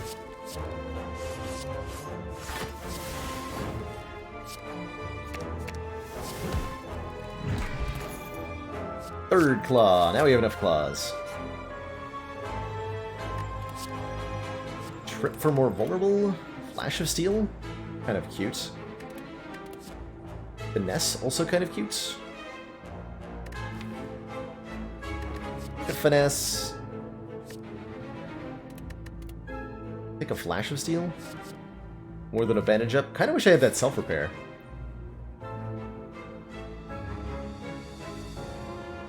From earlier.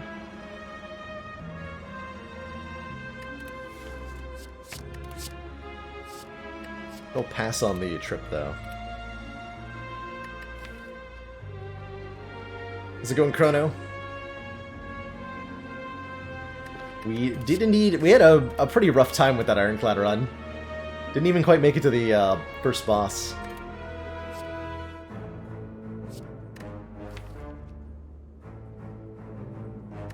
Take one more trip.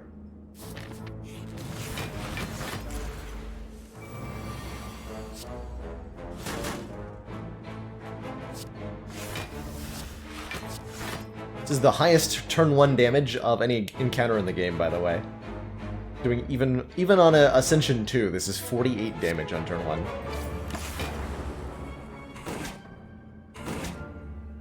Fortunately, we just block it.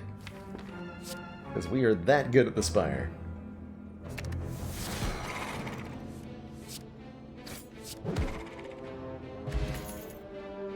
Glacier. Shah. Scrape is like almost okay. We have how many zero cost cards? Holy moly. All of the last 8 cards added were zero cost. And this deck does not... Actually, that is a good scrape. I'm legit taking a scrape. We have no powers that we care to put in play. I wonder if Madness was the take.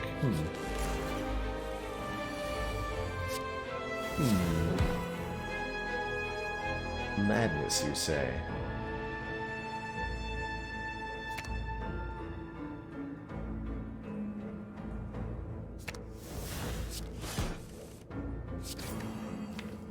Or sometimes it just puts stuff in the discard pile. Usually don't care too much, though.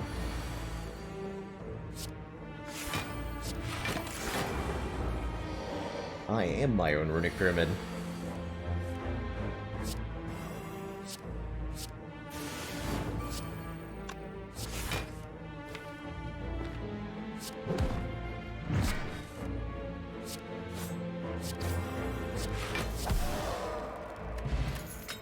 Letter Opener is great. Every time we play 3 skills, do some damage to all enemies. Have no powers in this deck. We have no powers in this deck. Nor do we need any. Oh, we can go this way. Even better, right? We got the 3 elites and the shop. Do I want 2 shops?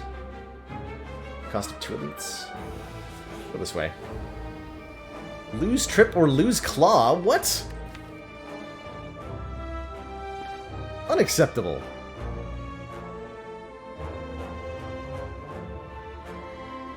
Unacceptable.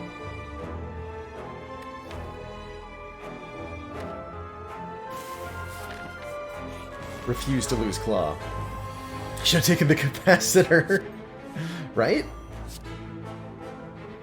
Mistakes were made. Commander, we've just received the support of another council member.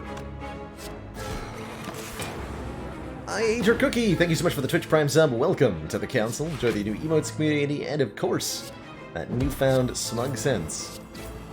Superiority.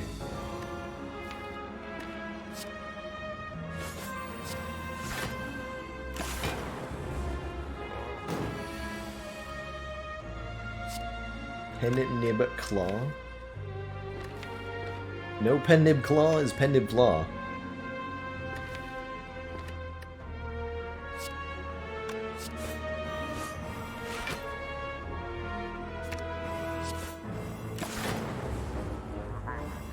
For my drinking tonight, I'm drinking a Sam Adams Chocolate Bock.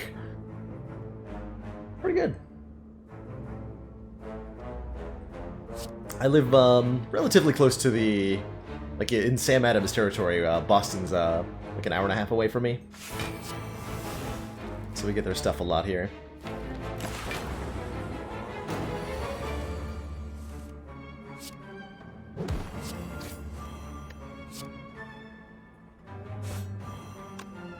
Am I seeking for damage? Probably not, right? We're not doing 323.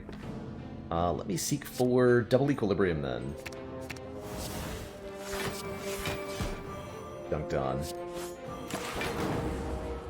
Is it a local beer? No. Well, kind of. Sam Adams Brewery is out of Boston, and they distribute their stuff worldwide. It's one of the biggest breweries in North America. Well, one of the biggest small breweries. If that makes any sense. That's not a real term, but that's what I'm calling it apparently.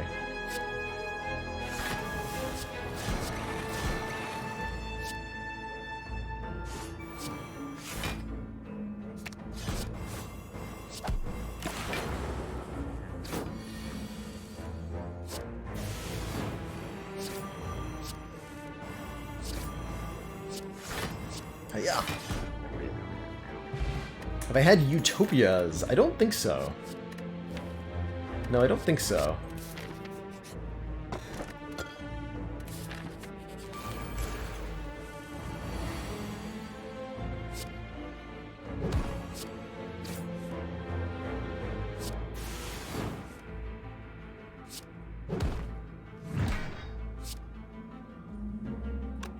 Can him to do that?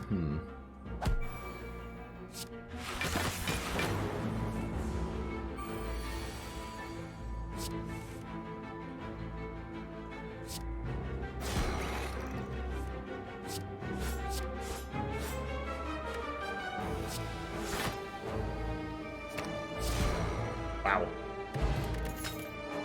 Since burner's pretty okay, we don't need any of that. To the shop. Orange pellets. Double apotheosis is an option here. The double apo. $200 a bottle, oh my god.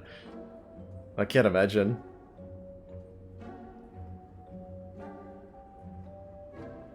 We don't have any powers. So orange pellets does literally nothing. Turtle Feather doesn't feel like it helps us much, given that we're still getting a full heal after the boss. We don't need it at the start of Act 4. I think a Dark Shackles is pretty good, though.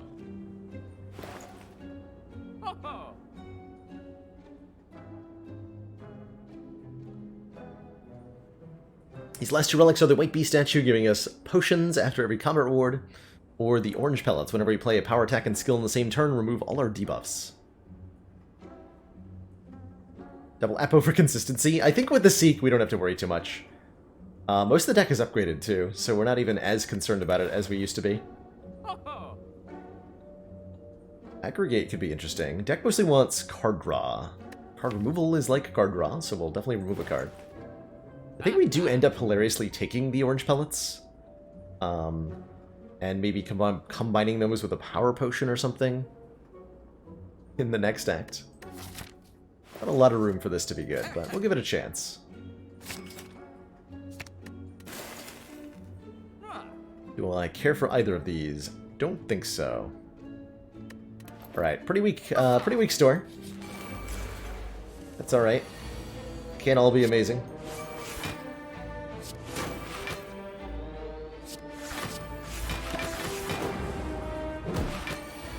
They cannot all be good.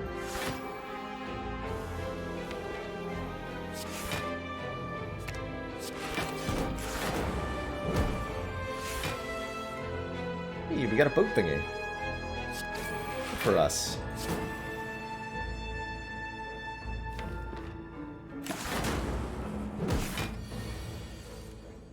Good for us.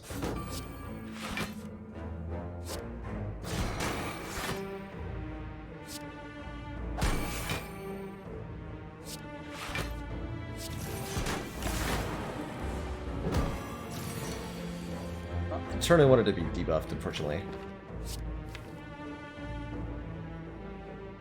No block cards up there.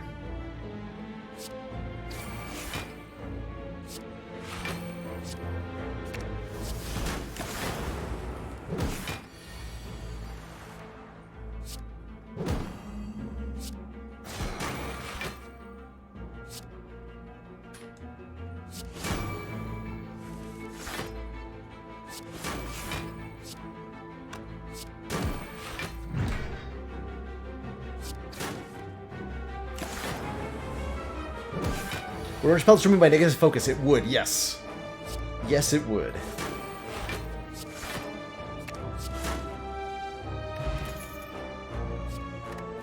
One more.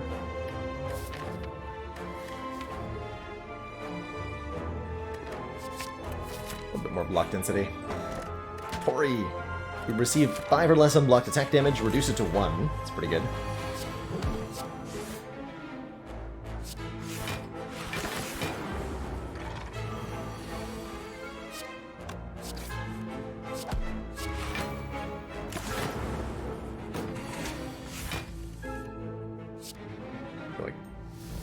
Barely upgrading anything there.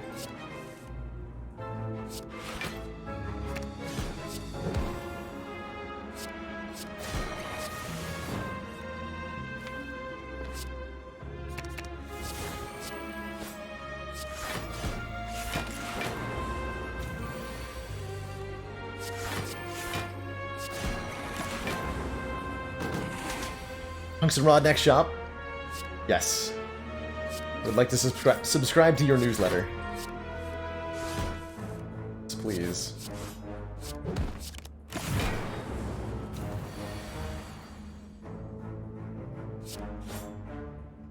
One damage short. Okay, we could kill. I want to play algorithm first. Oh. Or we could let her open her kill. Whoops. Well, that's my bad. It's entirely on me. Okay, so here's the real question. How well does this deck do against Time Eater? We have no powers. We have no relics that give us scaling. Just claws, upgraded blocks, and a pen nib. Will it be enough? Is the question. Will it be enough?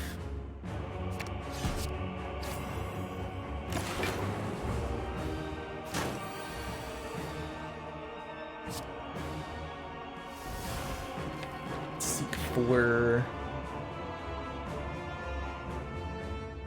Equilibrium. Hyper Beam?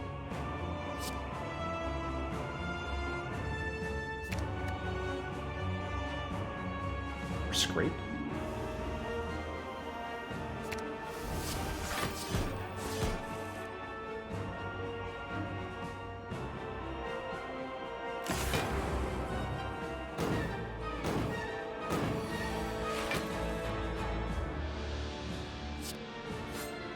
I want to make sure we play the claws. Those scaling up. Really good instance burner here. We lucked out that we're going to be intangible for a debuff attack. It's very fortunate.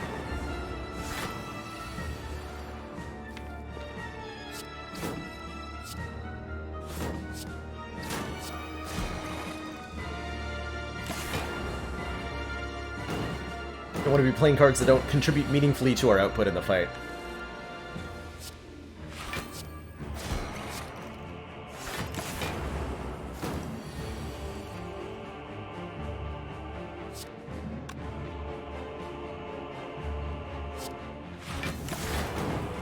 Okay. Starting to get a little bit worried here. If we can put Time Eater below half... I can't. Ooh.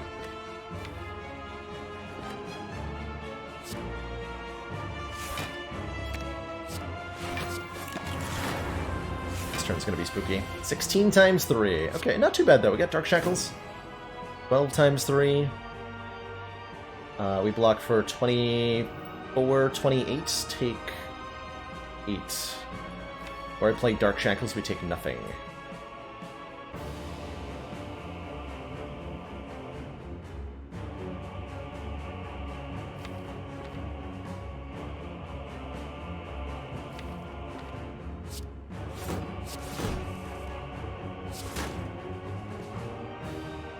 I'm gonna hold on to Dark Shackles here. We're lucky we can do the Piercing Whale trick on Time Eater and set it back a lot of health. Took 10 there. Math? Hello, Math. Are you there?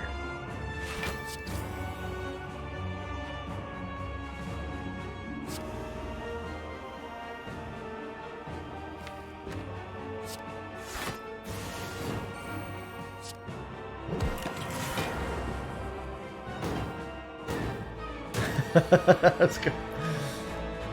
Confirmation! Excellent. Thank you, Math Bandit. Glad you are in fact here.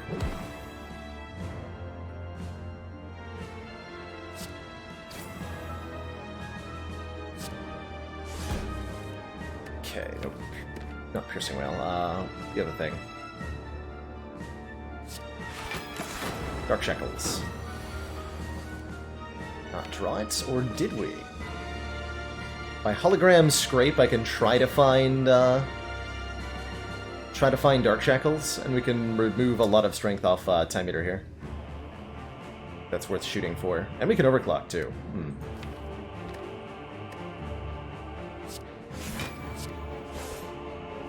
It's worth trying to do.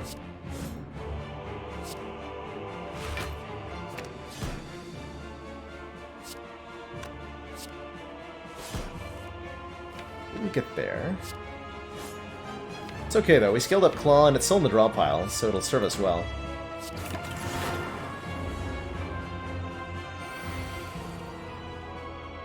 right? Yeah. Much better. Sure glad we had Dark Shackles on that turn. Alright. Good times. Try not to die. Hey, we didn't die. This is 9 times 4, 36 plus 7. Take 1. Could Turbo Sunder as well. I think we do want to.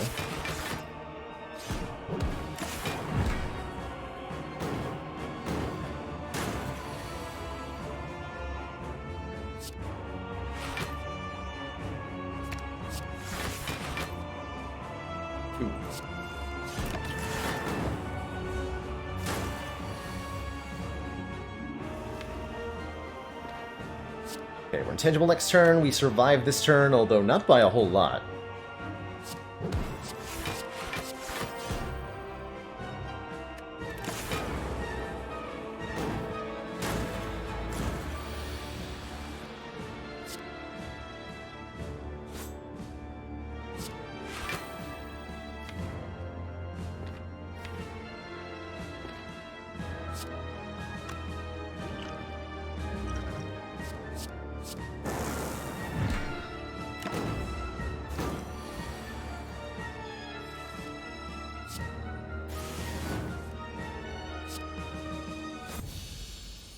Easy game. Not too bad, not too bad. Two thump, deep pulsing dread can be felt throughout the room. Spin around 3 times and deal 1080 damage.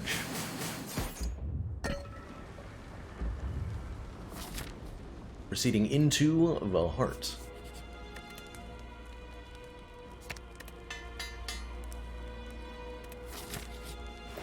Alright, shot number 2 has a Dolly's Mirror, another Claw. Violence is pretty good here. Violence is the kind of card draw we really appreciate. Do we... We probably want to duplicate Genetic Algorithm, right, to get 2 copies of that? Though there is legit consideration for double Violence. Violence and Dolly's Mirror the Violence. Because that's how good I think that is in the current deck. Very, very good. If we take Self-Repair, we can maybe get 5 Strength off of Orange Pellets. We'd have to buy the power to do it.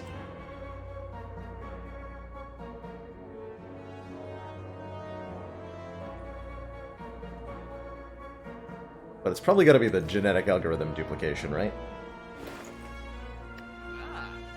Is it worth trying to Orange Pellets with this? I don't know that it is.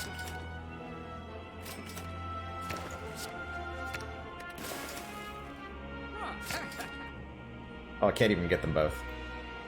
Well then. Got the Symbiotic Virus. Gives us a Dark Orb. If that's the one you're talking about, Jump Up. But we don't need no stinky orbs in this deck.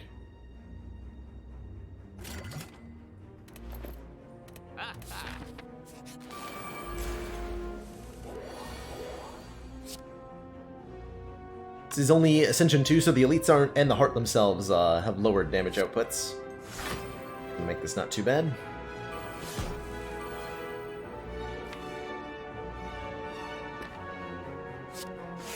Give me a...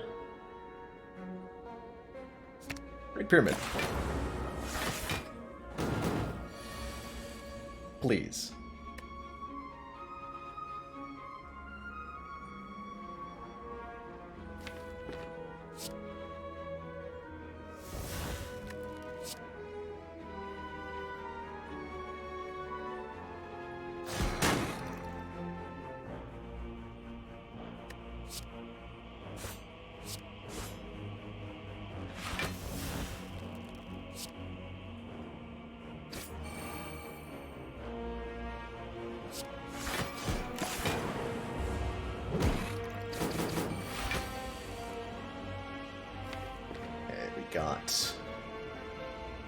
Apotheosis Seek Sunder. Perfect. So we can go seek for Beam Cell here. There's a second algorithm. Good. Go. It looks like we've got our work cut out for us, Commander. Mini Minotaur hosting us with 31 viewers. How's it going, Mini? Hope you and yours are having a lovely new year. Mini's been, I'm gonna shout out for Mini. Mini's been doing the Ladder Streak Challenge himself, attempting to defeat all 20 Ascension levels back to back, fighting the heart as well, and has gotten as high as Ascension 11. So very talented Spire Slayer. Also has a bevy of A20 heart kills under his belt, and definitely one somebody that you should give a look towards if you like Spire content. See you later, Many. Enjoy the party, and Happy New Year. Oh, we wanted to line up Intangible for the heart, right?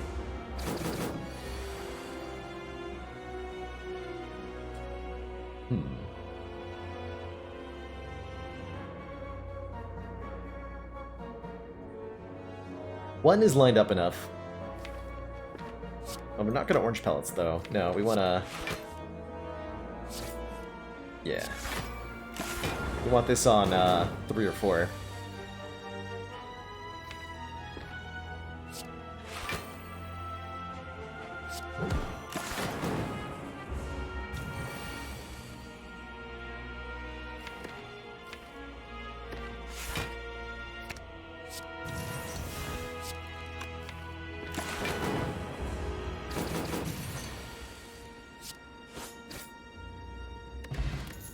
Oddly, Smoothstone giving us 1 dex is pretty hype. These cards are all orb related and therefore stinky.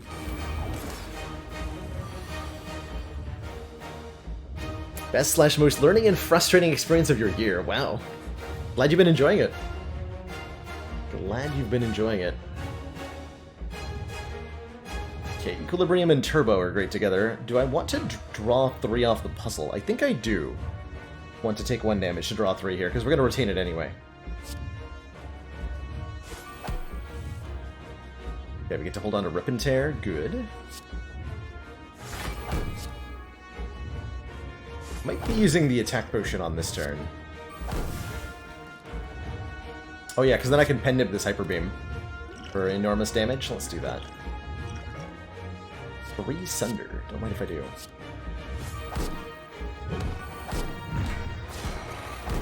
Okay, so we did almost 200 damage to the heart on turn 1 here. I'd say that's a relatively good start.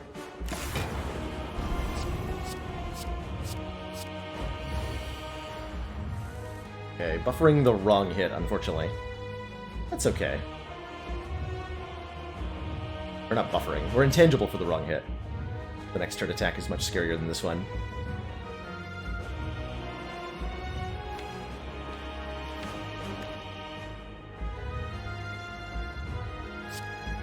It's going to take 1 beat of death damage here.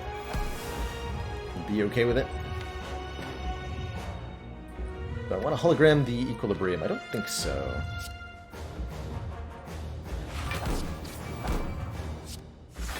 Hologram the Go for the Eyes, though.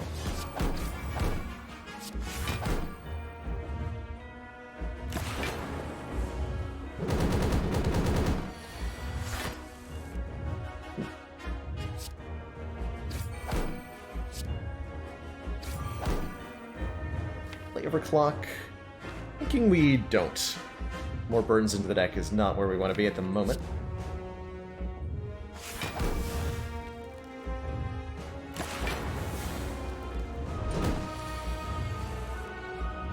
But now we're talking. We're gonna probably seek for not algorithm, Equilibrium here. Yeah, definitely gonna seek for Equilibrium here. Sequilibrium. We'll get those slams too.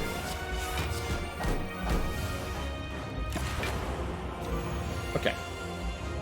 Start doing damage again, kind of. Oops.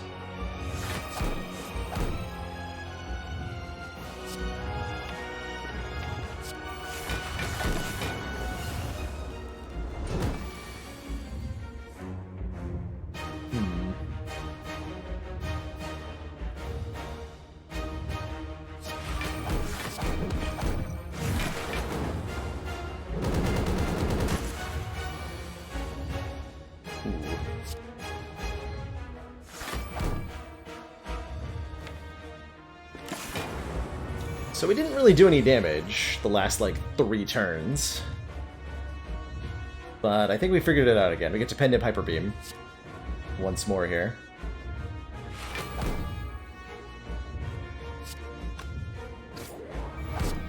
We want to. We do.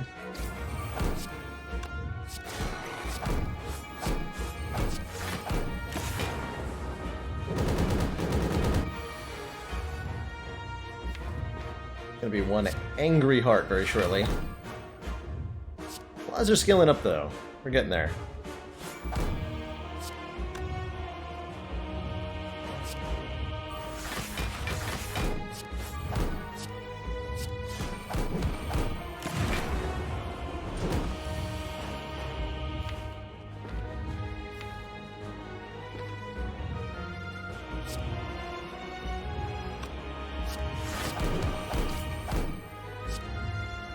Okay, if we hologram Equilibrium, we have Algorithm for next turn. That's a really good idea.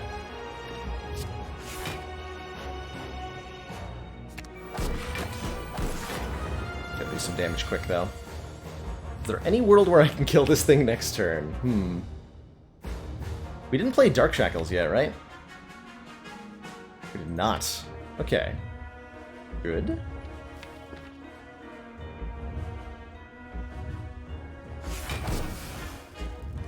Do some damage.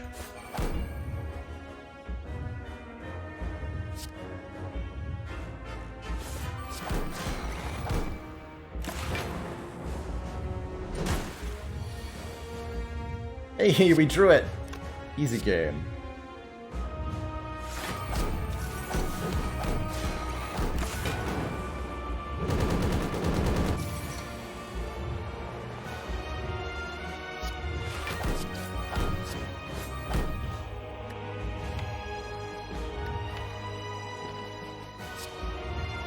More tangible next turn.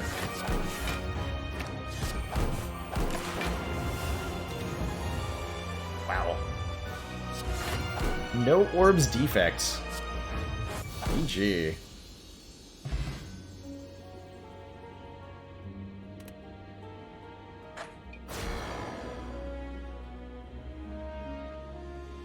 That was a really cool run. That was a really cool run.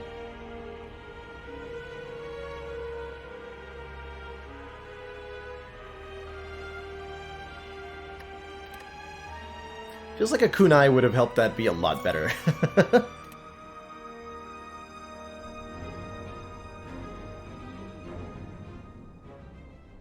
Has it been done?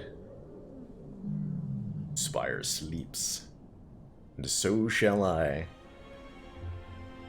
Yeah, you know what I'm not sure it needed? Reprogram. Exactly, Gru? Like, I would rather just add more holograms than a reprogram. 3 with a Watcher. Elites are deadlier. Do we boss relic? Yeah, we do. Curse Key. Gain an energy every turn forever, but also gain a curse every turn forever. Pretty much what that says. And you know what? Okay with it. Looks like a good opportunity to knock out the Burning Elite here. We also get to visit a store after the chest, remove the curse. Maybe we'll get a Duvu doll. Wouldn't that be something?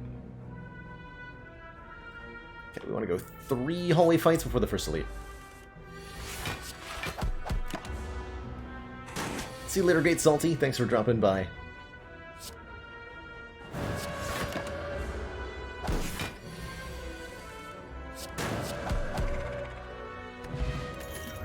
Liquid Memories is absurd. We've had fasting on 4 energy. Wasn't that our last opener? Let's do it again. Fasting says gain 3 strength, gain 3 dex, but gain 1 less energy every turn. Normally it's hard to tank in the early game, but with our first key, it's a lot more manageable.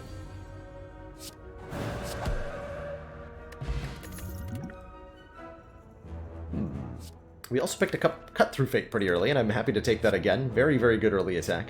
I think Empty Body's nice as well. I think Like Water is okay. Take the cut through fate. And the money. And the money.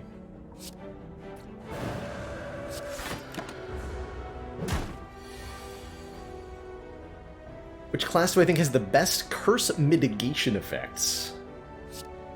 Silent, I think, with discard. I like quite a lot for that.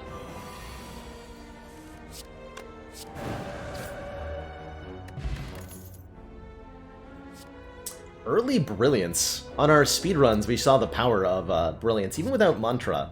This does 12, upgraded 16 damage from 1 energy, which is above par for a Watcher attack. Let's grab it.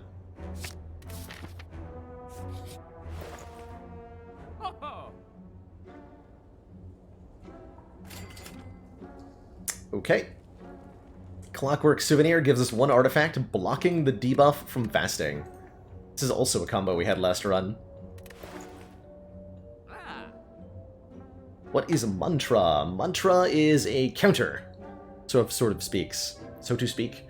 When you gain 10 Mantra, you enter the Divinity stance, which gives you 3 energy immediately, and then causes you to deal triple damage for 1 turn.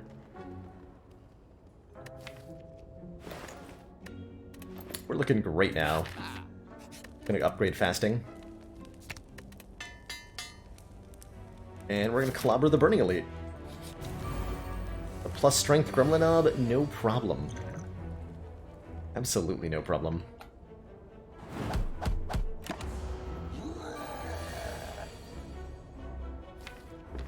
Warg. So Third Eye Cut Through Fate lets me guaranteed draw into fasting, but then I'm out of stuff to play. It's fine. We draw Eruption next turn. Times. Pick 13. Then win.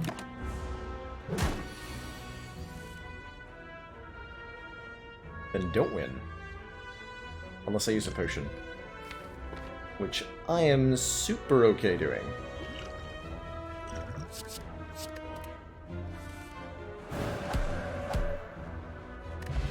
Ink Bottle. Whenever we play 10 cards, draws a card. Excellent. Foresight is 3 scry per turn, and I like that a lot. As a power early on, usually. Just Lucky's okay. If you have lots of strength and dex, say from fasting, Just Lucky benefits on both sides from that.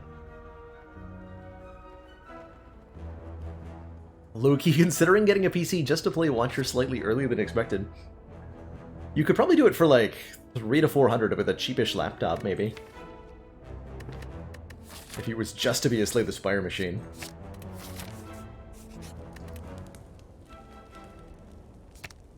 Let's upgrade Eruption to be 1 cost. I'll have enough money to remove this curse, so let's open it. Bottled Fasting with Souvenir, I think, is pretty amazing, actually. That's really good, in fact.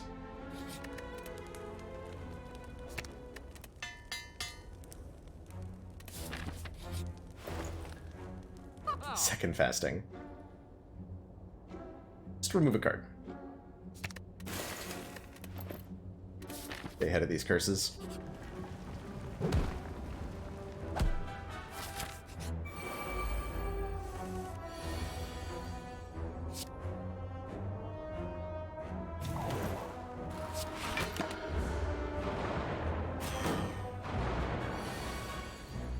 We'll find that with 4 energy.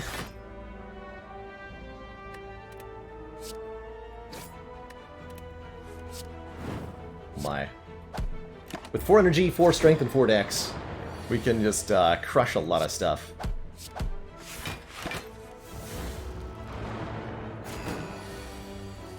Crush all the things.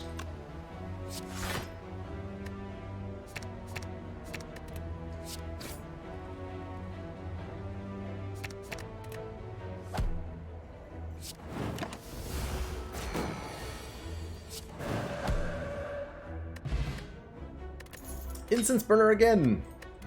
Tangible every 6 turns. Battle Hymn's kind of good, or we could take this Just Lucky. Actually quite digging Battle Hymn. Smite every turn with +4 with 4 energy and plus 4 strength is huge. Laptop for Spire around 100? Man, laptops have come down in price.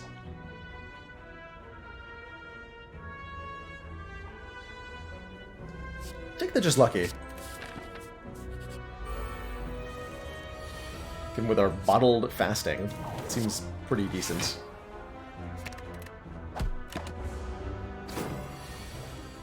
Seems pretty decent.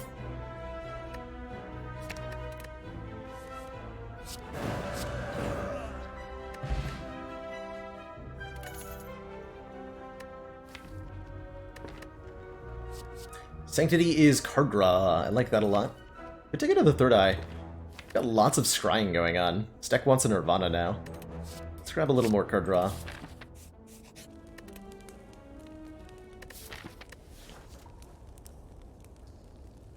We want to upgrade our Vigilance. Let's upgrade Foresight. 4 scry every turn instead of 3. I think we'll find very useful. If we play that against Hexaghost, then Hexaghost will be incapable of...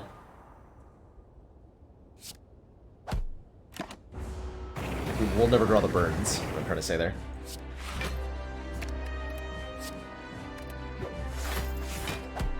Oops. I don't think it matters too much. Truthfully, don't think it matters much.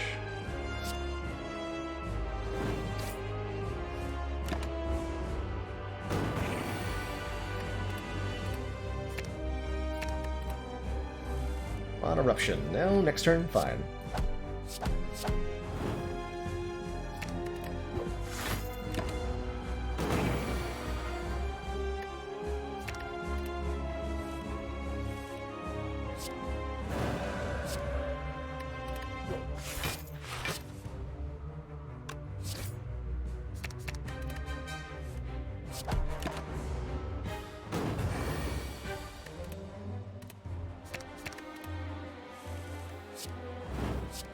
Wow.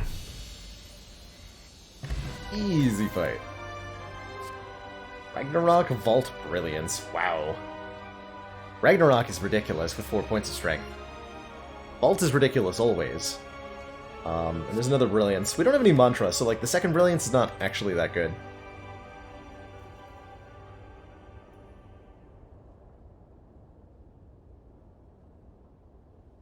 Not actually that good.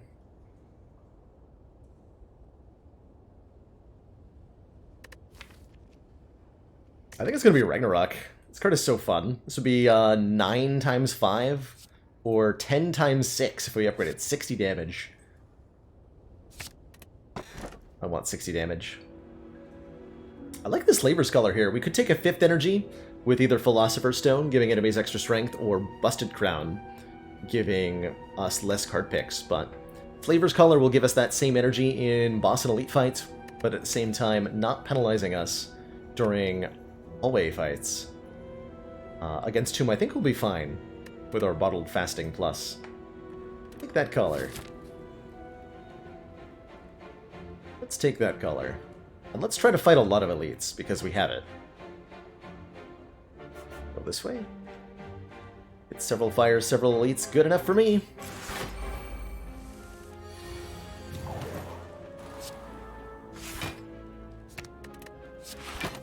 Good enough for me.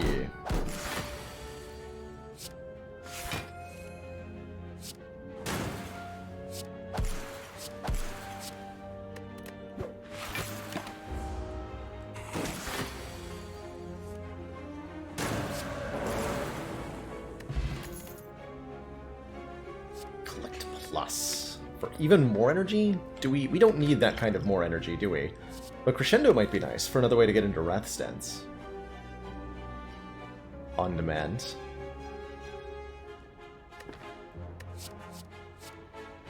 Think we can hold out for like a Tantrum? Card I'd much rather have.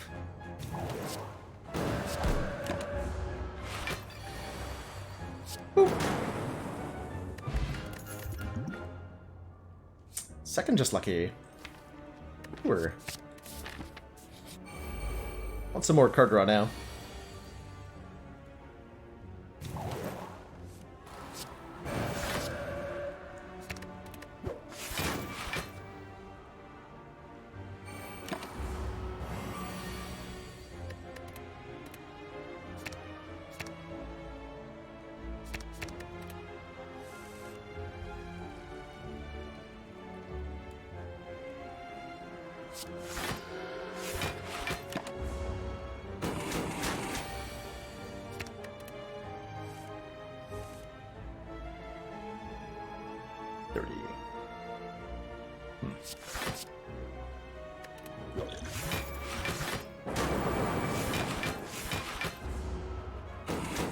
Give me some problems here, Snake Plant.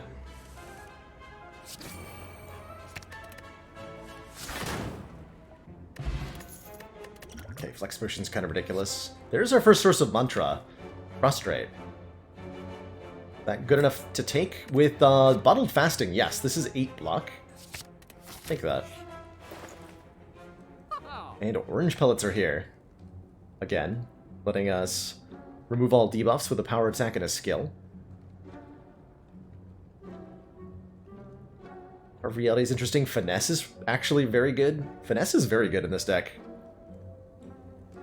Card removal feels acceptable.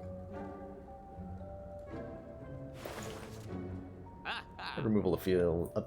and yeah, we could take more fasting. Like, no kappa. Second fasting with Orange Pellets would be very good. There is an Apotheosis here, letting us upgrade mostly the strikes and defends. I think I'm going to go Finesse card remove where I end up, but numerous options were good there. Let's tighten up our defenses, upgrade all strikes and defends. Okay, well I feel good about not taking Apotheosis now. After fasting our defense block for 12, which feels like it should be illegal, but is in fact not illegal somehow.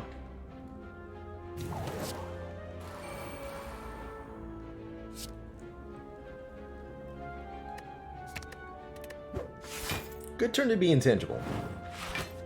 Feeling good about that choice. Doesn't feel like Eruption's gonna work out for me, is it? It might.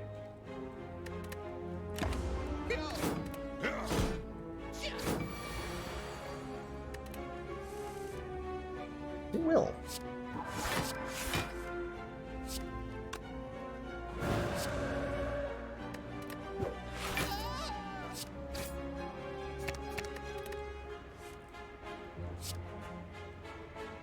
Actually, just full block. We draw Ragnarok next turn. This is 40 incoming. Yeah, we just full block. Stay in Wrath stance. And do this.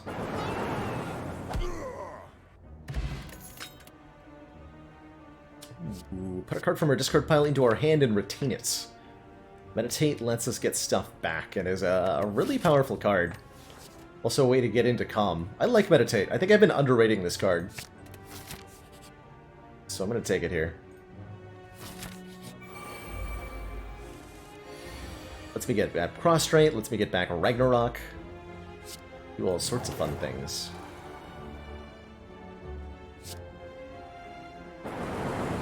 Okay. It's acceptable.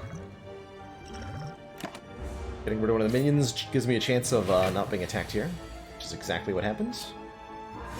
Do not get attacked.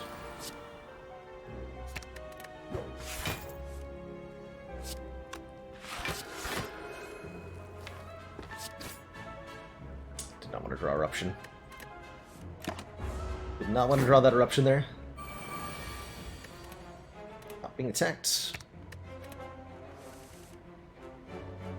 23 damage.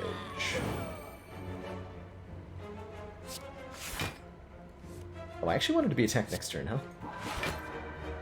13 plus 8 does not kill.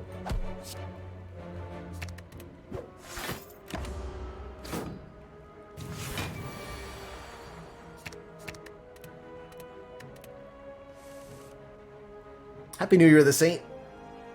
Greetings from the spooky realm of the past.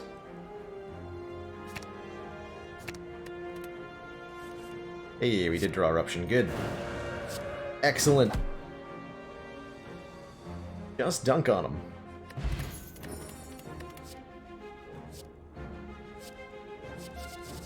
What? I have to choose between Divinity Stance or Ragnarok number 2. I think it's going to be the Divinity Stance.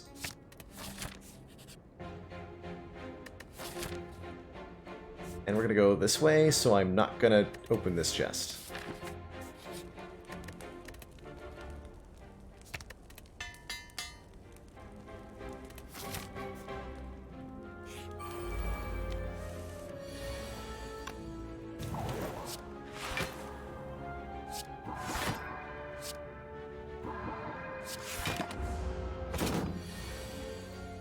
Eat mantra already.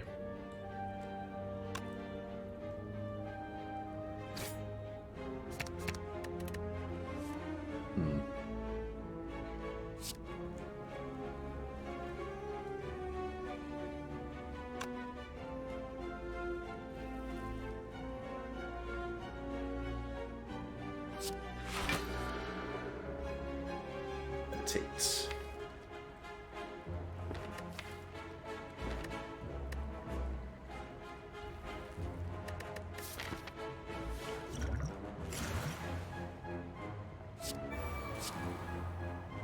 They reworked Brilliance again. Yes. Yes, they did.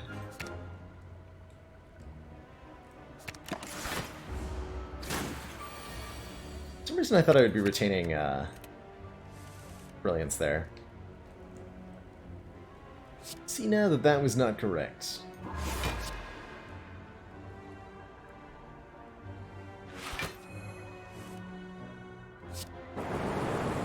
Doesn't seem like it matters. Haha. Second Meditate Plus is kind of interesting. Oh, I like that. Weave is good too. Returns to our hand every time we scry. We have 1, 2, 3. Lots of scry. 1, 2, 3 lots, yes. Lots is the number. It's a really good weave. Be picking that up.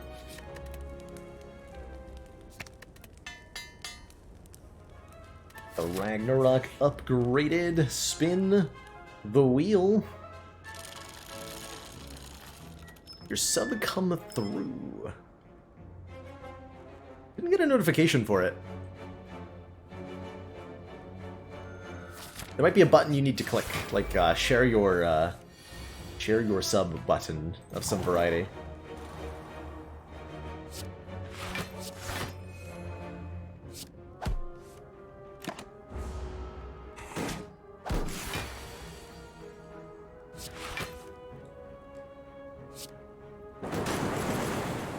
Somehow did not kill the rat. Your luck, I tell you.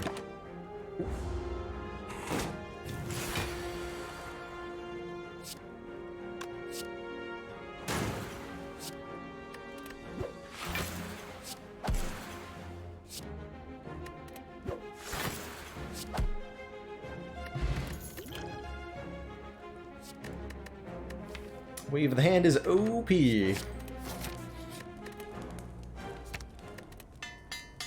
So we will take it.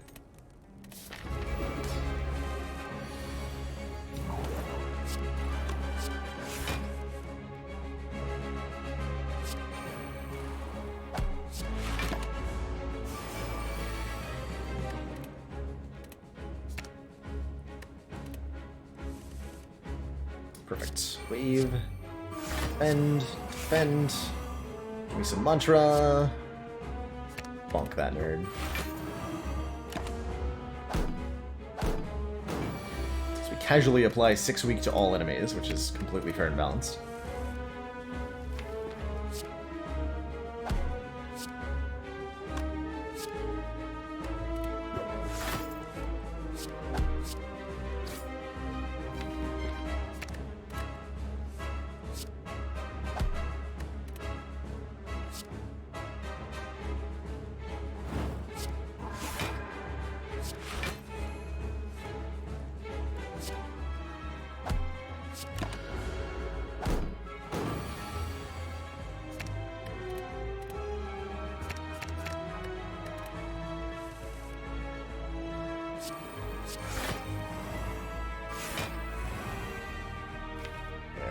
what I wanted from my... There we go. Worship next turn? Worship this turn? Not clear.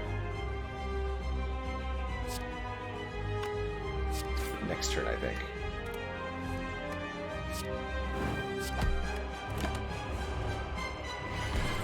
Do the Ragnarok. We have upgrades for +2 damage, so it goes to base 6. Even how often you end up playing it, it's often worth it.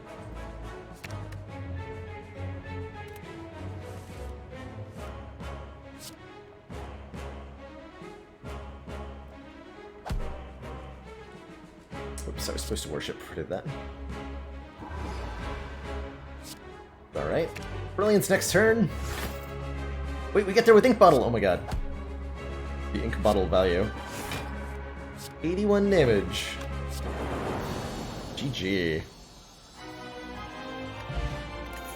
Good job, Ink Bottle. More Mantra? Yes, Devotion. Alt's pretty good too, but I think Devotion's kind of insane. Kind of insane.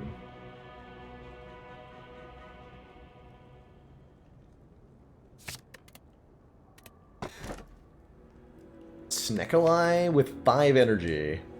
Sure makes Ragnarok a lot better. Makes Weave worse, though. Also take Sacred Bark, doubling the effectiveness of our potions. Some good potions. Or Fusion Hammer, getting us even more energy.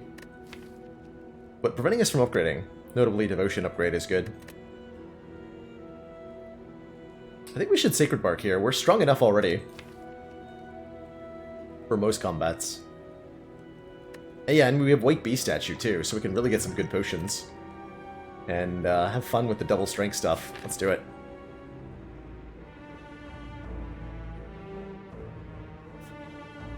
Let us do it.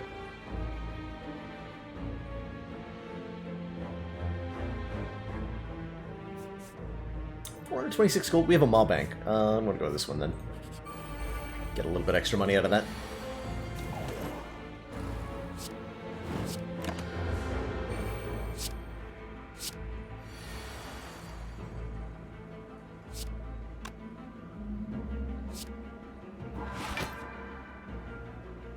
So close to killing that.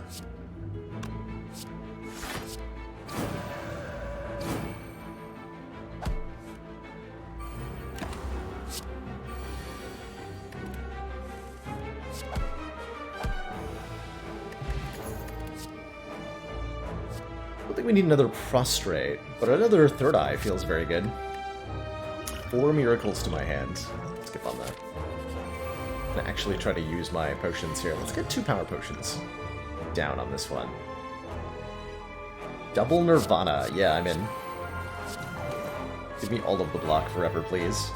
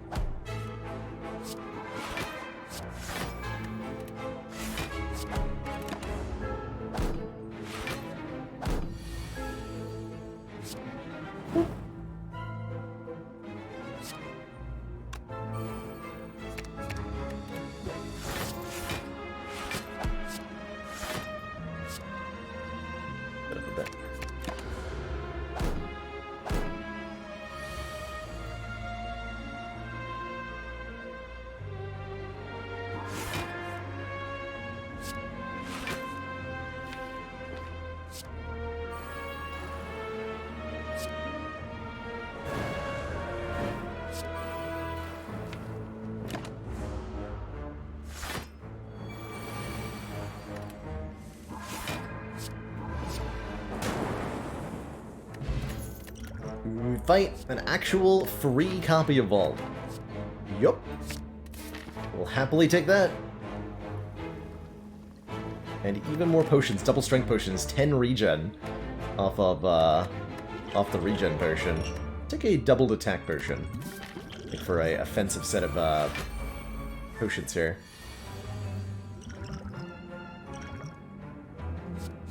I'm not even gonna think twice about using them.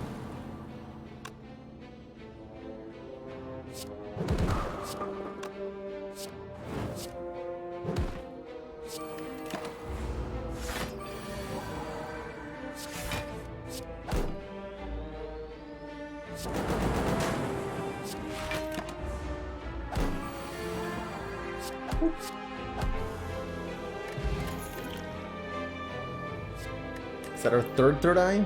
Or a second third eye? 1, 2... Give me the third eye. There's that tantrum we were talking about. I think we have enough divinity now that we're not as interested anymore. Could, of course, take Prismatic Shard. Combat reward screens now contain colorless cards and cards from other colors. How could I say no? Sure, I'm not allowed to.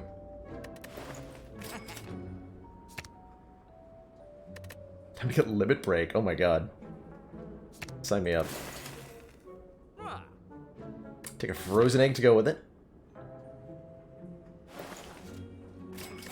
We're free upgrades on any powers we find.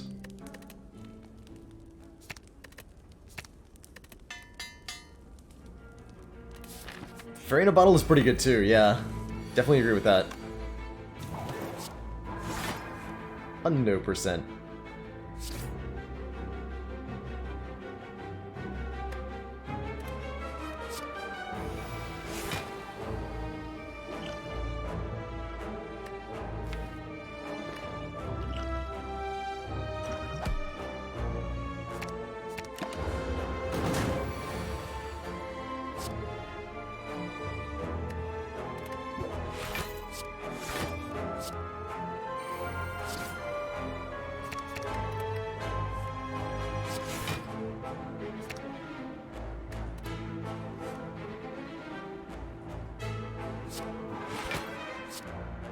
Put me immediately into Divinity. I don't want to do that.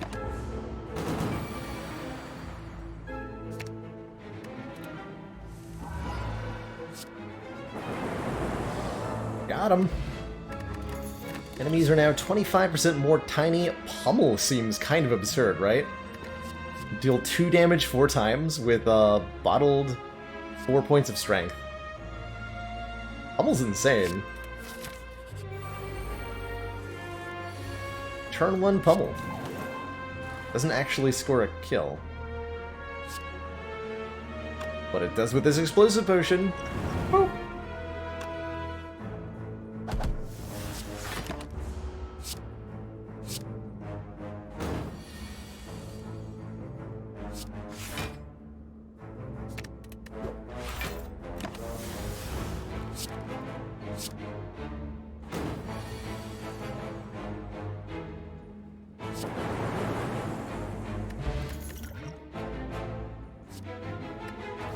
Till 10 out of smite.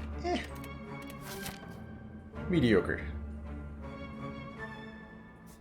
One extra upgrade this way. Do I care that much about upgrades? Not as much as I care about relics. The potential thereof. We have to get a curse from this chest. We don't have our blue key, right? Yep.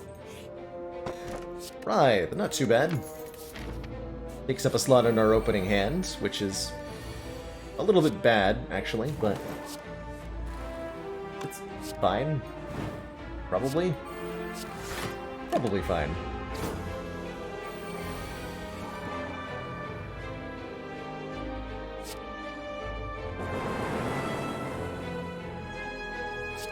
Guess I'm blocking.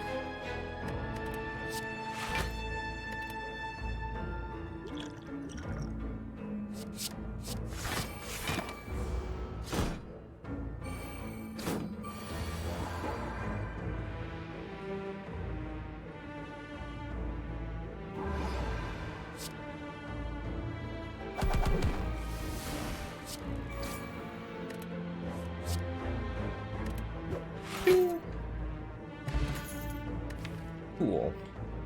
Pummel did a good job. Got ourselves a happy flower with returns gain and energy. Jack of all trades could be amusing. More amusing than anything. I like things that are amusing. We'll take it.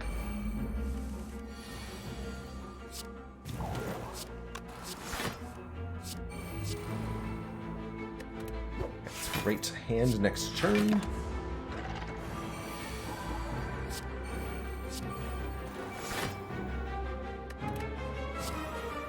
Damn it.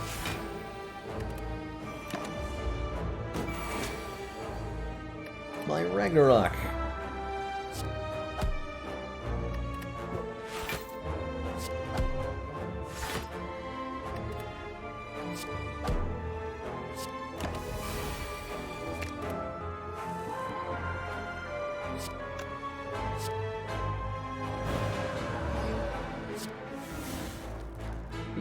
Brilliance. Appreciate you.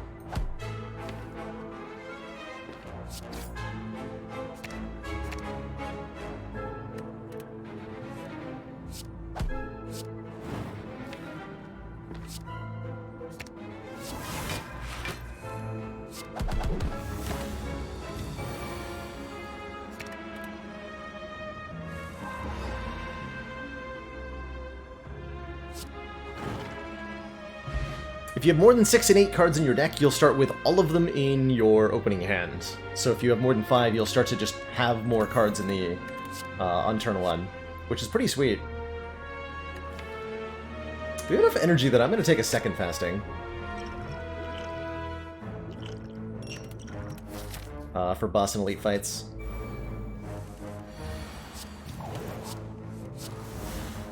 The bomb? The bomb? I'm all about the bomb.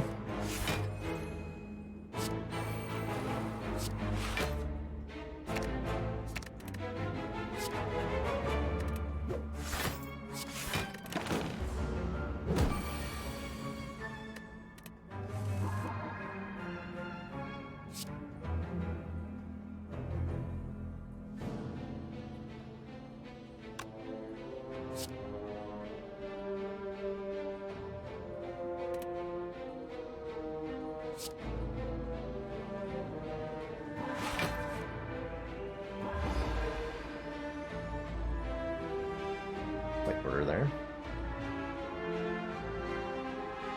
It's fine. Oh, the bomb went off. Hilarious. Boot sequence to help us block on turn 1, or capacitor to increase the number of orb slots that we have. Amazing.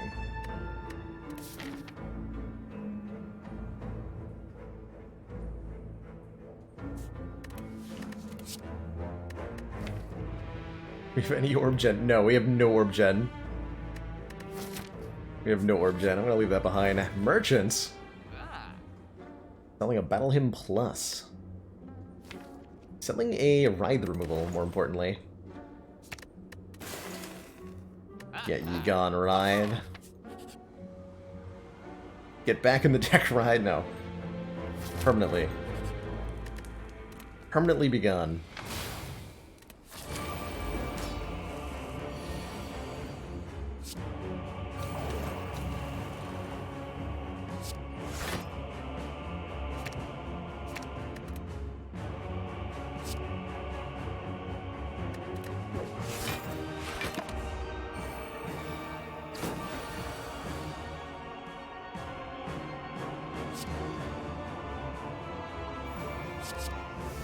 Panache. Interesting.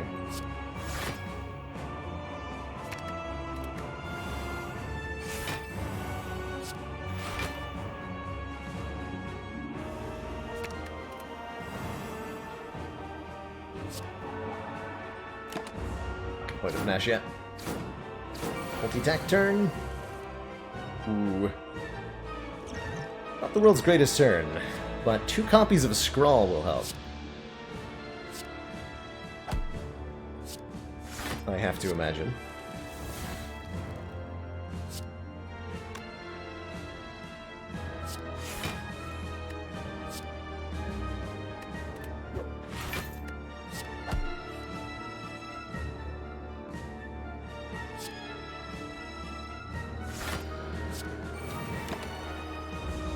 So with Devotion in play, our Brilliance is ticking up in damage every turn.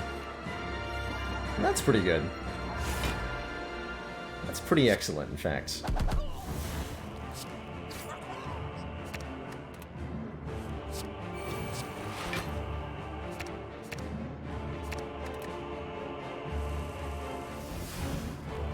Haha!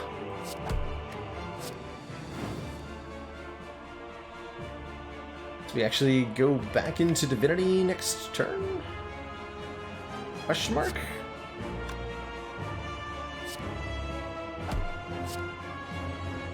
Oh yeah, because we go worship, meditate to get back prostrate and worship. And then we are divine beings for all time.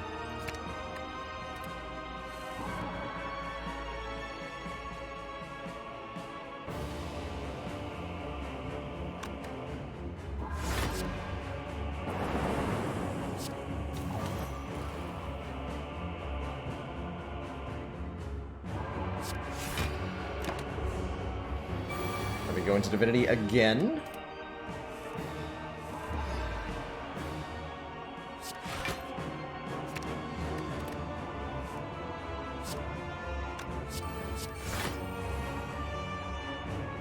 Most excellent. Brilliant's doing 162 damage currently.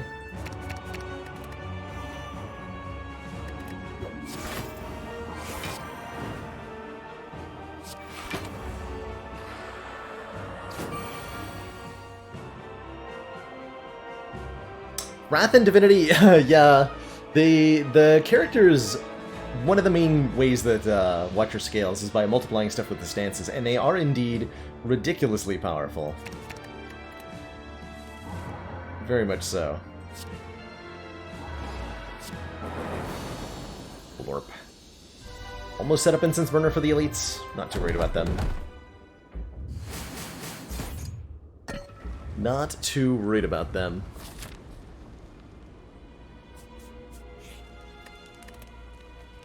Grab an upgrade on, I think, our Vault for the discount on our second turn. Or on our first of second, whatever. Discount Foresight. Sure. It's fair to be confused by Watcher, especially a deck like this. We're scrying a lot.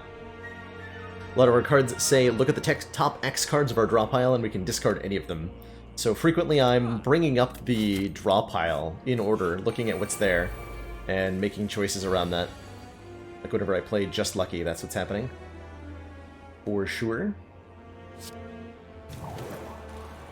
Or Third Eye here. So we scry, looking at the top three here. So Wave of the Hand, Third Eye, Ragnarok are the cards on top of the deck currently. Man, I wish I could Eruption Ragnarok. We cannot.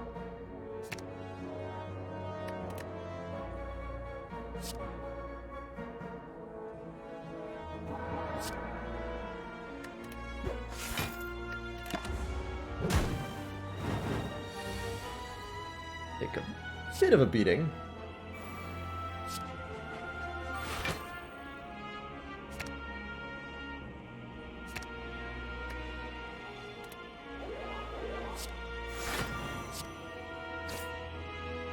Ooh, Brilliant's coming up.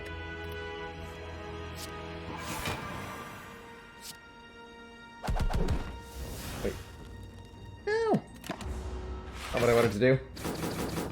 Disaster. Total disaster. Or is it? Actually, no. Worked out perfectly.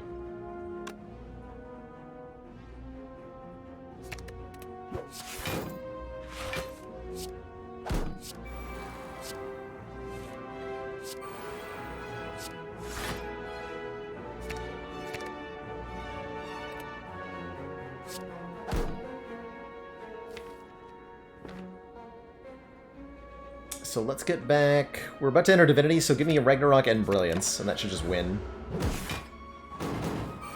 Incense Burner on 1 isn't ideal, but it's fine.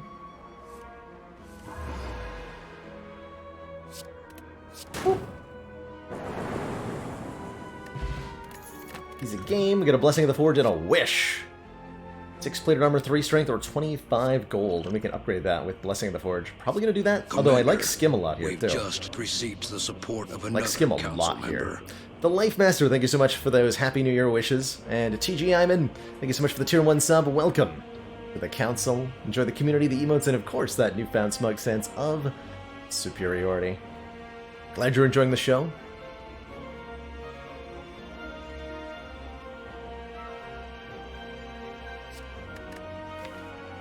take a man. I think we do take the skim here over the wish. Shockingly. Okay, so we could gain 10 strength permanently. Valued supporters. With Lex. It says continued support of the XCOM project. Potion. Instead of an energy per turn, we can block that. Till Life Master really means Happy New Year. Thank you so much for the 7 months. See you later, Kono. Enjoy your New Year's party. Yeah, that's pretty powerful, honestly. If we flex potion, that's pretty strong. 14 strength is how much we'll have. Pummel will do so much damage.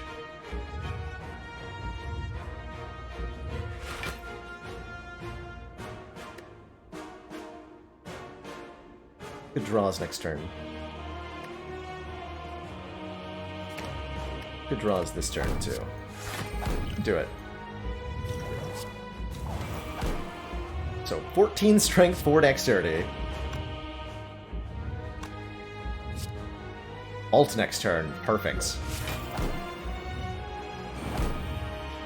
Increment this for ink bottle. Increment it. Aha.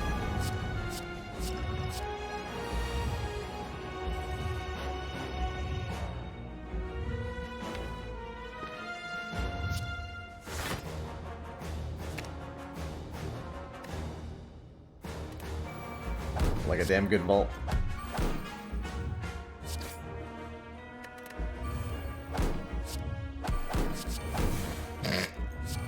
Hey, Apotheosis.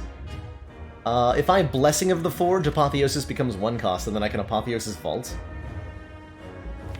That good. There's not that many unupgraded cards. We're upgrading Pummel, Sanctity, Skim, Just Lucky, Vigilance. That's actually it. And it's meaning I can't get Foresight into play.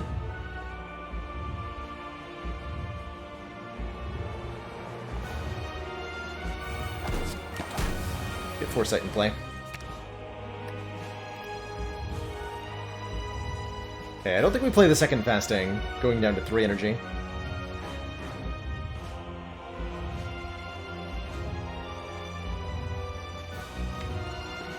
This part's going to hurt. 60.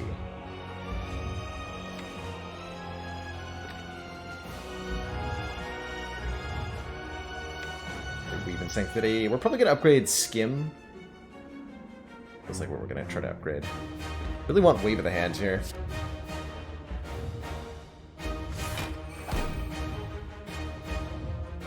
Okay, so we are dead if I don't use the Liquid Memories, is that right?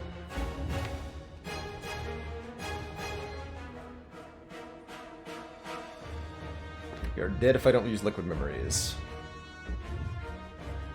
How unfortunate.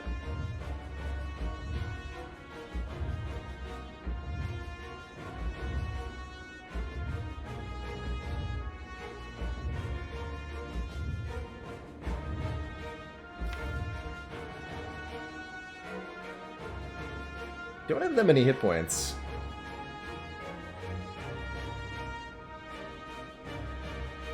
We're like fetching Third Eye and Sanctity, and then like Blessing of the Forging, I think is where we go.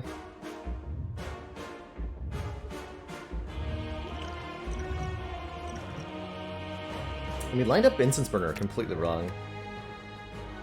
Oh, because Vault. It wasn't lined up wrong, and then Vault made it lined up wrong. I knew it. Okay, Foresight, Meditate, Skim. Probably do want to end this with Meditate. Discard all of that? Can I afford to discard Ragnarok?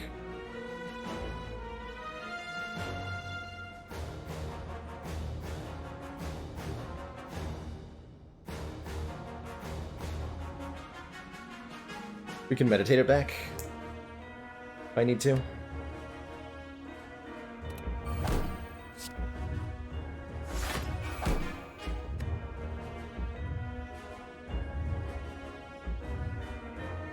A bit of an oof.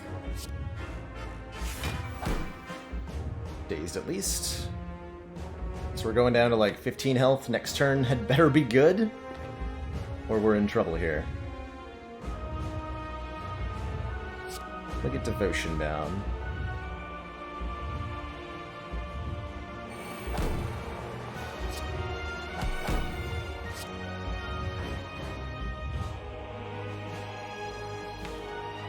So next turn we have to survive and block. So let's get back my Third Eye Plus and my Sanctity Plus, I think. Go to 10 health. Verifying.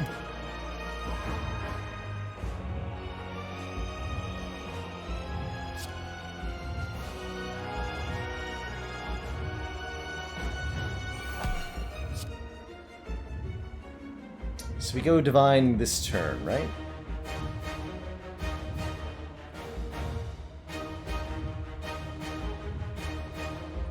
Yes.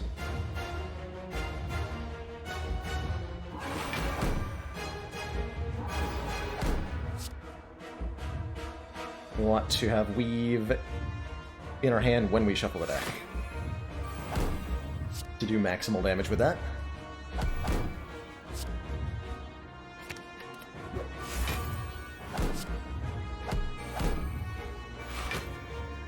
Beautiful.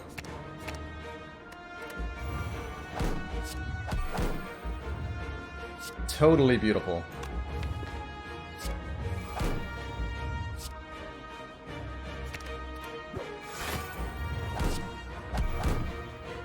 Let's do the damage cap to the heart. Easy game.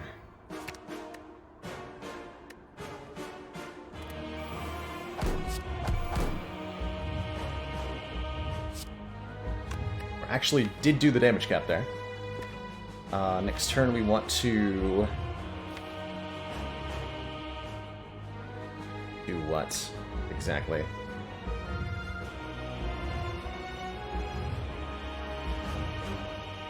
Oh, thanks for those kind words, the Life Master. Glad the stream is important to you. It helps you through times. That's what I try to do with it all. Create a place for us to gather and have good times. Tame the Void. I think we get back. It's lucky. We're looking to back Third Eye. Third Eye just lucky. Let's see if that's right. Not the turn I wanted to be intangible. That's okay.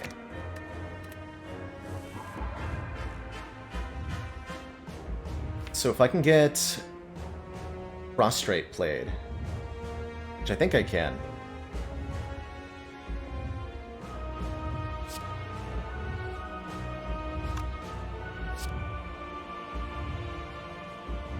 Yeah, we're drawing a lot of cards here.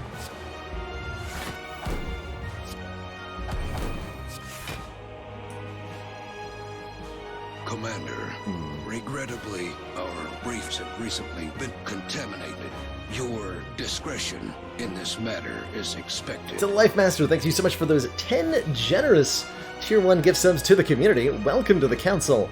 Onyx and Roman, SRF, Twitch forgot my account, Lunix, Stark Devi, Aunt Matt, Mofo Bungo, Habibo, Unlikely Dino, and That Hero We Deserve. Welcome everybody, enjoy the emotes community, and of course that newfound smug sense of generosity. Happy New Year, Life Master. Happy New Year.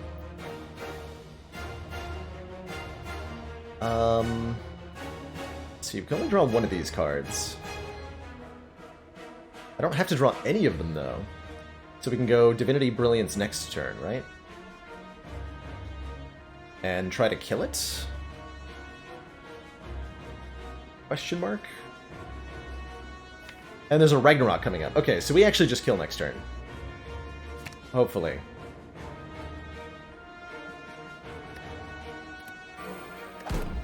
That is my hope. That we can find a way to kill it next turn.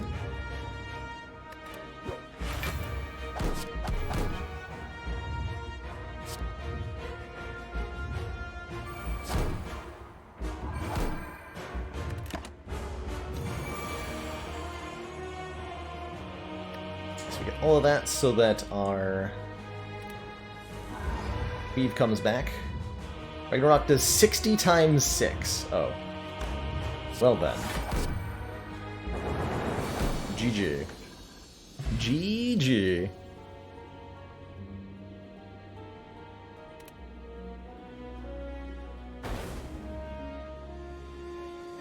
A little bit scary there. We almost got, we didn't have the block quite where it needed to be. But the 10 strength, as it turned out, was pretty good at ending that fight quickly. 5 turns. GG.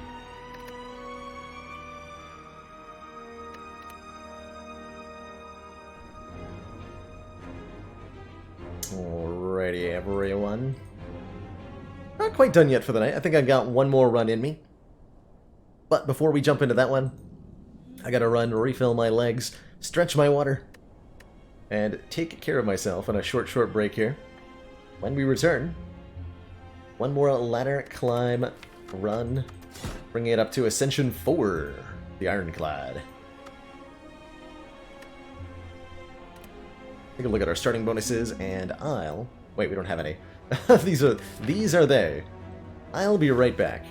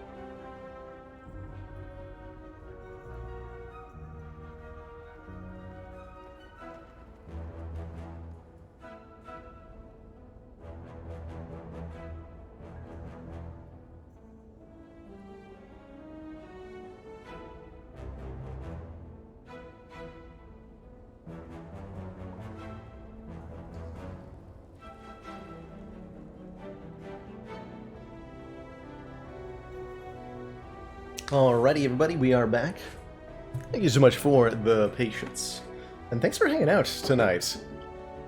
Had some really awesome runs tonight. In particular, I very much enjoyed our quote-unquote discard silent that we tried out and had surprising success with. Dare I say it's surprising success. We do 4 elites. Is a 4 elite Act 1 Ironclad? Might be. Wait, 4? I can't count. That's not 4, that's 3. Well, 3 elites is not as interesting as 4.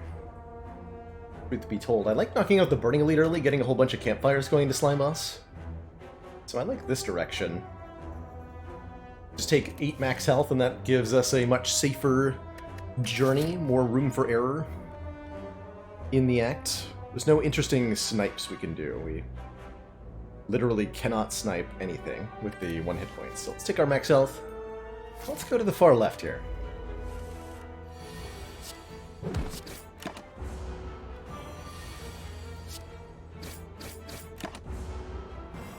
Easy first fight.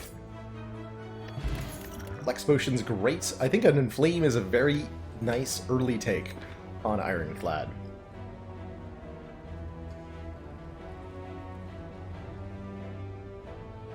But both sides can be grateful for the other. What a lovely mutual relationship is formed when 2 people, or 2 groups of people, are grateful to be in one another's company. It's a beautiful thing, and something I think we have here in the stream.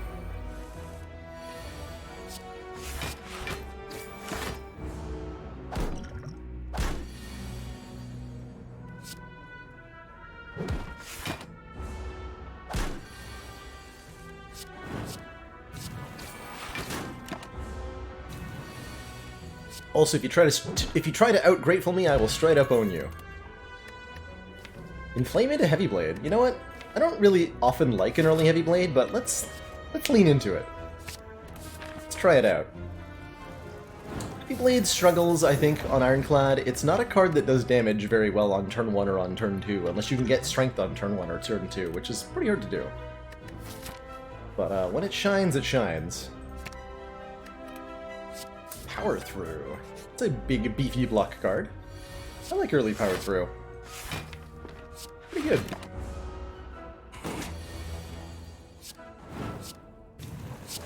Sure, it puts wounds into our hand, but sometimes that's exactly where you want a wound to be.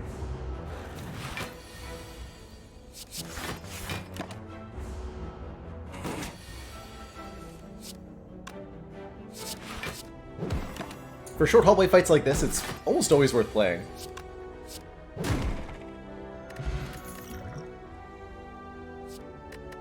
And it enables this fire breathing? Whenever you draw a status or curse card, deals 6 damage to all enemies. Let's do it.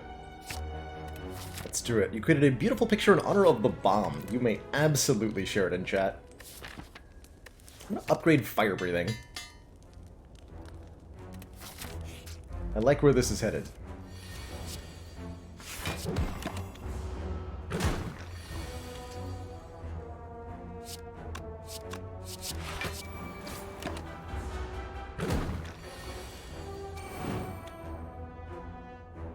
We do 10, 32 is half, so we split. Good. Toasty. Extra toasty. Headbutt to get back hard. What's a kind of glue type card for Ironclad? Holds a lot of decks together. That really ought not to be held. Truthfully.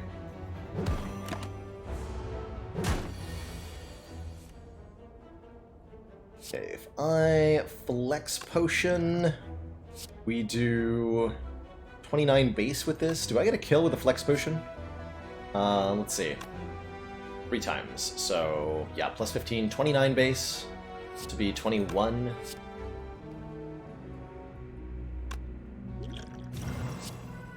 Yes. This is my last run, yes. It's about 9 p.m. my time. I'm doing a celebration with friends for the actual turning over the year here. After stream. And midnight I usually don't stream until midnight my time. So it would be nice to be here for the New Year's turnover. But we won't be live for that.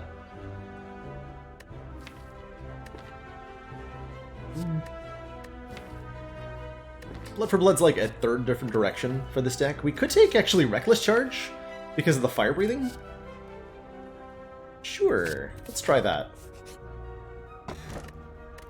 And we'll take an early Blood Vial too. 2 hit points per fight. Possibly bites the next act.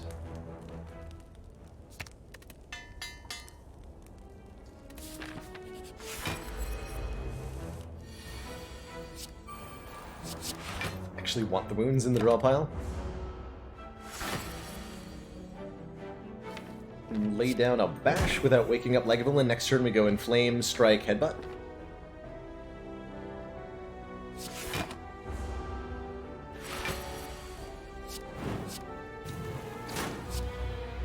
I'd like my Power Through back, I think.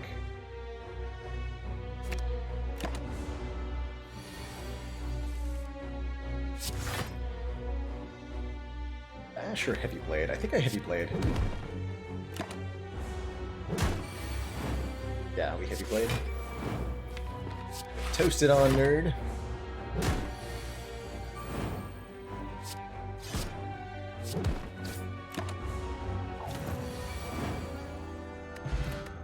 Potion Belt means 2 more potion slots, and Reaper with Strength is probably a thing we should take. Not even gonna question it too hard, I'm just gonna do it. Instant do.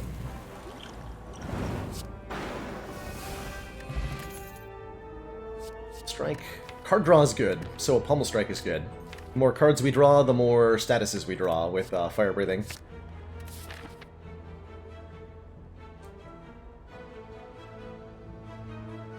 Slept through all the celebrations. Hey! Nothing to be disappointed about with a good night's sleep, that's for sure. Got rid of our Flex Potion, so I'm not as interested in Heavy Blade. Let's continue to upgrade our card draw. Full health, Anger the Mushrooms. Anger them all.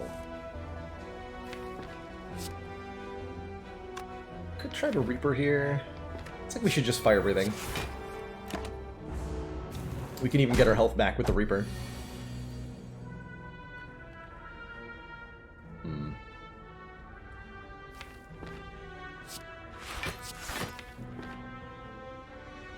So these two are guaranteed buffing next turn, so let's headbutt our Reaper back. We can do Inflame Reaper next turn. Go back to full health.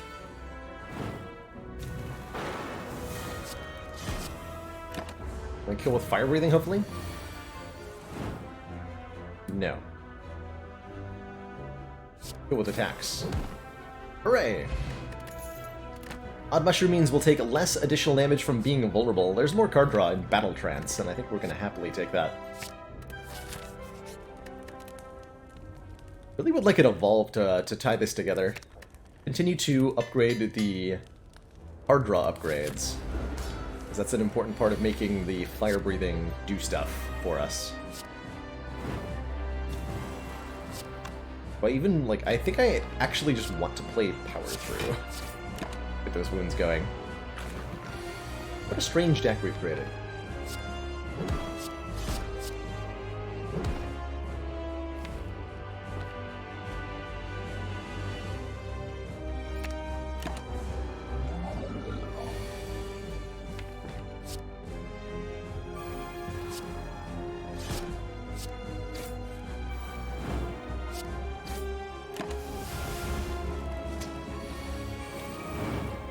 Whew.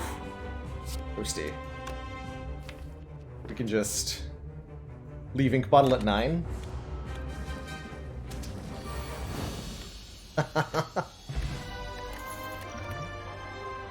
Nice. Ooh, I like these options.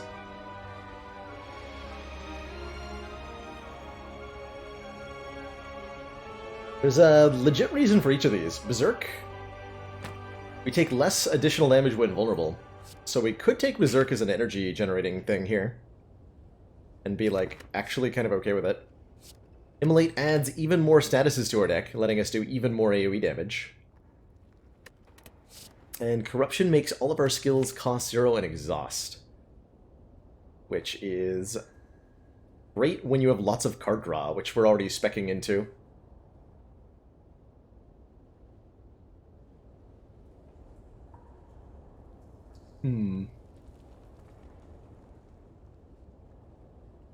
There's an oddly good Berserk, isn't it?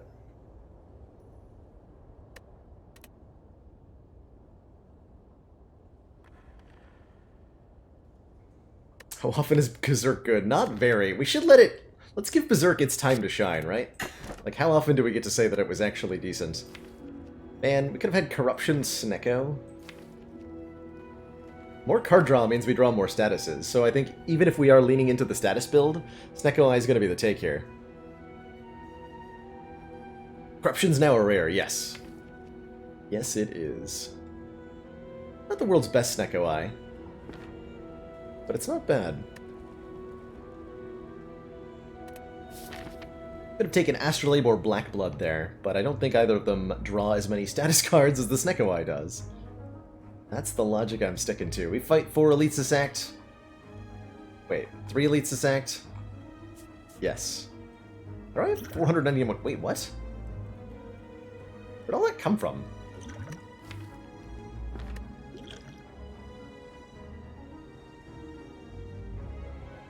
I don't understand how I have so much money. Oh, I had slime goop, right? I guess that's where some of it came from. And we haven't been to a store all run. Well, cool. Let's check out the store with 500 gold. I'm sure that'll go well.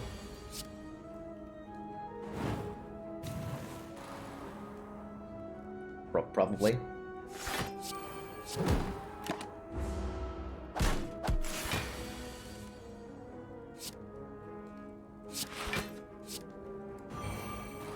Seven times 2 goes to 8 times 2 after Berserk. Really cute.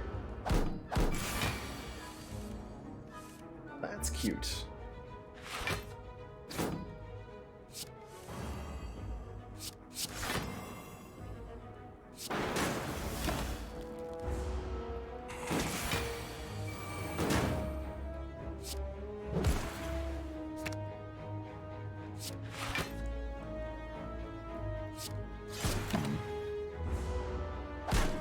Like a 4 energy Snecko deck, but way worse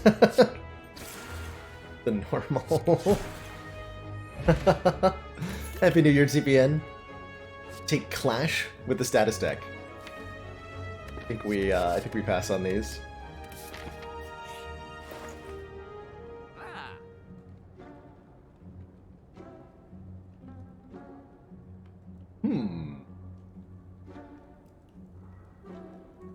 Medical kit, you say?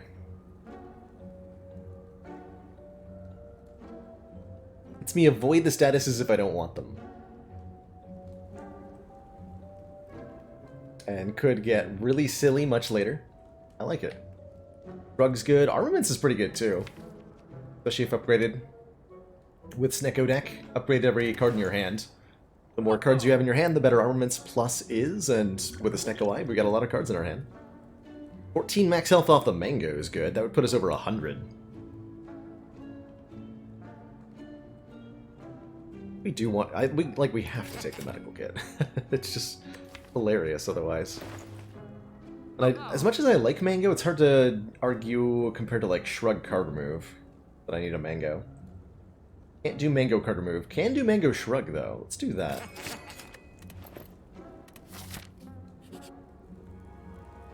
$107 max health. Brilliant. With the Reaper in the deck, the more max health we have, the better, generally.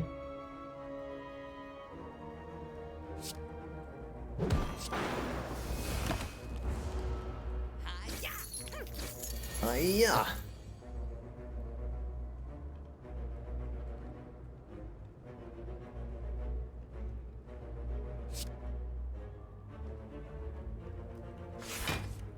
Yeah. Oh yeah.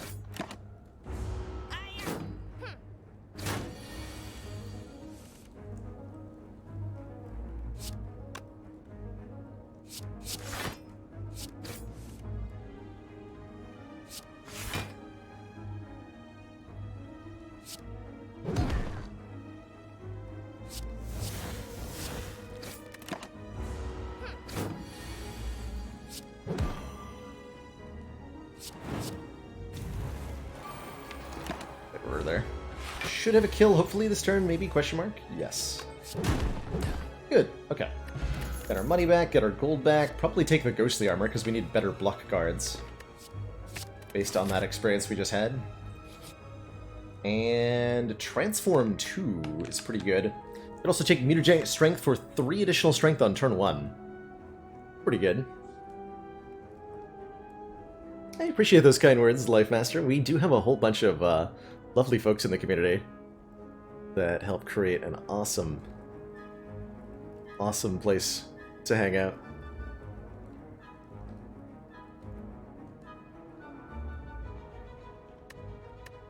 If you want to hang out with us off stream, by the way, the Discord's the place to do it.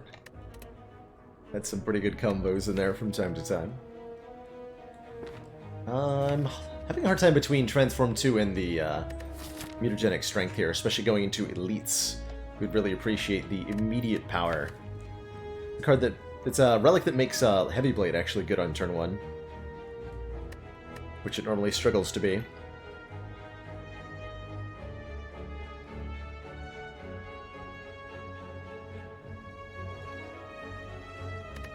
But getting rid of strikes and turning literally anything else into this deck sounds even better. Second Fire Breathing and a double tap. I'm in. I'm in. Let's do it. I think I'm going to rest before the first elite here. We're a little bit low on health, and we've seen that, well, awkward things could happen.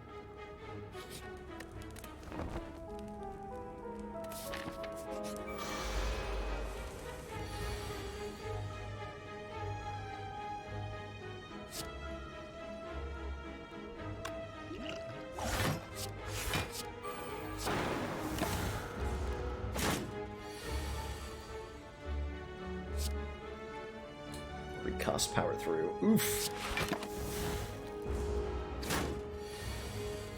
Please add more wounds to my deck. Thanks.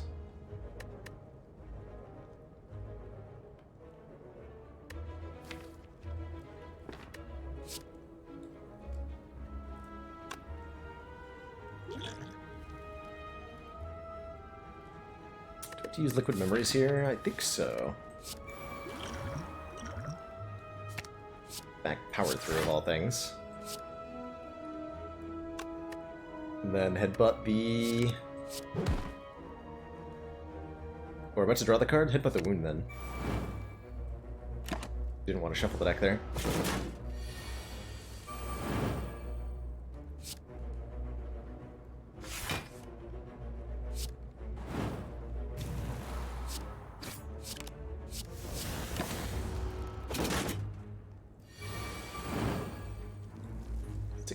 Damage.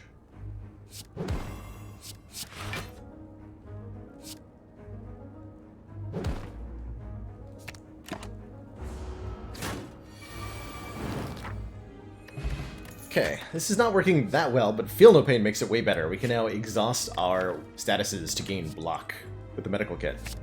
Let's do it. We're fortunately not too afraid of Snecko.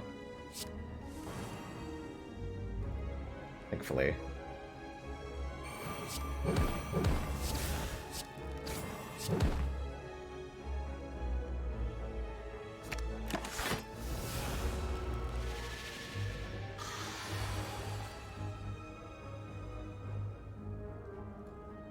I could use one card to play.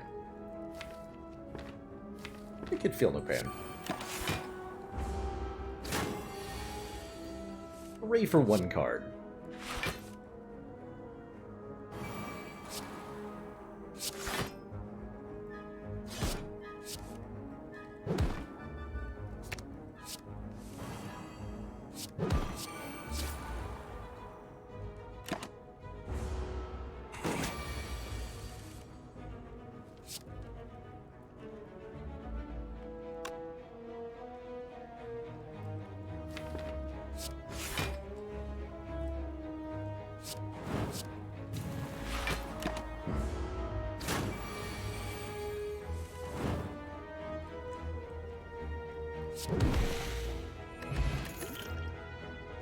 Now we'll take a clothesline for a source of weak, just for a 2-cost attack. It's kind of a janky Snecko deck we've got going.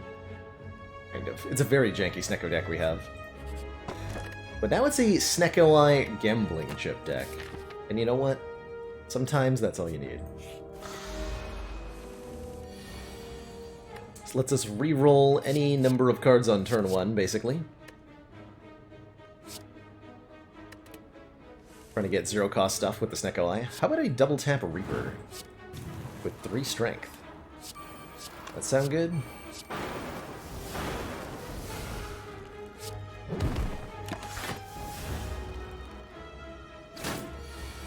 Sounds good to me.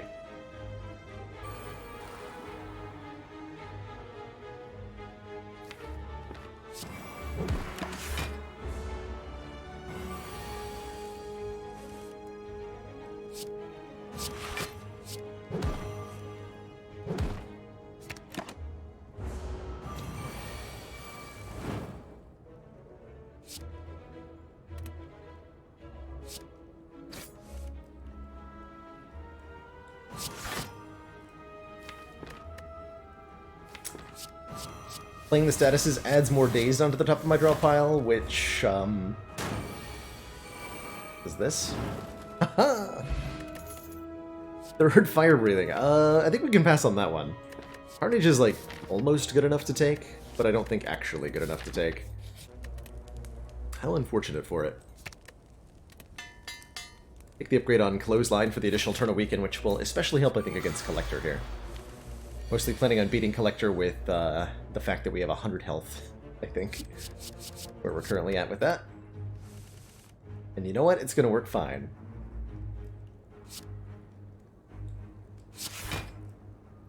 Gonna be great.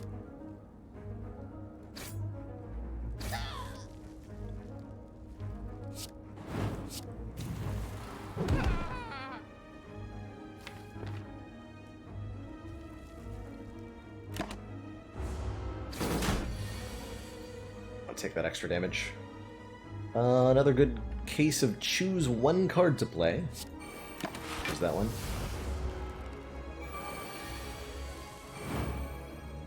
Yeah.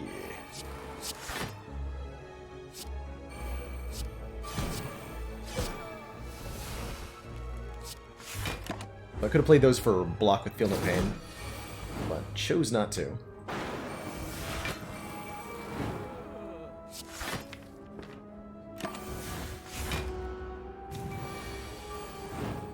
Tact. Rude.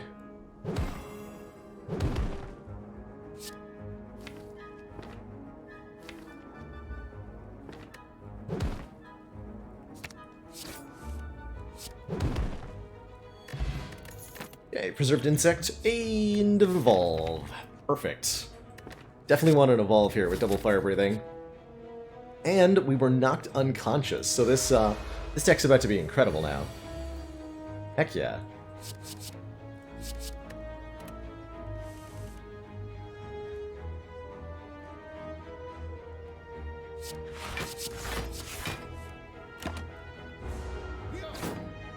We didn't have Snecko-Eye with a third fire breathing have been more favorable? I don't think so.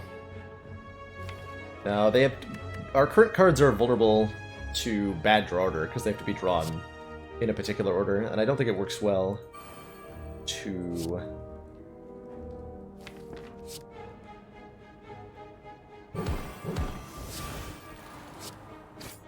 add more cards that create a vulnerability there.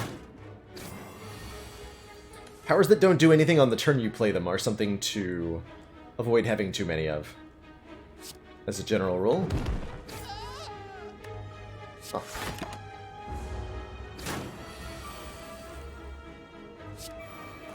Oh.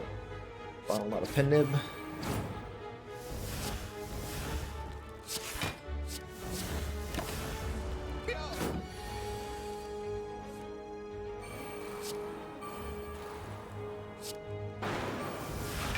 Ooh, that actually made me take more damage, hilariously. But I blocked anyway. time for the real challenge. So you get nothing for the first part of the Coliseum event, but if you choose victory in the second part, you'll be put into this fight against a Gremlinob and a Taskmaster, which is a fight you should try to take. I think, most of the time. The rewards are insane. And the difficulty is manageable.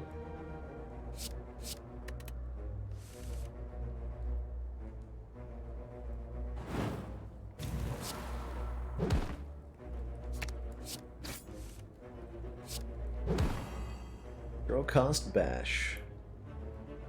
Heck yeah.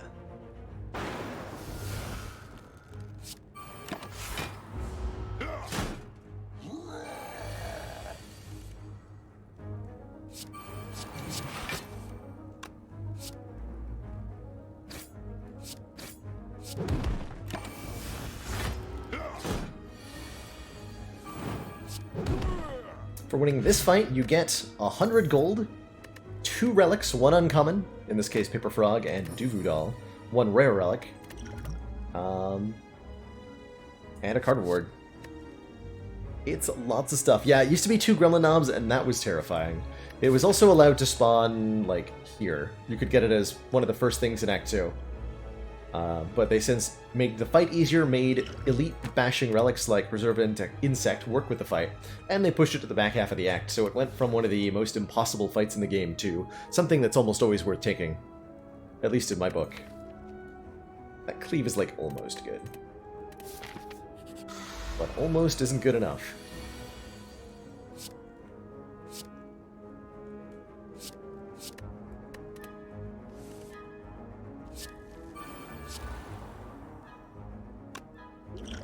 In the forge.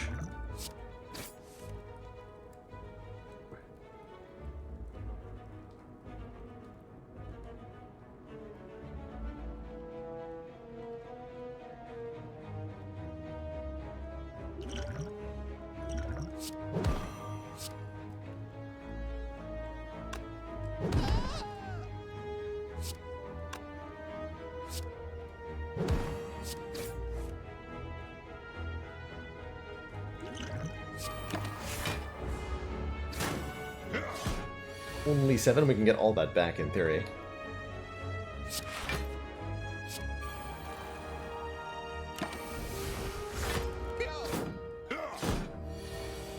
All of our stuff is costing random amounts because we are confused via Snecko Eye, is what's going on there.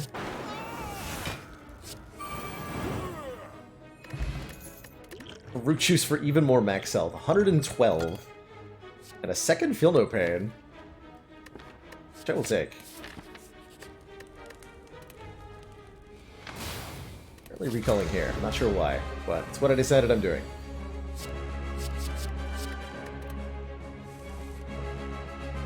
Okay, really good turn 1 here. We get down Feel No Pain, Inflame. Oh, and we have 5 energy, Berserk and Fire Breathing here. Put some statuses in the deck, and yeah.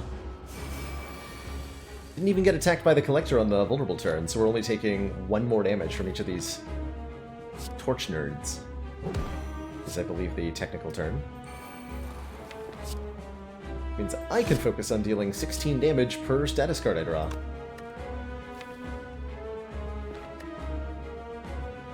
Means I can do this.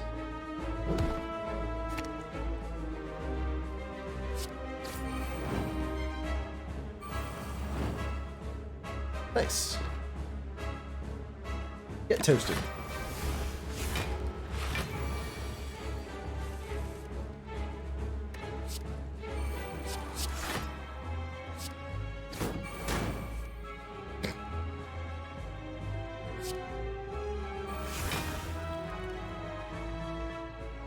If you have a card that costs more than 3, Snecko Eye still randomly makes it either 0, 1, 2, or 3. So stuff like Meteor Strike is always cheaper. Which seems unfair.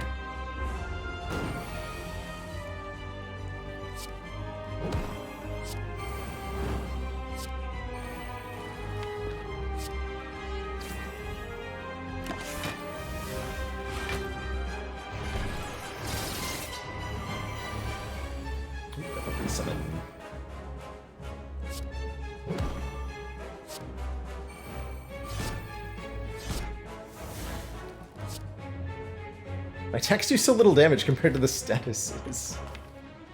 That's a sad truth.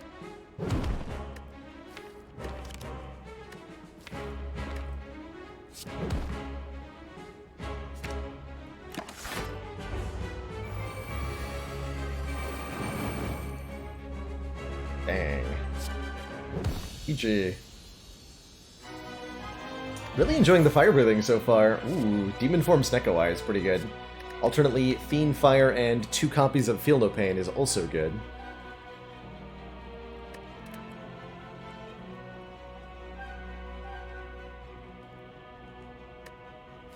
Actually, I like this even from Reaper, though. I like both of these a lot, and I'm not sure which one I want.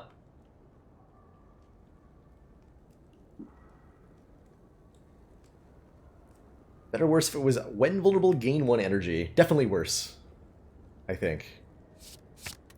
With the Fiend Fire. 1 strength off the Calling Bell. We would like some more energy. So many empty potion slots. I guess we're relying on Slaver's Collar to be that energy. During boss and elite combat, gain energy at the start of our turn. Human Form lets Heavy Blade do more damage than Wound. Meh. No need. There's no need, right?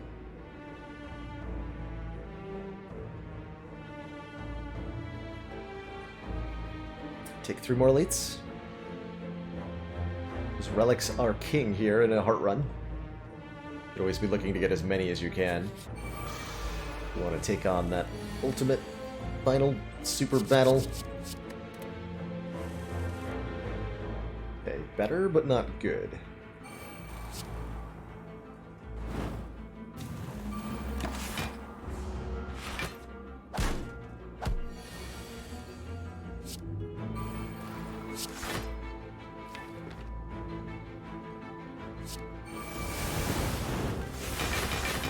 Ooh, that gives block so fast now. I like it.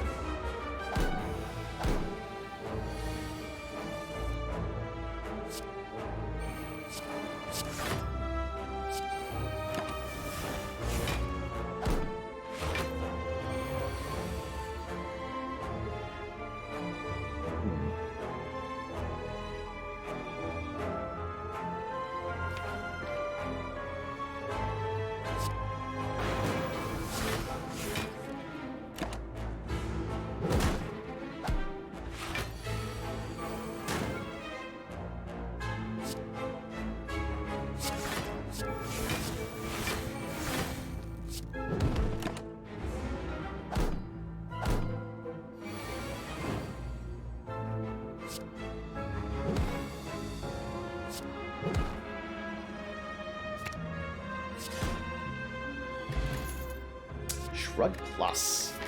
We're struggling a little bit with the block game still, and I think Shrug Plus goes a long way.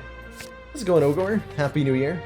Since our deck is passively doing damage by drawing cards. Ooh, Blue Strike.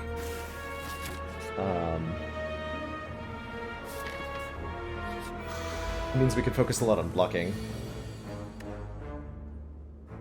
That's my logic anyway.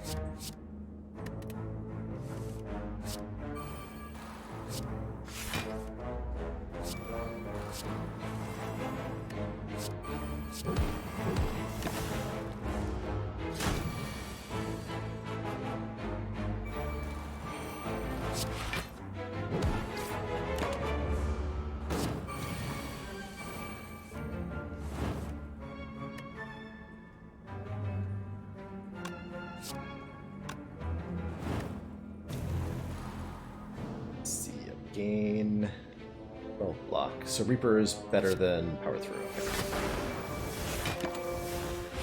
Not 12. 9. Close enough.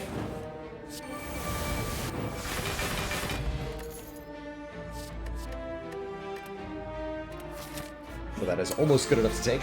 A Reptomancer! Perfect. Do I dare play Berserk here? Great question. No idea. I have no idea. I think I do. But we clothesline the Reptomancer.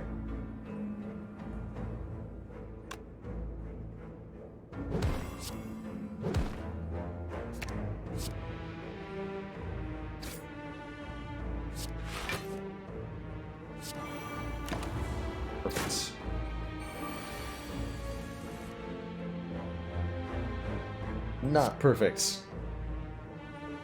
Whatever the opposite of perfect is.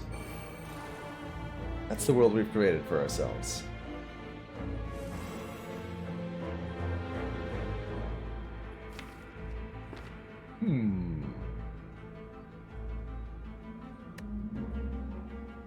The one dagger, and then Fiendfire, the other one. That's mostly like blocking. Actually, wait, can I just kill Reptomancer?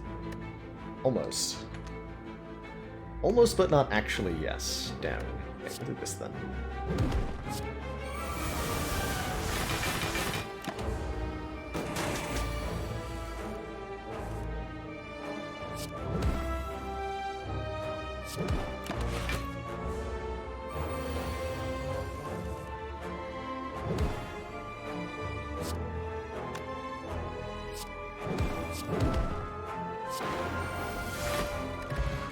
Helix prevents the first time we lose health.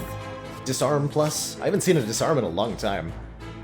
Saps strength off our opponent. Very good for fighting the heart. Do we have a Dark Embrace yet? No, but we do have a Dead Branch if we want one. We do have a Dead Branch if we want one. Saying whenever we exhaust a card, add a random card into our hand. Got a Fiendfire, we got 2 Feel No Pains, we got Medical Kit. Like, that's a pretty good Dead Branch.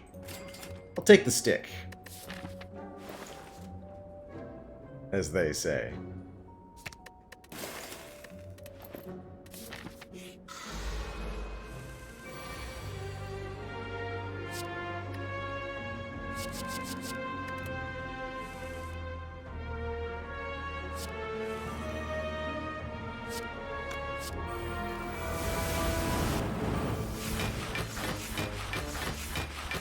Yep, that seems about right.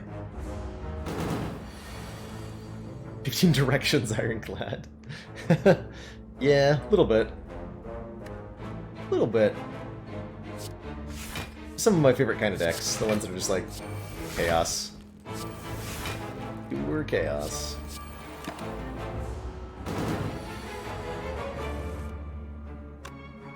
Double tap Sentinel? Incredible.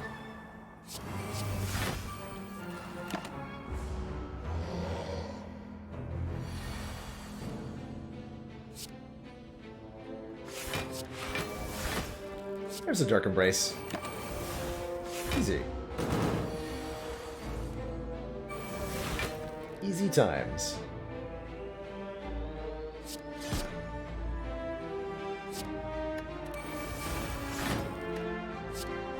Okay, that works too. Just get a corruption.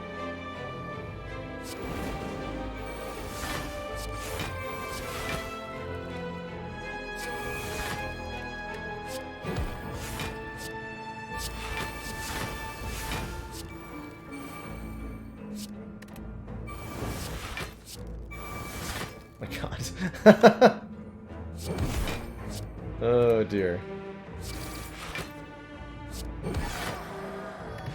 Good fight and all that.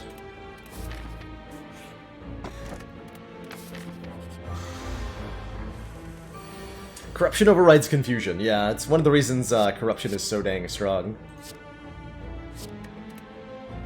Just ignores confusion outright.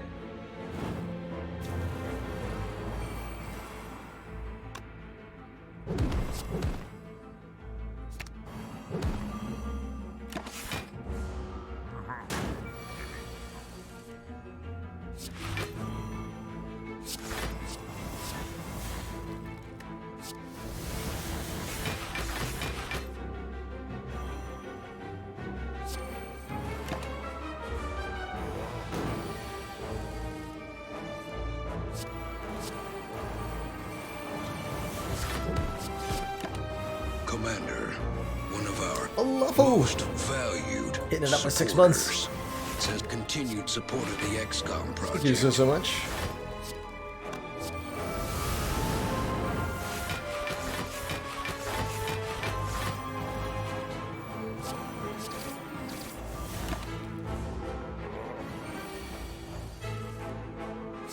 Poor Giant Head.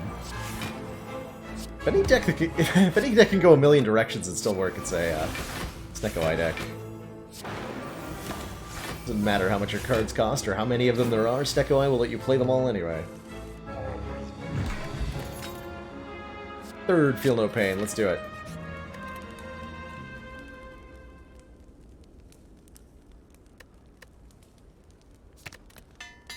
I guess. 20 damage per status card seems like a lot. So why not? Oh, jeez.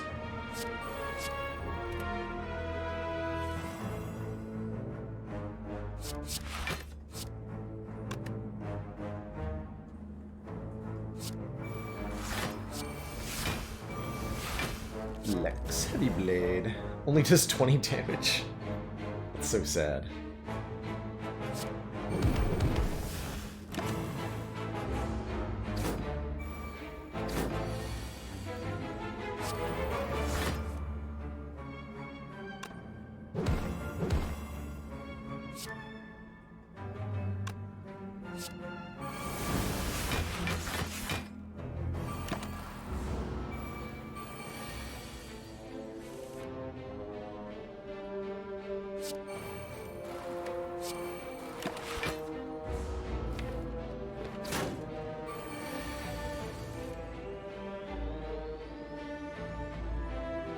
Blocking?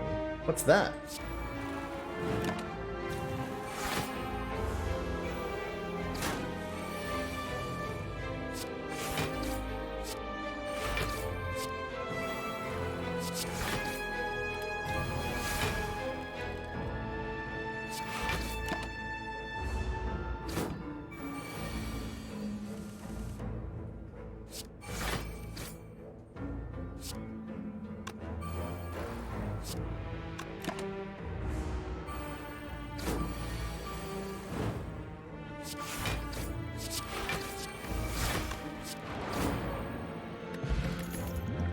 Fourth Feel No Pain. That might be too many. That might be too many Feel No Pains without a barricade.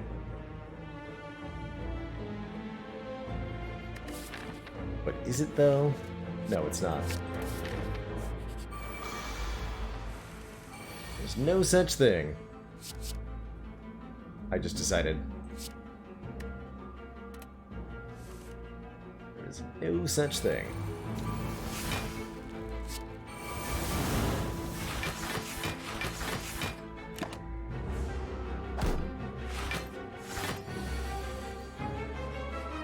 Just find barricade. No problem. Just do that thing.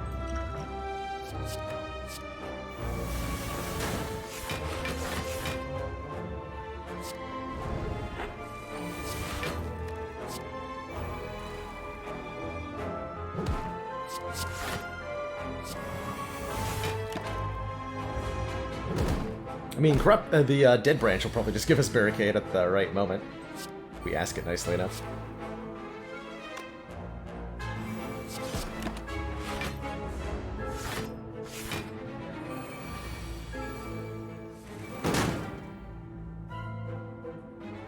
It's not a kill.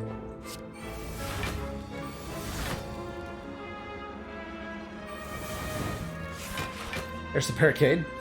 I think you just ask and you shall receive.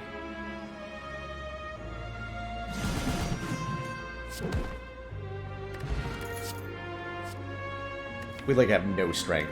Get out of here, Heavy Blade. Heavy Blade is not needed. Not today.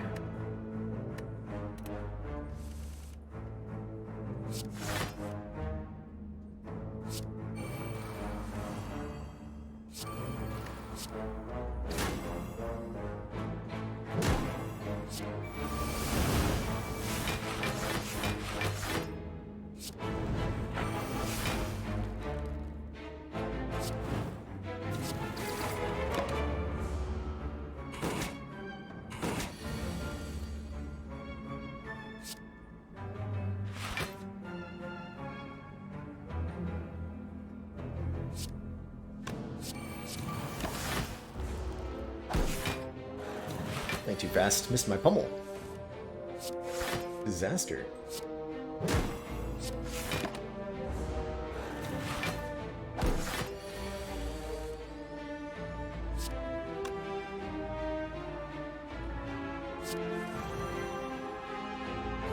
Zero cost and trench.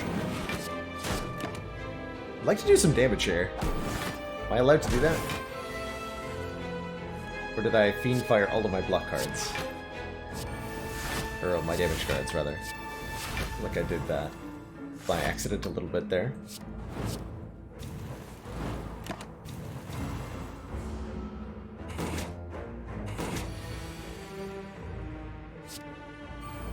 Hello? Damage cards, are you there?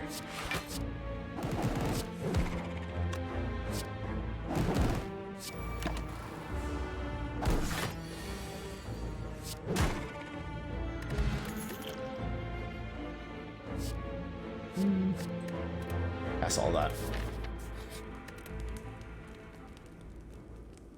Upgrade one of the Field of Pains. Berserk's like okay, upgrade-wise.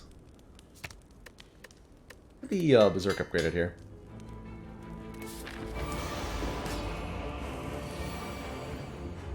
Okay, we have much more energy to work with in the final fights of the game. We've gotten through all the hallway fights, so there's only bosses and elites remaining, which is good.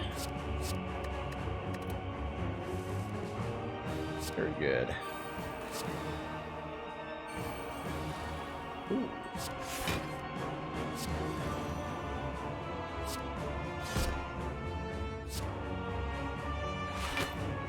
Don't full block if I feel no pain.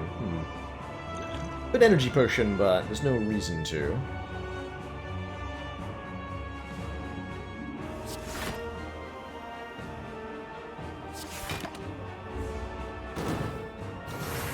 Any more feel no pains where that came from. And they're all too expensive to play. Excellent.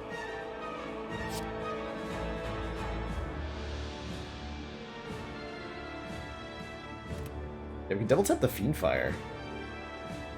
Means not playing Feel No Pain?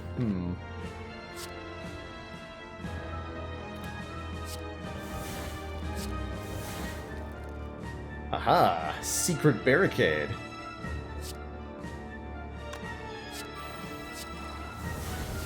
Feel like that instead.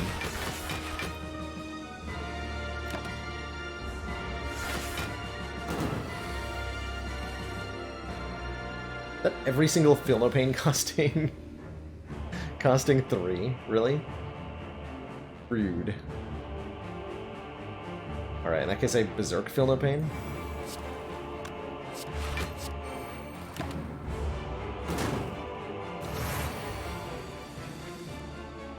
Yeah, now we're talking.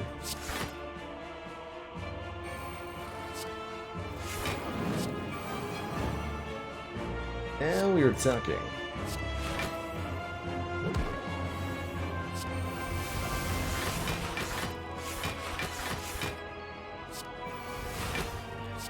Double Berserk.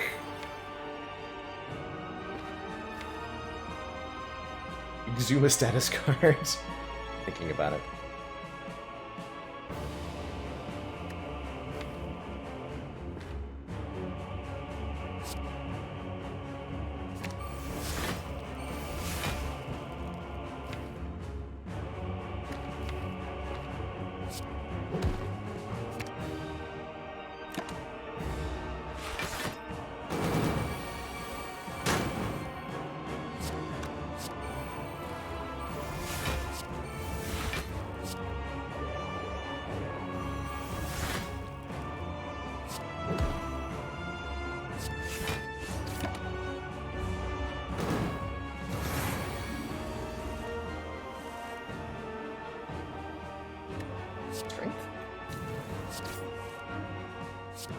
Actual strength. Absurd.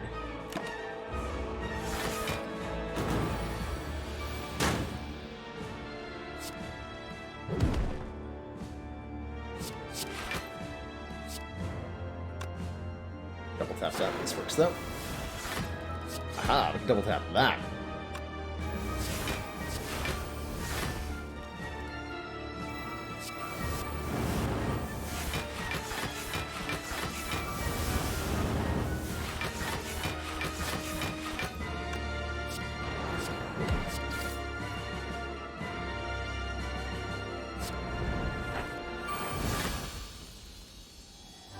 Toasty, toasty, fire breathing. GG. Still making money off Maw-Bank. Two thump, two thump.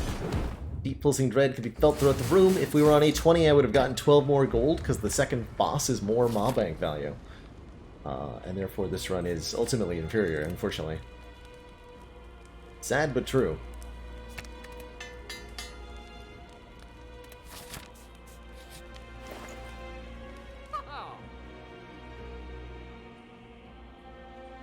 Feels like a reasonable card removal for 100 gold. Goodbye, Abacus here. Gain 6 block when we shuffle the draw pile. We could take a Heart of Iron as well. 6 Metallicize is pretty significant. Would be really good in the heart fight to have 6 Metallicize, I think. And compare that with a card removal. I like that. If we're going to remove a card, it would be...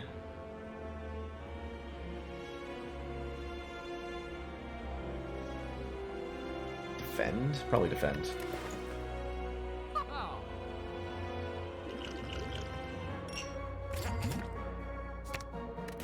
Not the greatest shot, but it'll do.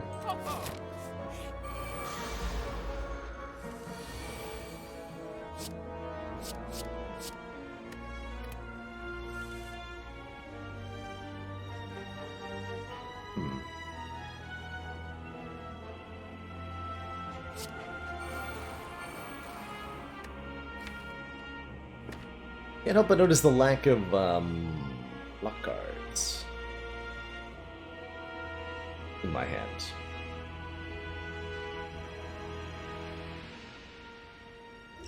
Good headbutt. We block for 6 and buffer stops it. Means we can't play Berserk though. We're going to headbutt, feel no pain, and then play the top 3 cards of the draw pile. Perfect. Now I can play Berserk if I want to.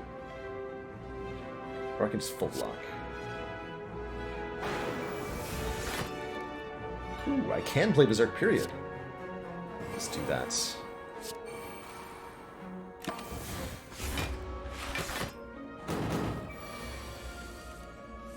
Might have actually been better if the statuses went on top of the draw pile on this Ascension level. Oops.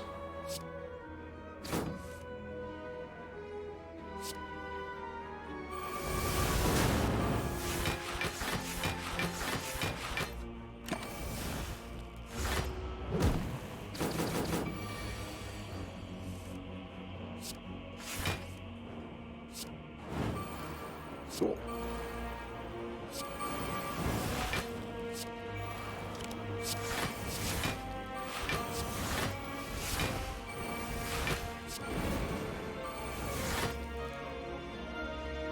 Seems good.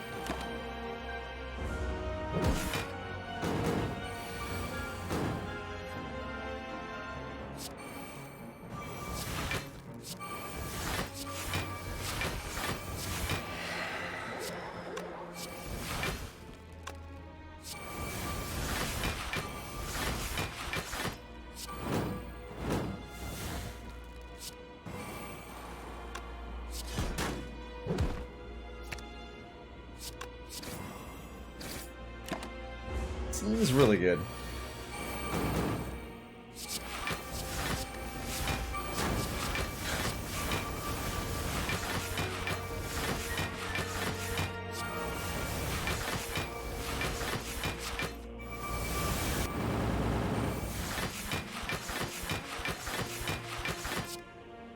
Whoop.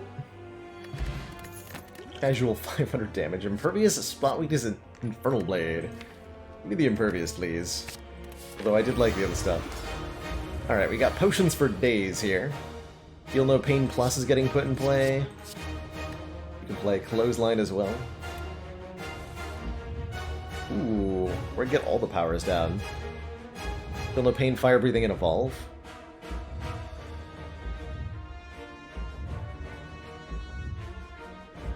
Block Potion would let me do that. Energy Potion would let me also Clothesline, but we have a weak potion, so I don't really need to Clothesline. Certainly playing that. Let's use Block Potion to get our powers out here.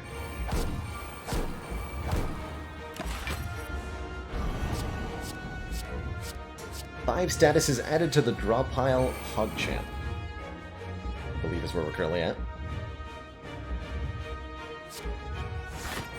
Just what I wanted for Christmas, Heart.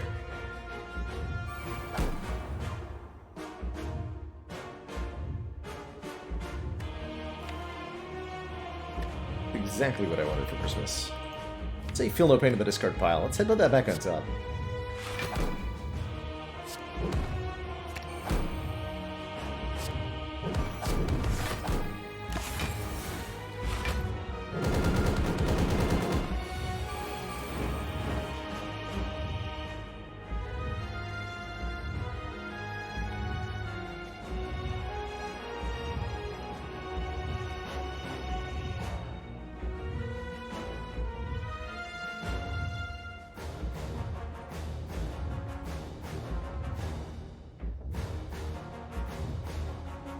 I can't remember whether Beat of Death is before or after.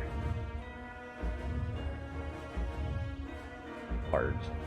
After Feel No Pain on an exhausting card. Before! Of course it is. Alright. Rude.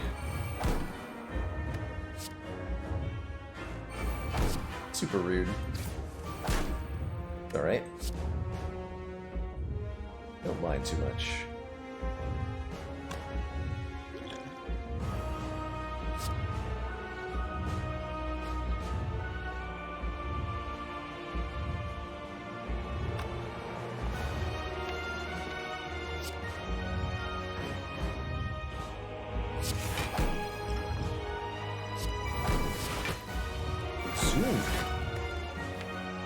Do Impervious.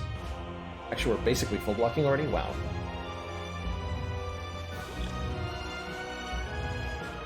Want to get my Berserk down?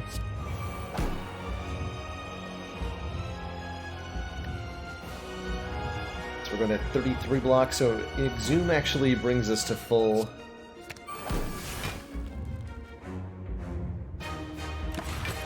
Cool.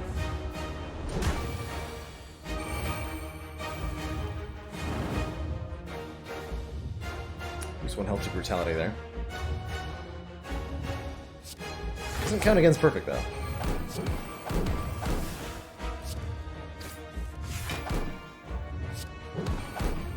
Gonna leave the statuses in the deck. We're doing huge damage with them.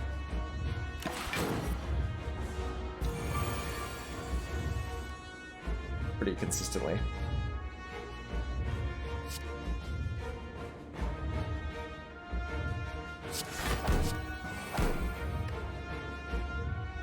Arm does nothing.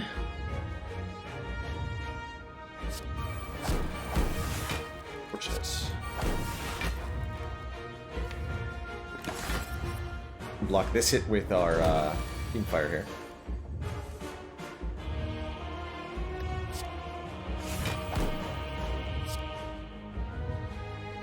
See you later, Disarm, I guess.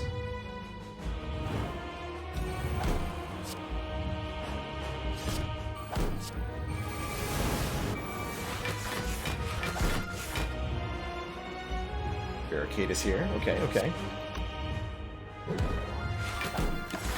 Good times, good times. How long until my new year? A couple of hours still.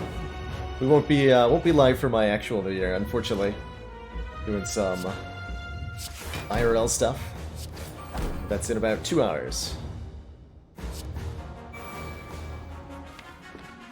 Seems like I'm far behind most parts of the world in this way.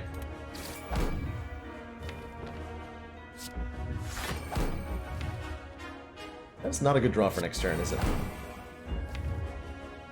Will do. Figure something out. I think this is where we start playing the wounds for the 13 block that they give. Oh, we got a corruption. Well, good talk. In that case, just play everything.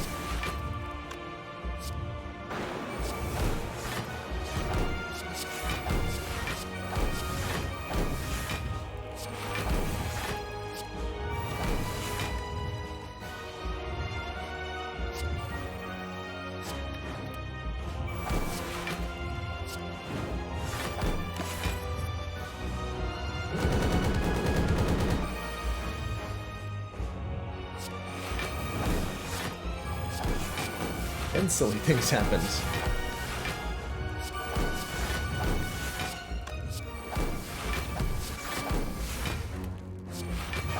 Too many silly things.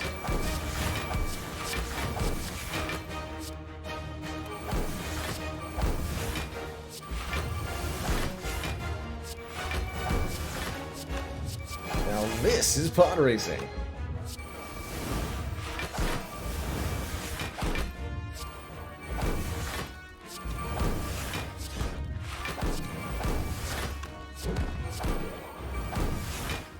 Yeah.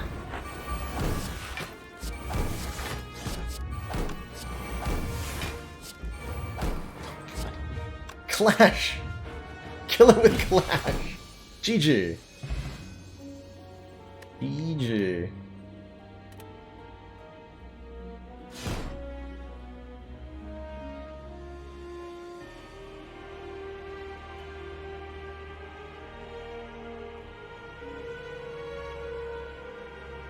Lost 3 hit points there. No. We ended the fight at full health. See?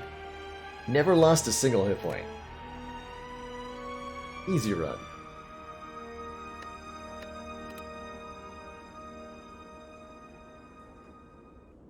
What if the run history shows me ending at 108 or 112 hit points there? Let's find out. I have no idea. What a beautiful disaster of a deck, wasn't it? The fire breathing thing kinda worked. But once we picked up the dead branch, we took a left turn. Shows me the 108. Does not officially count in the record as being at full health at the end there. That is gonna be it for me for the rest of the year. Unless you're already in 2020, in which case, how are you watching me? Through time and space. Only 28 cards in that deck. And 4 of them were Feel No Pain. Pretty good. Pretty good stuff. Alright, everybody, that is going to do it for me tonight. Thank you so much for watching. Happy New Year, everybody. I hope that your 2020 is as good or better than your 2019 was. Hopefully the latter. And I hope that looking forward to the future fills you with hope, inspiration, happiness, stuff like that. I'm going to be back tomorrow, not later than 4 p.m. Eastern Standard Time.